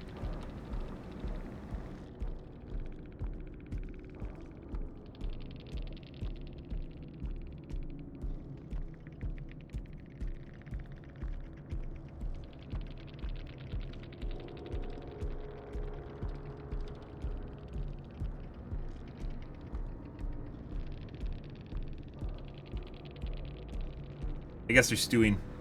Good for them. Next game. Mm-hmm. Knowledge? Knowledge? You gotta use it correctly, though. Your knowledge? Knowledge? So we could potentially go over this match. We'll risk it. We'll risk it, guys. Oh, what am I doing? We're at 9:02, right? Yeah. Mm-hmm.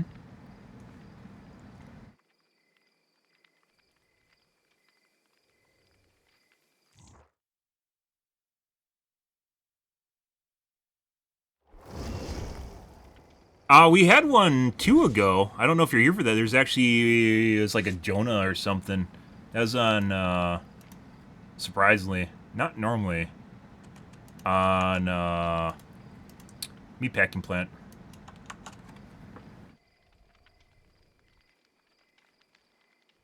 Who actually seemed to respect me or something weird. I don't know. And just said that his teammates sucked.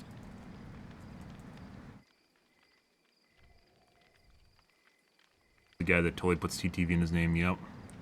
Next game. Yeah, very rare, but it does occasionally happen.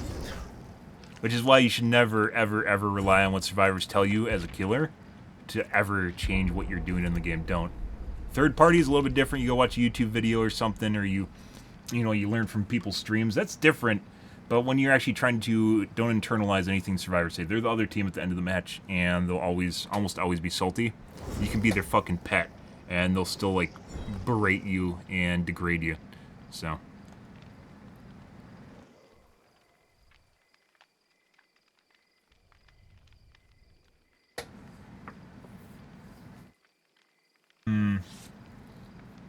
Surprisingly few cheaters tonight. Yeah, all things considered, we haven't had that many cheaters tonight.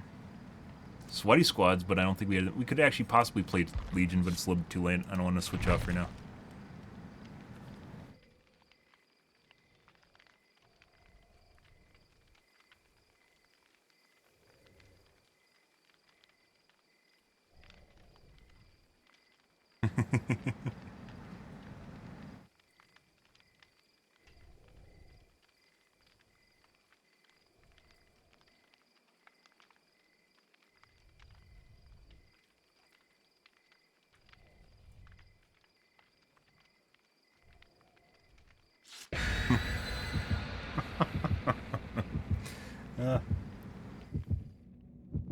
Probably a sweat squad. Someone didn't put on a flan because they're a dick. Even I am using flans all the time.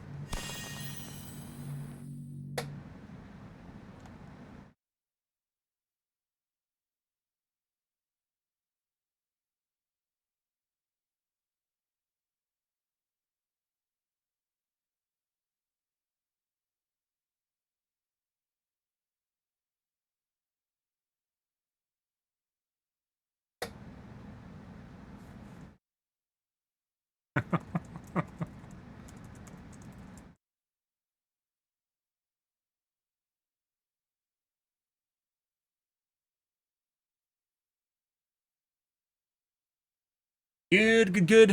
Hope you guys are all having a wonderful day, though. I made some spicy pasta the other night. Not really spicy, but I got like a pizza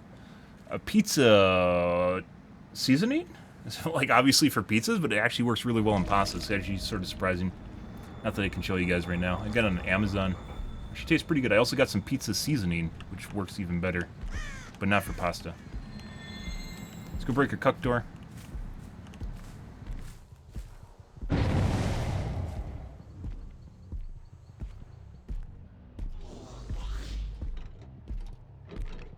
Above me. Yeah, it's in the fucking room that I'm going to right now. And she just opened it.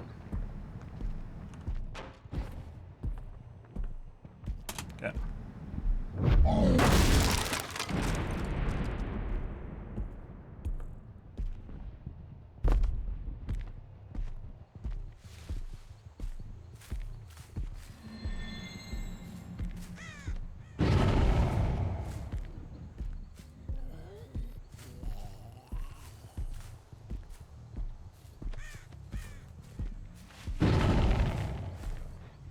Very low. It's like a 5%. 14 seconds.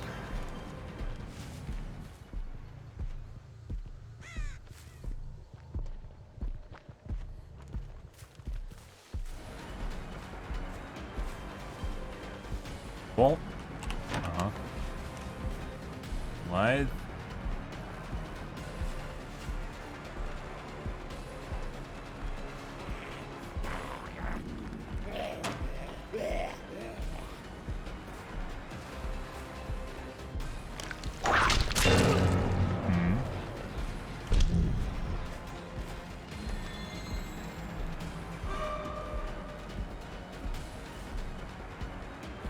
What just happened?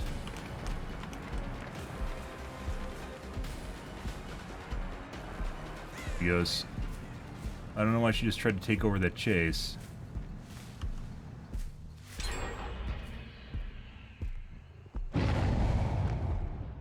Above me right now.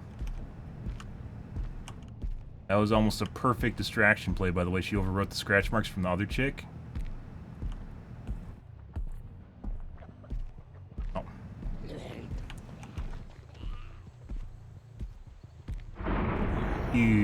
Huge head start here. Obscene.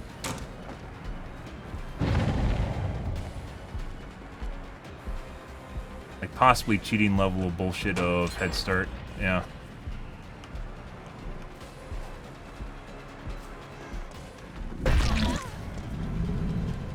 Jesus fucking Christ.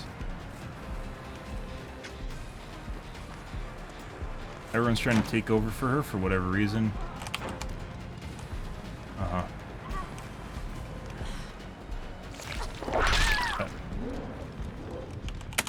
Jesus fucking Christ, guys.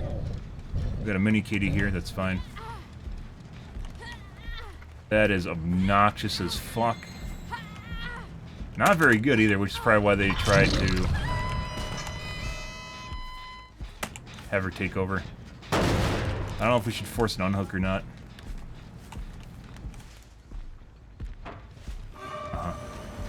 It's Claudette again. Yeah. Why the fuck is she just missing scratch marks?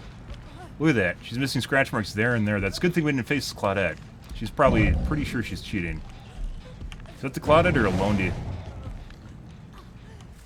On the two, I don't know which it is. Pretty sure she's cheating. Like, she had two splotches, huge splotches of scratch marks that are missing. We're gonna cam off, guys. We're gonna play this close. It's probably gonna be 1 to 2K. We'll see how this goes. We're just gonna wait them out. Pretty clear that these guys are cheating.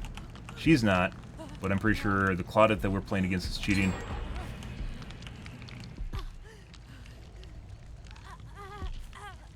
Wait. Okay.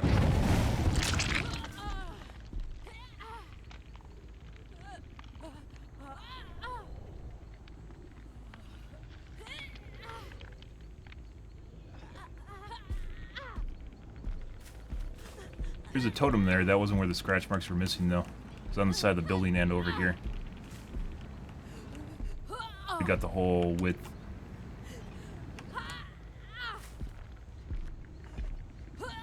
Wait her up. I don't even know if those are pebbles. Like, we aren't even going to go over there. Pretty sure those are pebbles.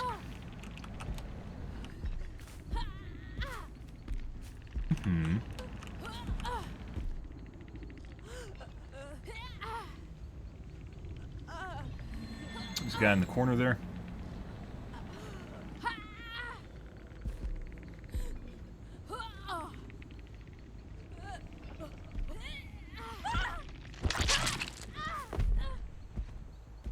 You leave. There's other gen that's almost close to being done. Guy back here working on it is probably gonna play stealth. So they have all their gen nannies over here. Yep. Other gen's 99.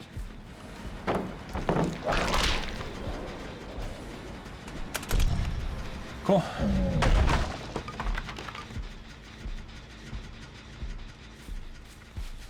Nothing. We're gonna double back and tap it.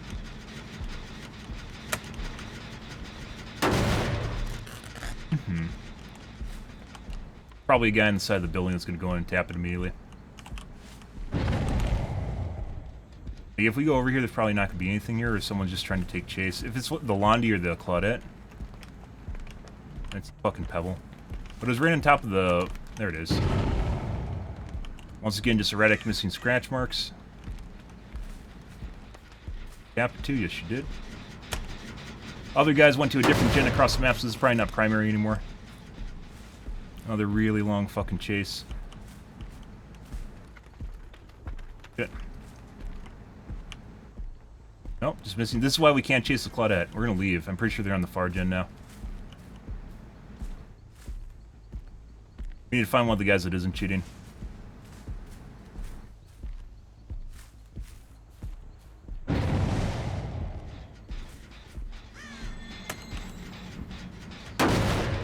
Alright, let's double back. Someone's there somewhere, I have no idea though.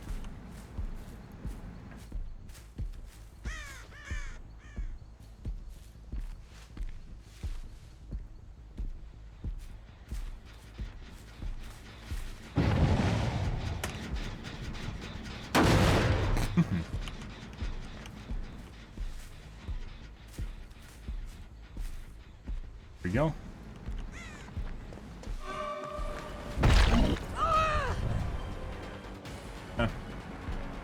Gen beyond us is tapped too, that's good.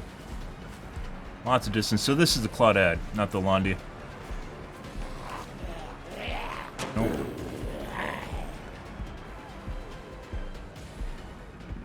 Missing scratch marks. Seems like there's a totem in there. I should have taken a hit just now, I don't know why she didn't. That was a huge mistake on her part.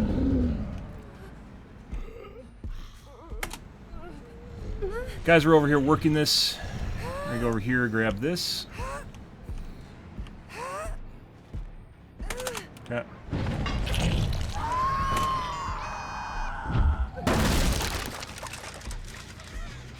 Tap. They're both working this gen. Guy upstairs right now.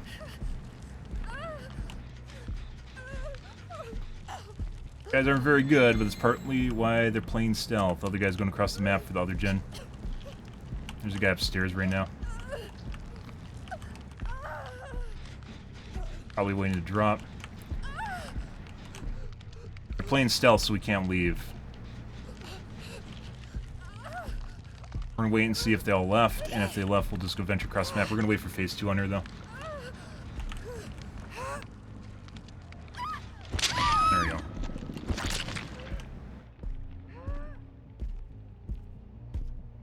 There's a guy here waiting, though.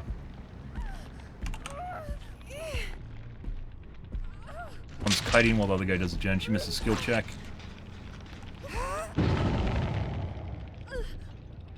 Pop the gen. Good. Intentional death, very possible.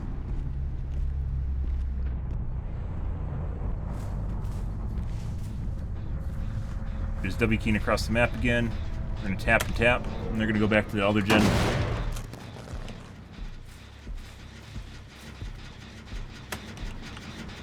That was a distraction. The other guy's still here, pretty sure, which is why she left.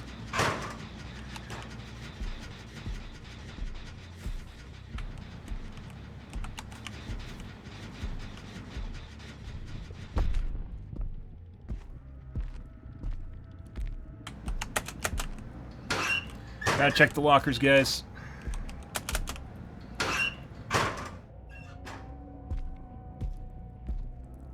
Leave. They both rotated back. That gives them a lot of progress on the far gen. And they probably passed the skill check, that's why it didn't pop.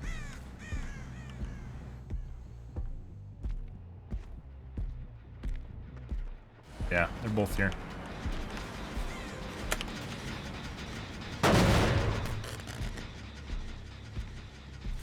Went upstairs for whatever reason.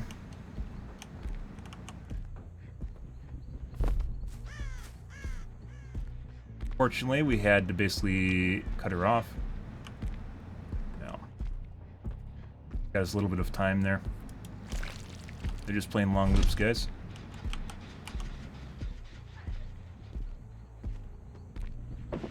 Not very good, but doesn't matter. Okay.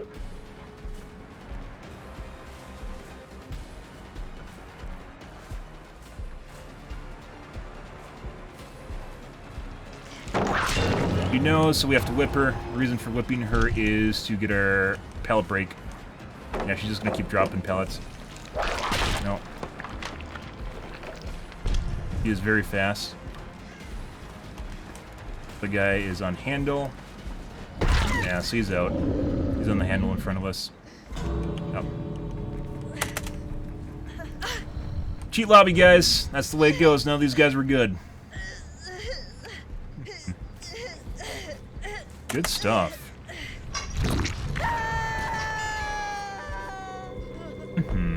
She didn't even wait in the lobby for 4% either.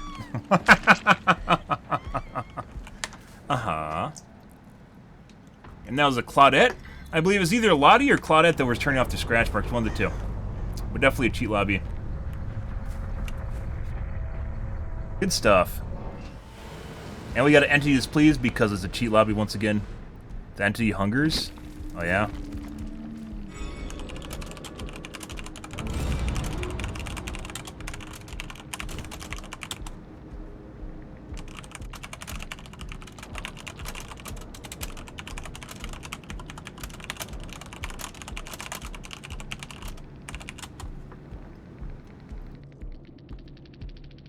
There was a shadow step in the lobby, which was there, which we hypothesized earlier, but that's not where we're missing scratch marks.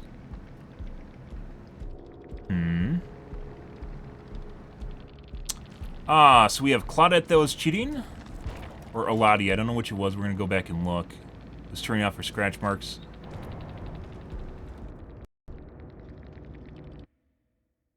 That gen in the corner also felt like it got done way, way, way too fast.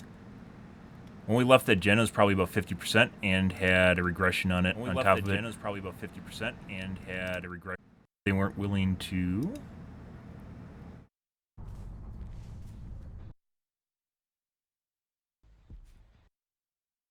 Who was it in earlier in the match? On,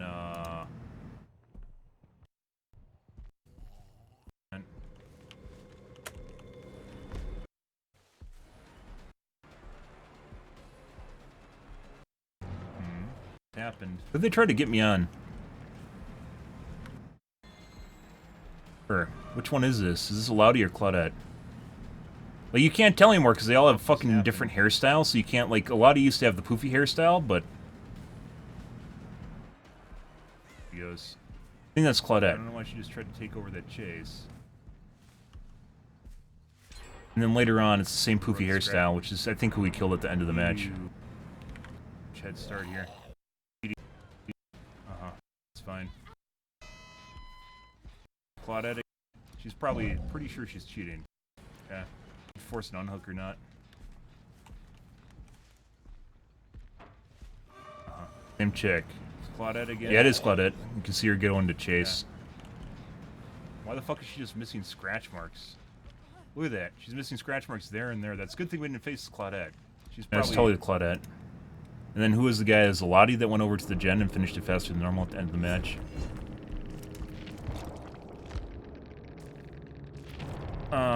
Okay.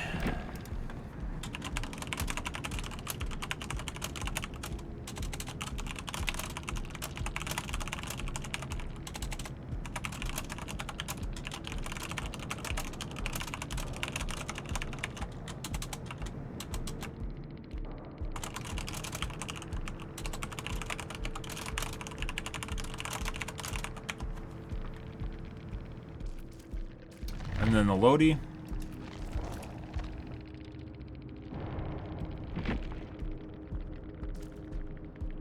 No, who's the guy that finished gen at the end? They did have a toolbox. But they definitely would have used up their toolboxes by that point. Sure. Because we're juggling gens at the end there and they kept popping them. This guy.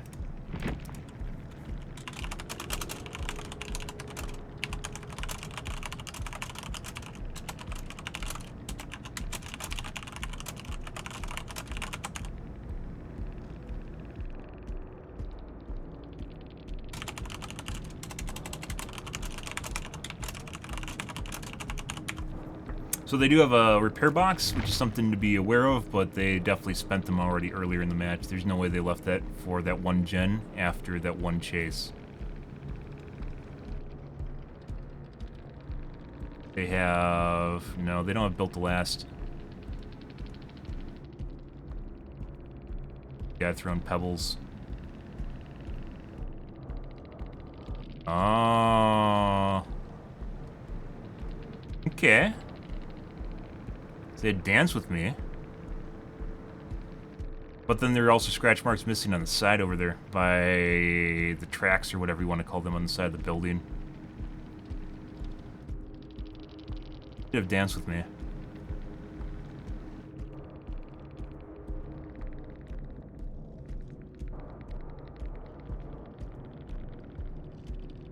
Yeah.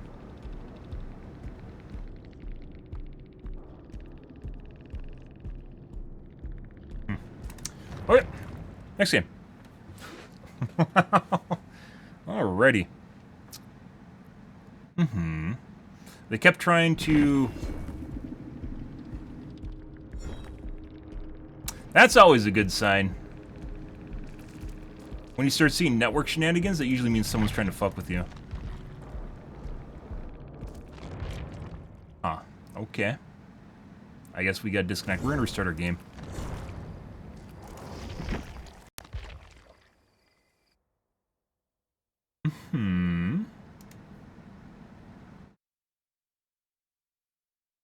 Good.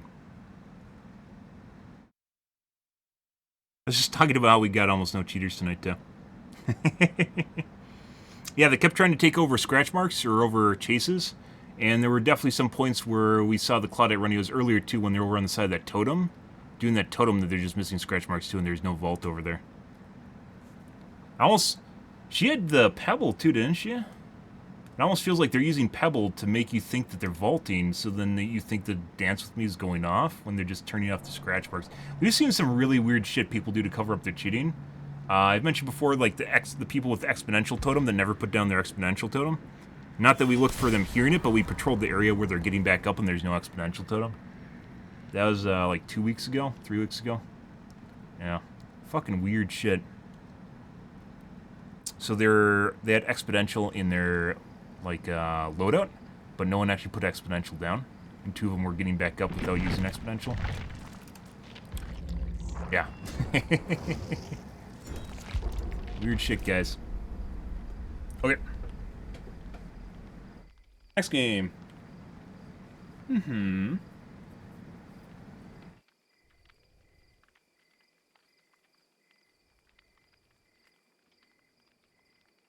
Oh, I lied. I lied, guys. We were maxed out on points.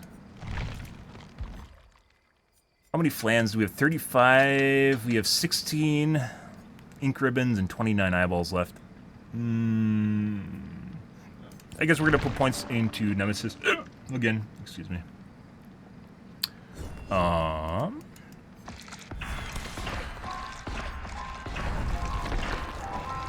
That. I can close that, that's fine. Okay. No. Doesn't really matter. Okay. Pudding. Flicker tongues. Ink ribbon.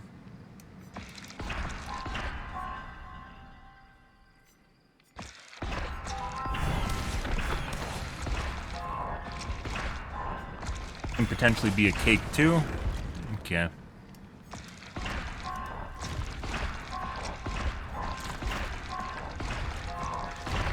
Good.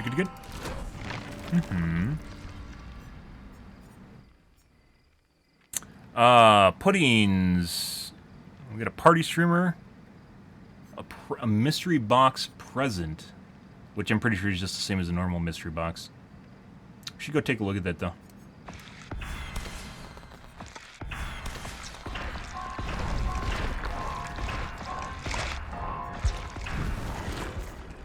Just an ebony mori, guys. I was lied to. Okay. Let's see. Ink ribbon. We gotta go grab that right away. Liquor tongues. Which seem to be much more common during the event right now. They've definitely adjusted drop rates to make up for the flans.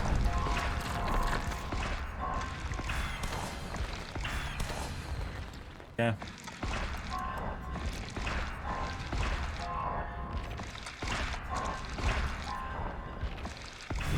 Normally they don't have these, but it looks like they added them during the event. Like brown boxes that I'm pretty sure do not exist except for this event. From what I've seen. Let's get our flans. Party streamers. Eyeball. Your tongue. Flans. Okay.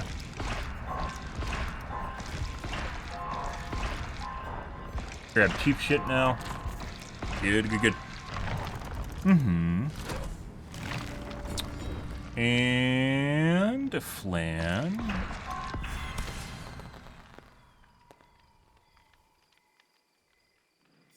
Very light on ink ribbons and eyeballs, guys. Even though we're getting a shitload of BP, we aren't getting any of the offerings that we actually need. What the fuck? So what does that mean?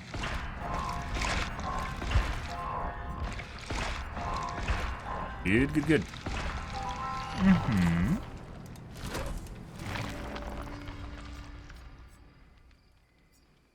Mystery box, don't care. There's a black ward. A liquor tongue. So, if they don't give you the items... If they give you a shitload of BP, but the only thing the BP is used for is farming more BP, are you even netting BP?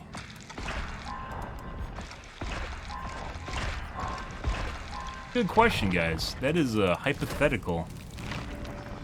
This is the same way when we dump points into Nemesis before. Is like we aren't actually getting the add-ons we use. So despite us putting points into Nemesis, we aren't really getting much out of Nemesis. That's a thinker.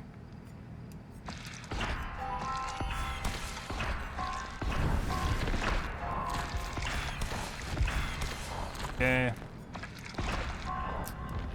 We want to close that. Okay, that's good too.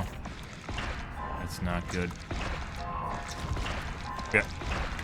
Good, good. Mm-hmm. And... ink ribbons. There's those 2 liquor tongues.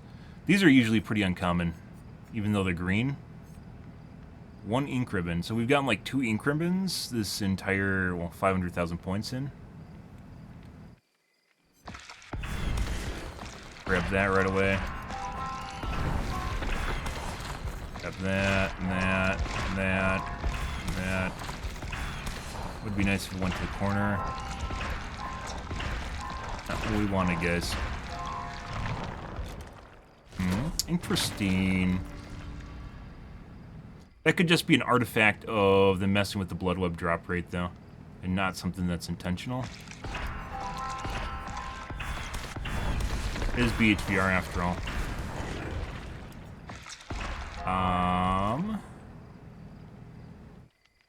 Yes? No. No. Yes.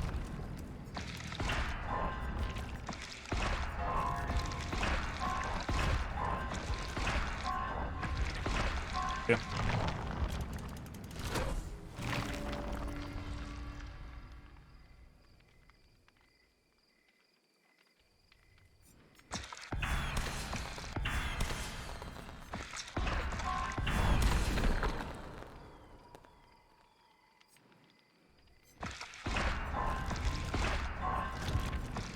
We do want to push it to the side, get it out of here. No.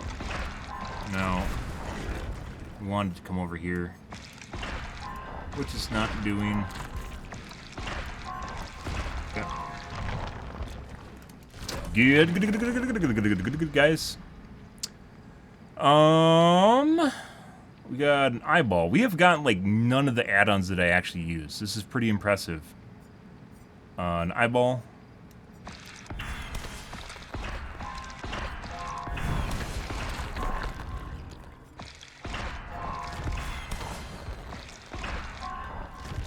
Okay. Potential flan. Pick up brains. Doesn't matter at this point. Just grab cheap shit.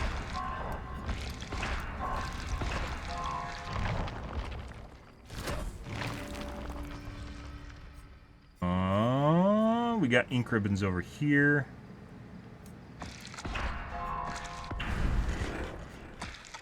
Force it down. Pick those up. Okay.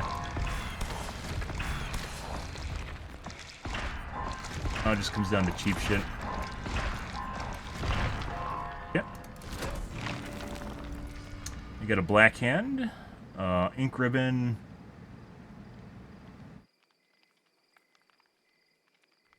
Eyeballs, no liquor tongues.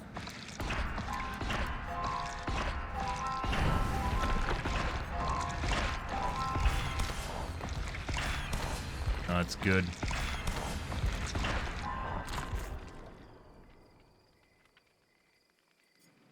Doesn't really matter at this point.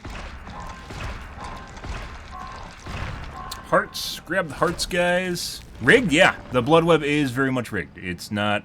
This is not random. It is... We've talked about this before. It's not really something other streamers talk about because it's kind of boring. It's basically stat-based.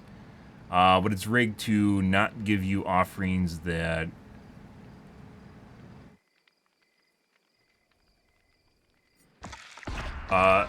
whatever killer you're playing, so whatever class you're playing uses. So even though they might be green or purples, which you assume is a rarity, you just won't find them in the blood web. It doesn't matter. Like, they just won't show up.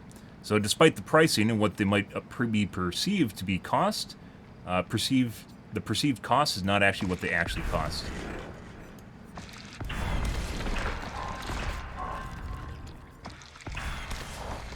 Grab those. Okay. No.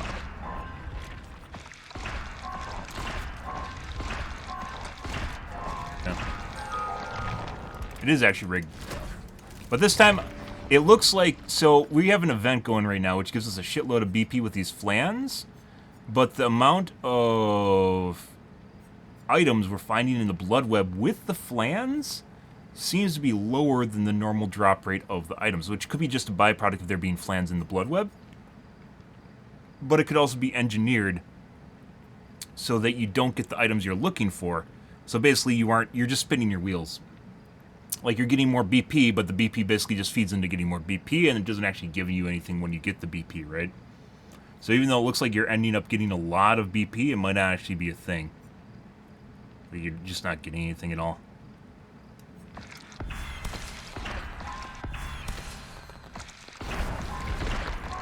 But actually, like, maybe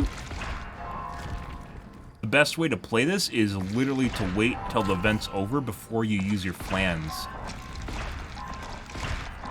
I know it seems kind of silly, but yeah, it actually seems like maybe you shouldn't be using the flans at all. As weird as that sounds. But then again, if you're using the flans to get more flans, you know, maybe then you should be using flans, because then you'll have flans after the events. Actually, I don't even know if flans work after the event. Sometimes they take stuff away when the event's over. You can't use it anymore. Actually, let me check real quick.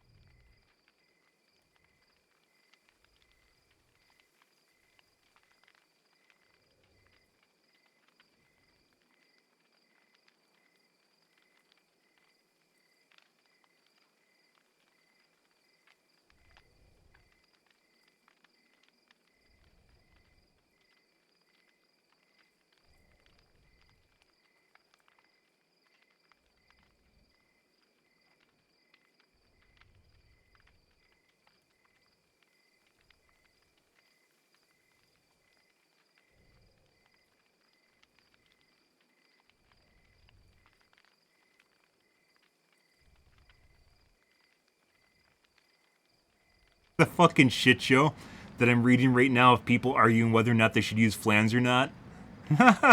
Like, don't use flans because it encourages behavior that people do to get more BP. Mental gymnastics, guys. A bubble without flans. Apparently they work afterwards, so you can just save them, which is good. I think that's the way it worked last year, but I don't remember exactly. Let's go get our eyeballs.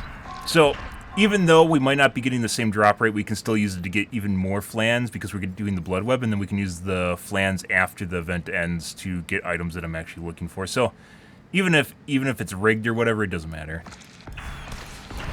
Possibly doesn't matter.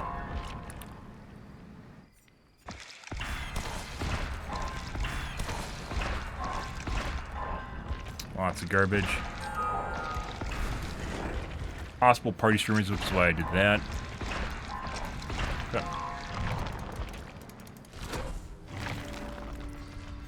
And we have an ink ribbon. Another ink ribbon. Liquor tongue. Oh no. Oh no. Oh no, it's about to be swallowed, guys. Entity's about to take it whole. All of it. No, we ran out. Okay. I think we're going to call things here tonight, guys. We had some pretty good BP farming tonight. Yeah. Exciting end to the stream of me literally just spending a bunch of flans. Or spending a bunch of BP. Oh, yeah. Oh, there's also the There's also a shrine today, isn't there? Oh, jeez. I don't even know if I want to do this. Like, I might just want to save this. I don't know, guys. Yeah, isn't it exciting? I'm glad you're enjoying it. So, even though this looks really lucrative, iridescent shards, as we mentioned before, are incredibly hard to come by. And as such, if you spend them on, like, offerings or essentially more BP, like, you just won't have them. It's a very hard resource to farm. That being said, I guess I just farm. I literally just buy characters now if I want them, so maybe it doesn't even matter. Since you can't buy BP for whatever reason. There we go. Oh, we also have a challenge. Uh-huh. There we go.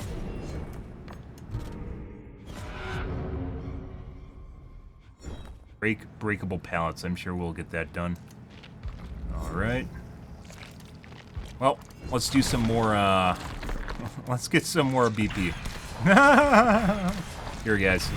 It didn't end. Don't worry, it's not over yet. It's not over. We have some,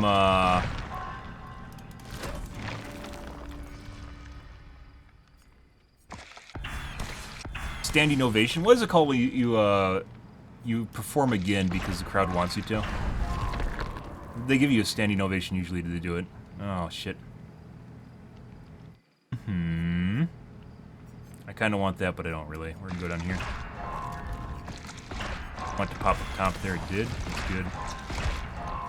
Just lost some shitty glasses. Good. Get rid of that. Get rid of that. There we go. Encore. Oh, the encore. Yes. Yes. The orchestra starts again, guys. Oh, baby. Beautiful. The encore performance. Let's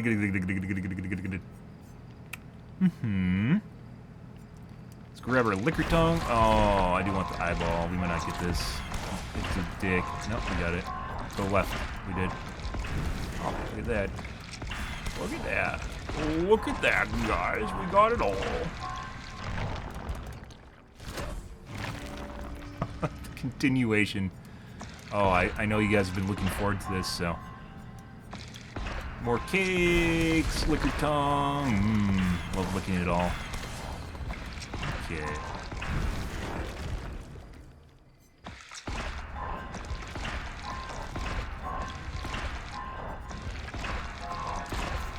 Yeah. Perfect entertainment for on the toilet when you gotta sit there because you have irritable bowel syndrome. Or maybe the opposite end, you're just constipated and you have hemorrhoids. So you have to spend a long time on the toilet. Drinking water helps with it, Idwin. I hope you know that. I don't know if we've covered this before, but if you drink water, it'll keep you regular. Also nuts. Putting nuts in your mouth will help. So. Push it out. I don't know if there's anywhere we can close easily. That one's one.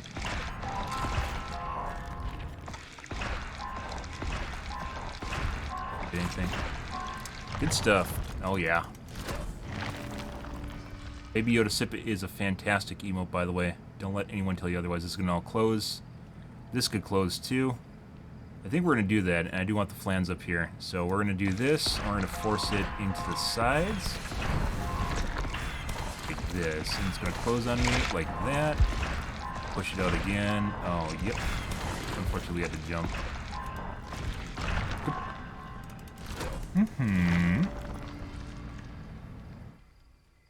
No, you can't try. No, it doesn't work. You can't be cute.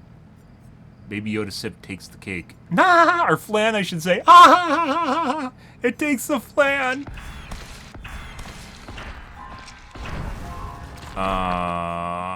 That we don't really care about. That would be nice to close, though. We're gonna push it up. We're out. This might close. This is gonna close off one or two. Otherwise, yeah, it's not gonna close anything. We need to push it over here. Okay. Well, we just ran out of points, guys. 3 more seconds of fun, and that's what she said. Oh, boy. Okay. We had some pretty good games today. Oh, we got... No, we aren't done yet. Oh, I remain corrected. We have a highlight to make of that one game with the shitters that just threw... They just screwed the pooch. Oh, that was pretty good. That was pretty good, guys. 1 second. For all the flans, all my flans that may not be watching live. There it is. Yeah.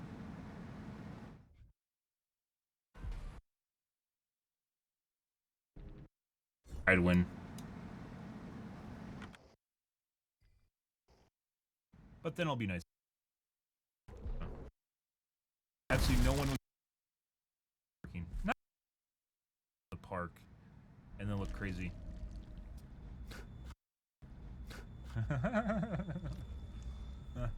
You could park really anywhere and make it a park too, because you're parking. Break your cup door. Look at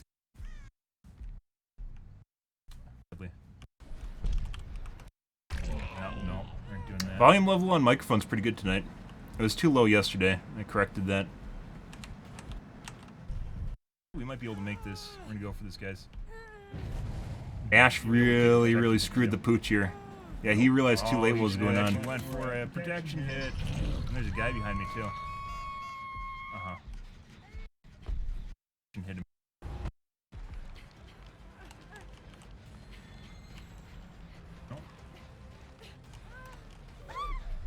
You like use a sprint burst to get in there.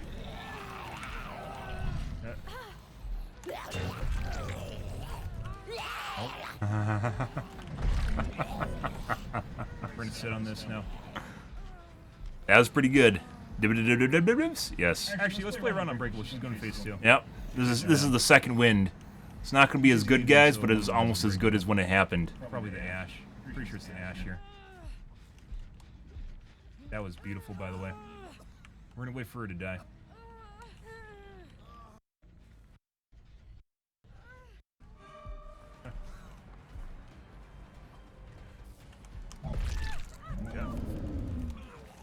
That was a bait pickup. Dead hard. It sounded like it was long enough where it, I was gonna punch her, but I'm pretty sure that was a dead hard. I should have actually just went for a punch there. But if you go for a punch on that, and you don't actually get a hit, then I would have been down basically worse than if I whipped her. This, though. I'm pretty sure that we're about ready to pick them up. Going for the corner pickup. There they are. Then Nancy is done with the game. And she didn't want to be picked up. Not sure why the chick's not being picked up. He's just doing the gen.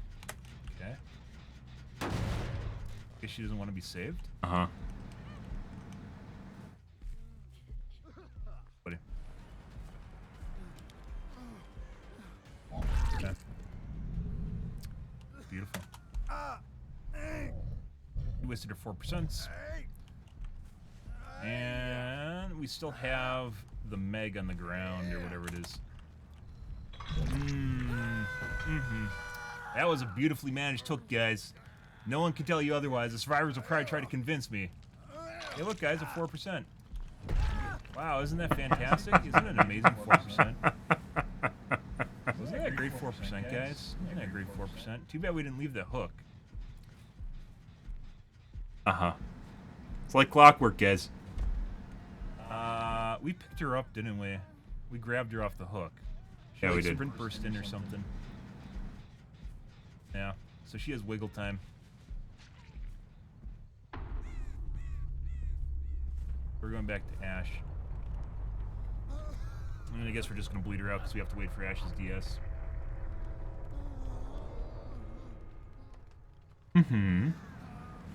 Ah.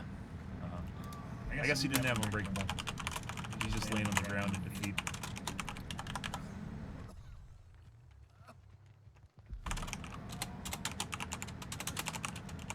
And keep track of when Ash went down either.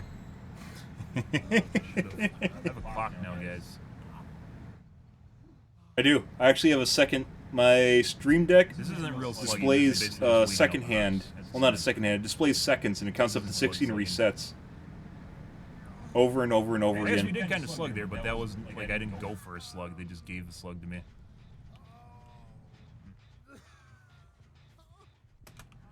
Yeah. Oh, yeah. Game guide. Definitely. DS, BT, self. What the fuck is that?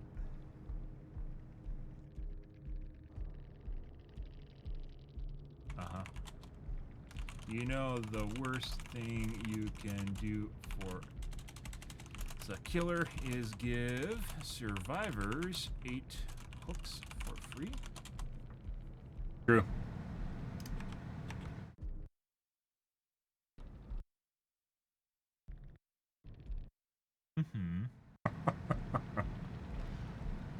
I guess they're stewing. Good for them. Next game.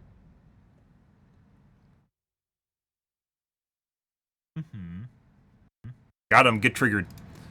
Get triggered, guys. There's that chick that was in here last week that was complaining about me going, because it triggers her.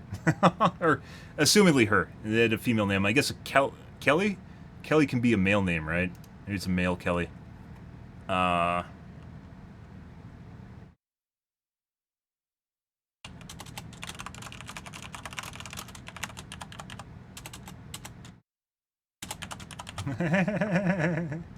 little bit longer than 3 seconds, but still not as good as it should be. Good stuff. Okay. Kelly can be a dude. Yes, it's true. Poor guy that's named Kelly. It's true. All right. I'm out here for tonight, guys. We had some pretty good games tonight, guys. We had some fun games. We had some sweaty games. We had some cheater lobbies, but not as bad as it's been. Like, the last week, it was really bad. Tonight wasn't that bad. We probably could have played Legion if I was more adventurous tonight. But I also enjoy playing Nemesis, so there's that. And then we can't run Flans on Legion because we have to run a Black Hand because we don't have any pins. So, yeah. So maybe we'll just put Legion on hiatus. Maybe we'll have to break out Shape because I haven't played Shape in a while. Break out some Shape gameplay. Because Legion, like, in order for me to play him, the pin is so incredibly fucking rare. It's like maybe the pin maybe costs like 300 or 400,000 BP. It's really fucking expensive. It's not in every blood web. Not iridescents are not in every blood web, and of the iridescents that show up, the pin is maybe one. I think we spent 1 million BP on Legion, and we got 1 pin out of them. That's incredible. That's incredible.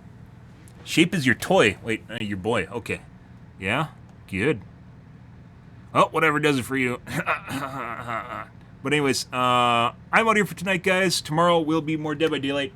If you're new to the stream, you enjoyed the bullshit, you enjoyed the fun, you enjoyed the BM, you enjoyed the real talk, make sure to follow button in the top right-hand corner. I usually stream every day from evening to late night, GMT-6, so 8 to 9 p.m. Central Standard Time to 1 to 2 a.m., give or take. It depends what's going on in my life, what's happening, etc., etc. Tonight, guys, we actually did this 5-hour stream. Good for us. Yay! Good for us. But tomorrow will be more of the... So, I think, so a lot of people say he's not good at high MMR. I disagree. We have played him, but I actually stopped playing him because we couldn't get the memorials on him. But then I got some memorials, and I haven't worked up the courage to play him again.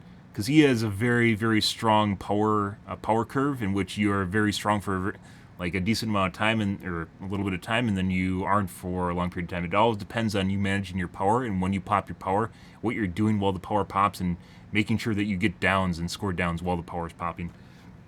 There's a lot to it. And that's even without Tombstone, which we haven't even gotten to yet. So maybe we'll play Shape tomorrow. We'll see, guys. But I'm out here for this evening, guys.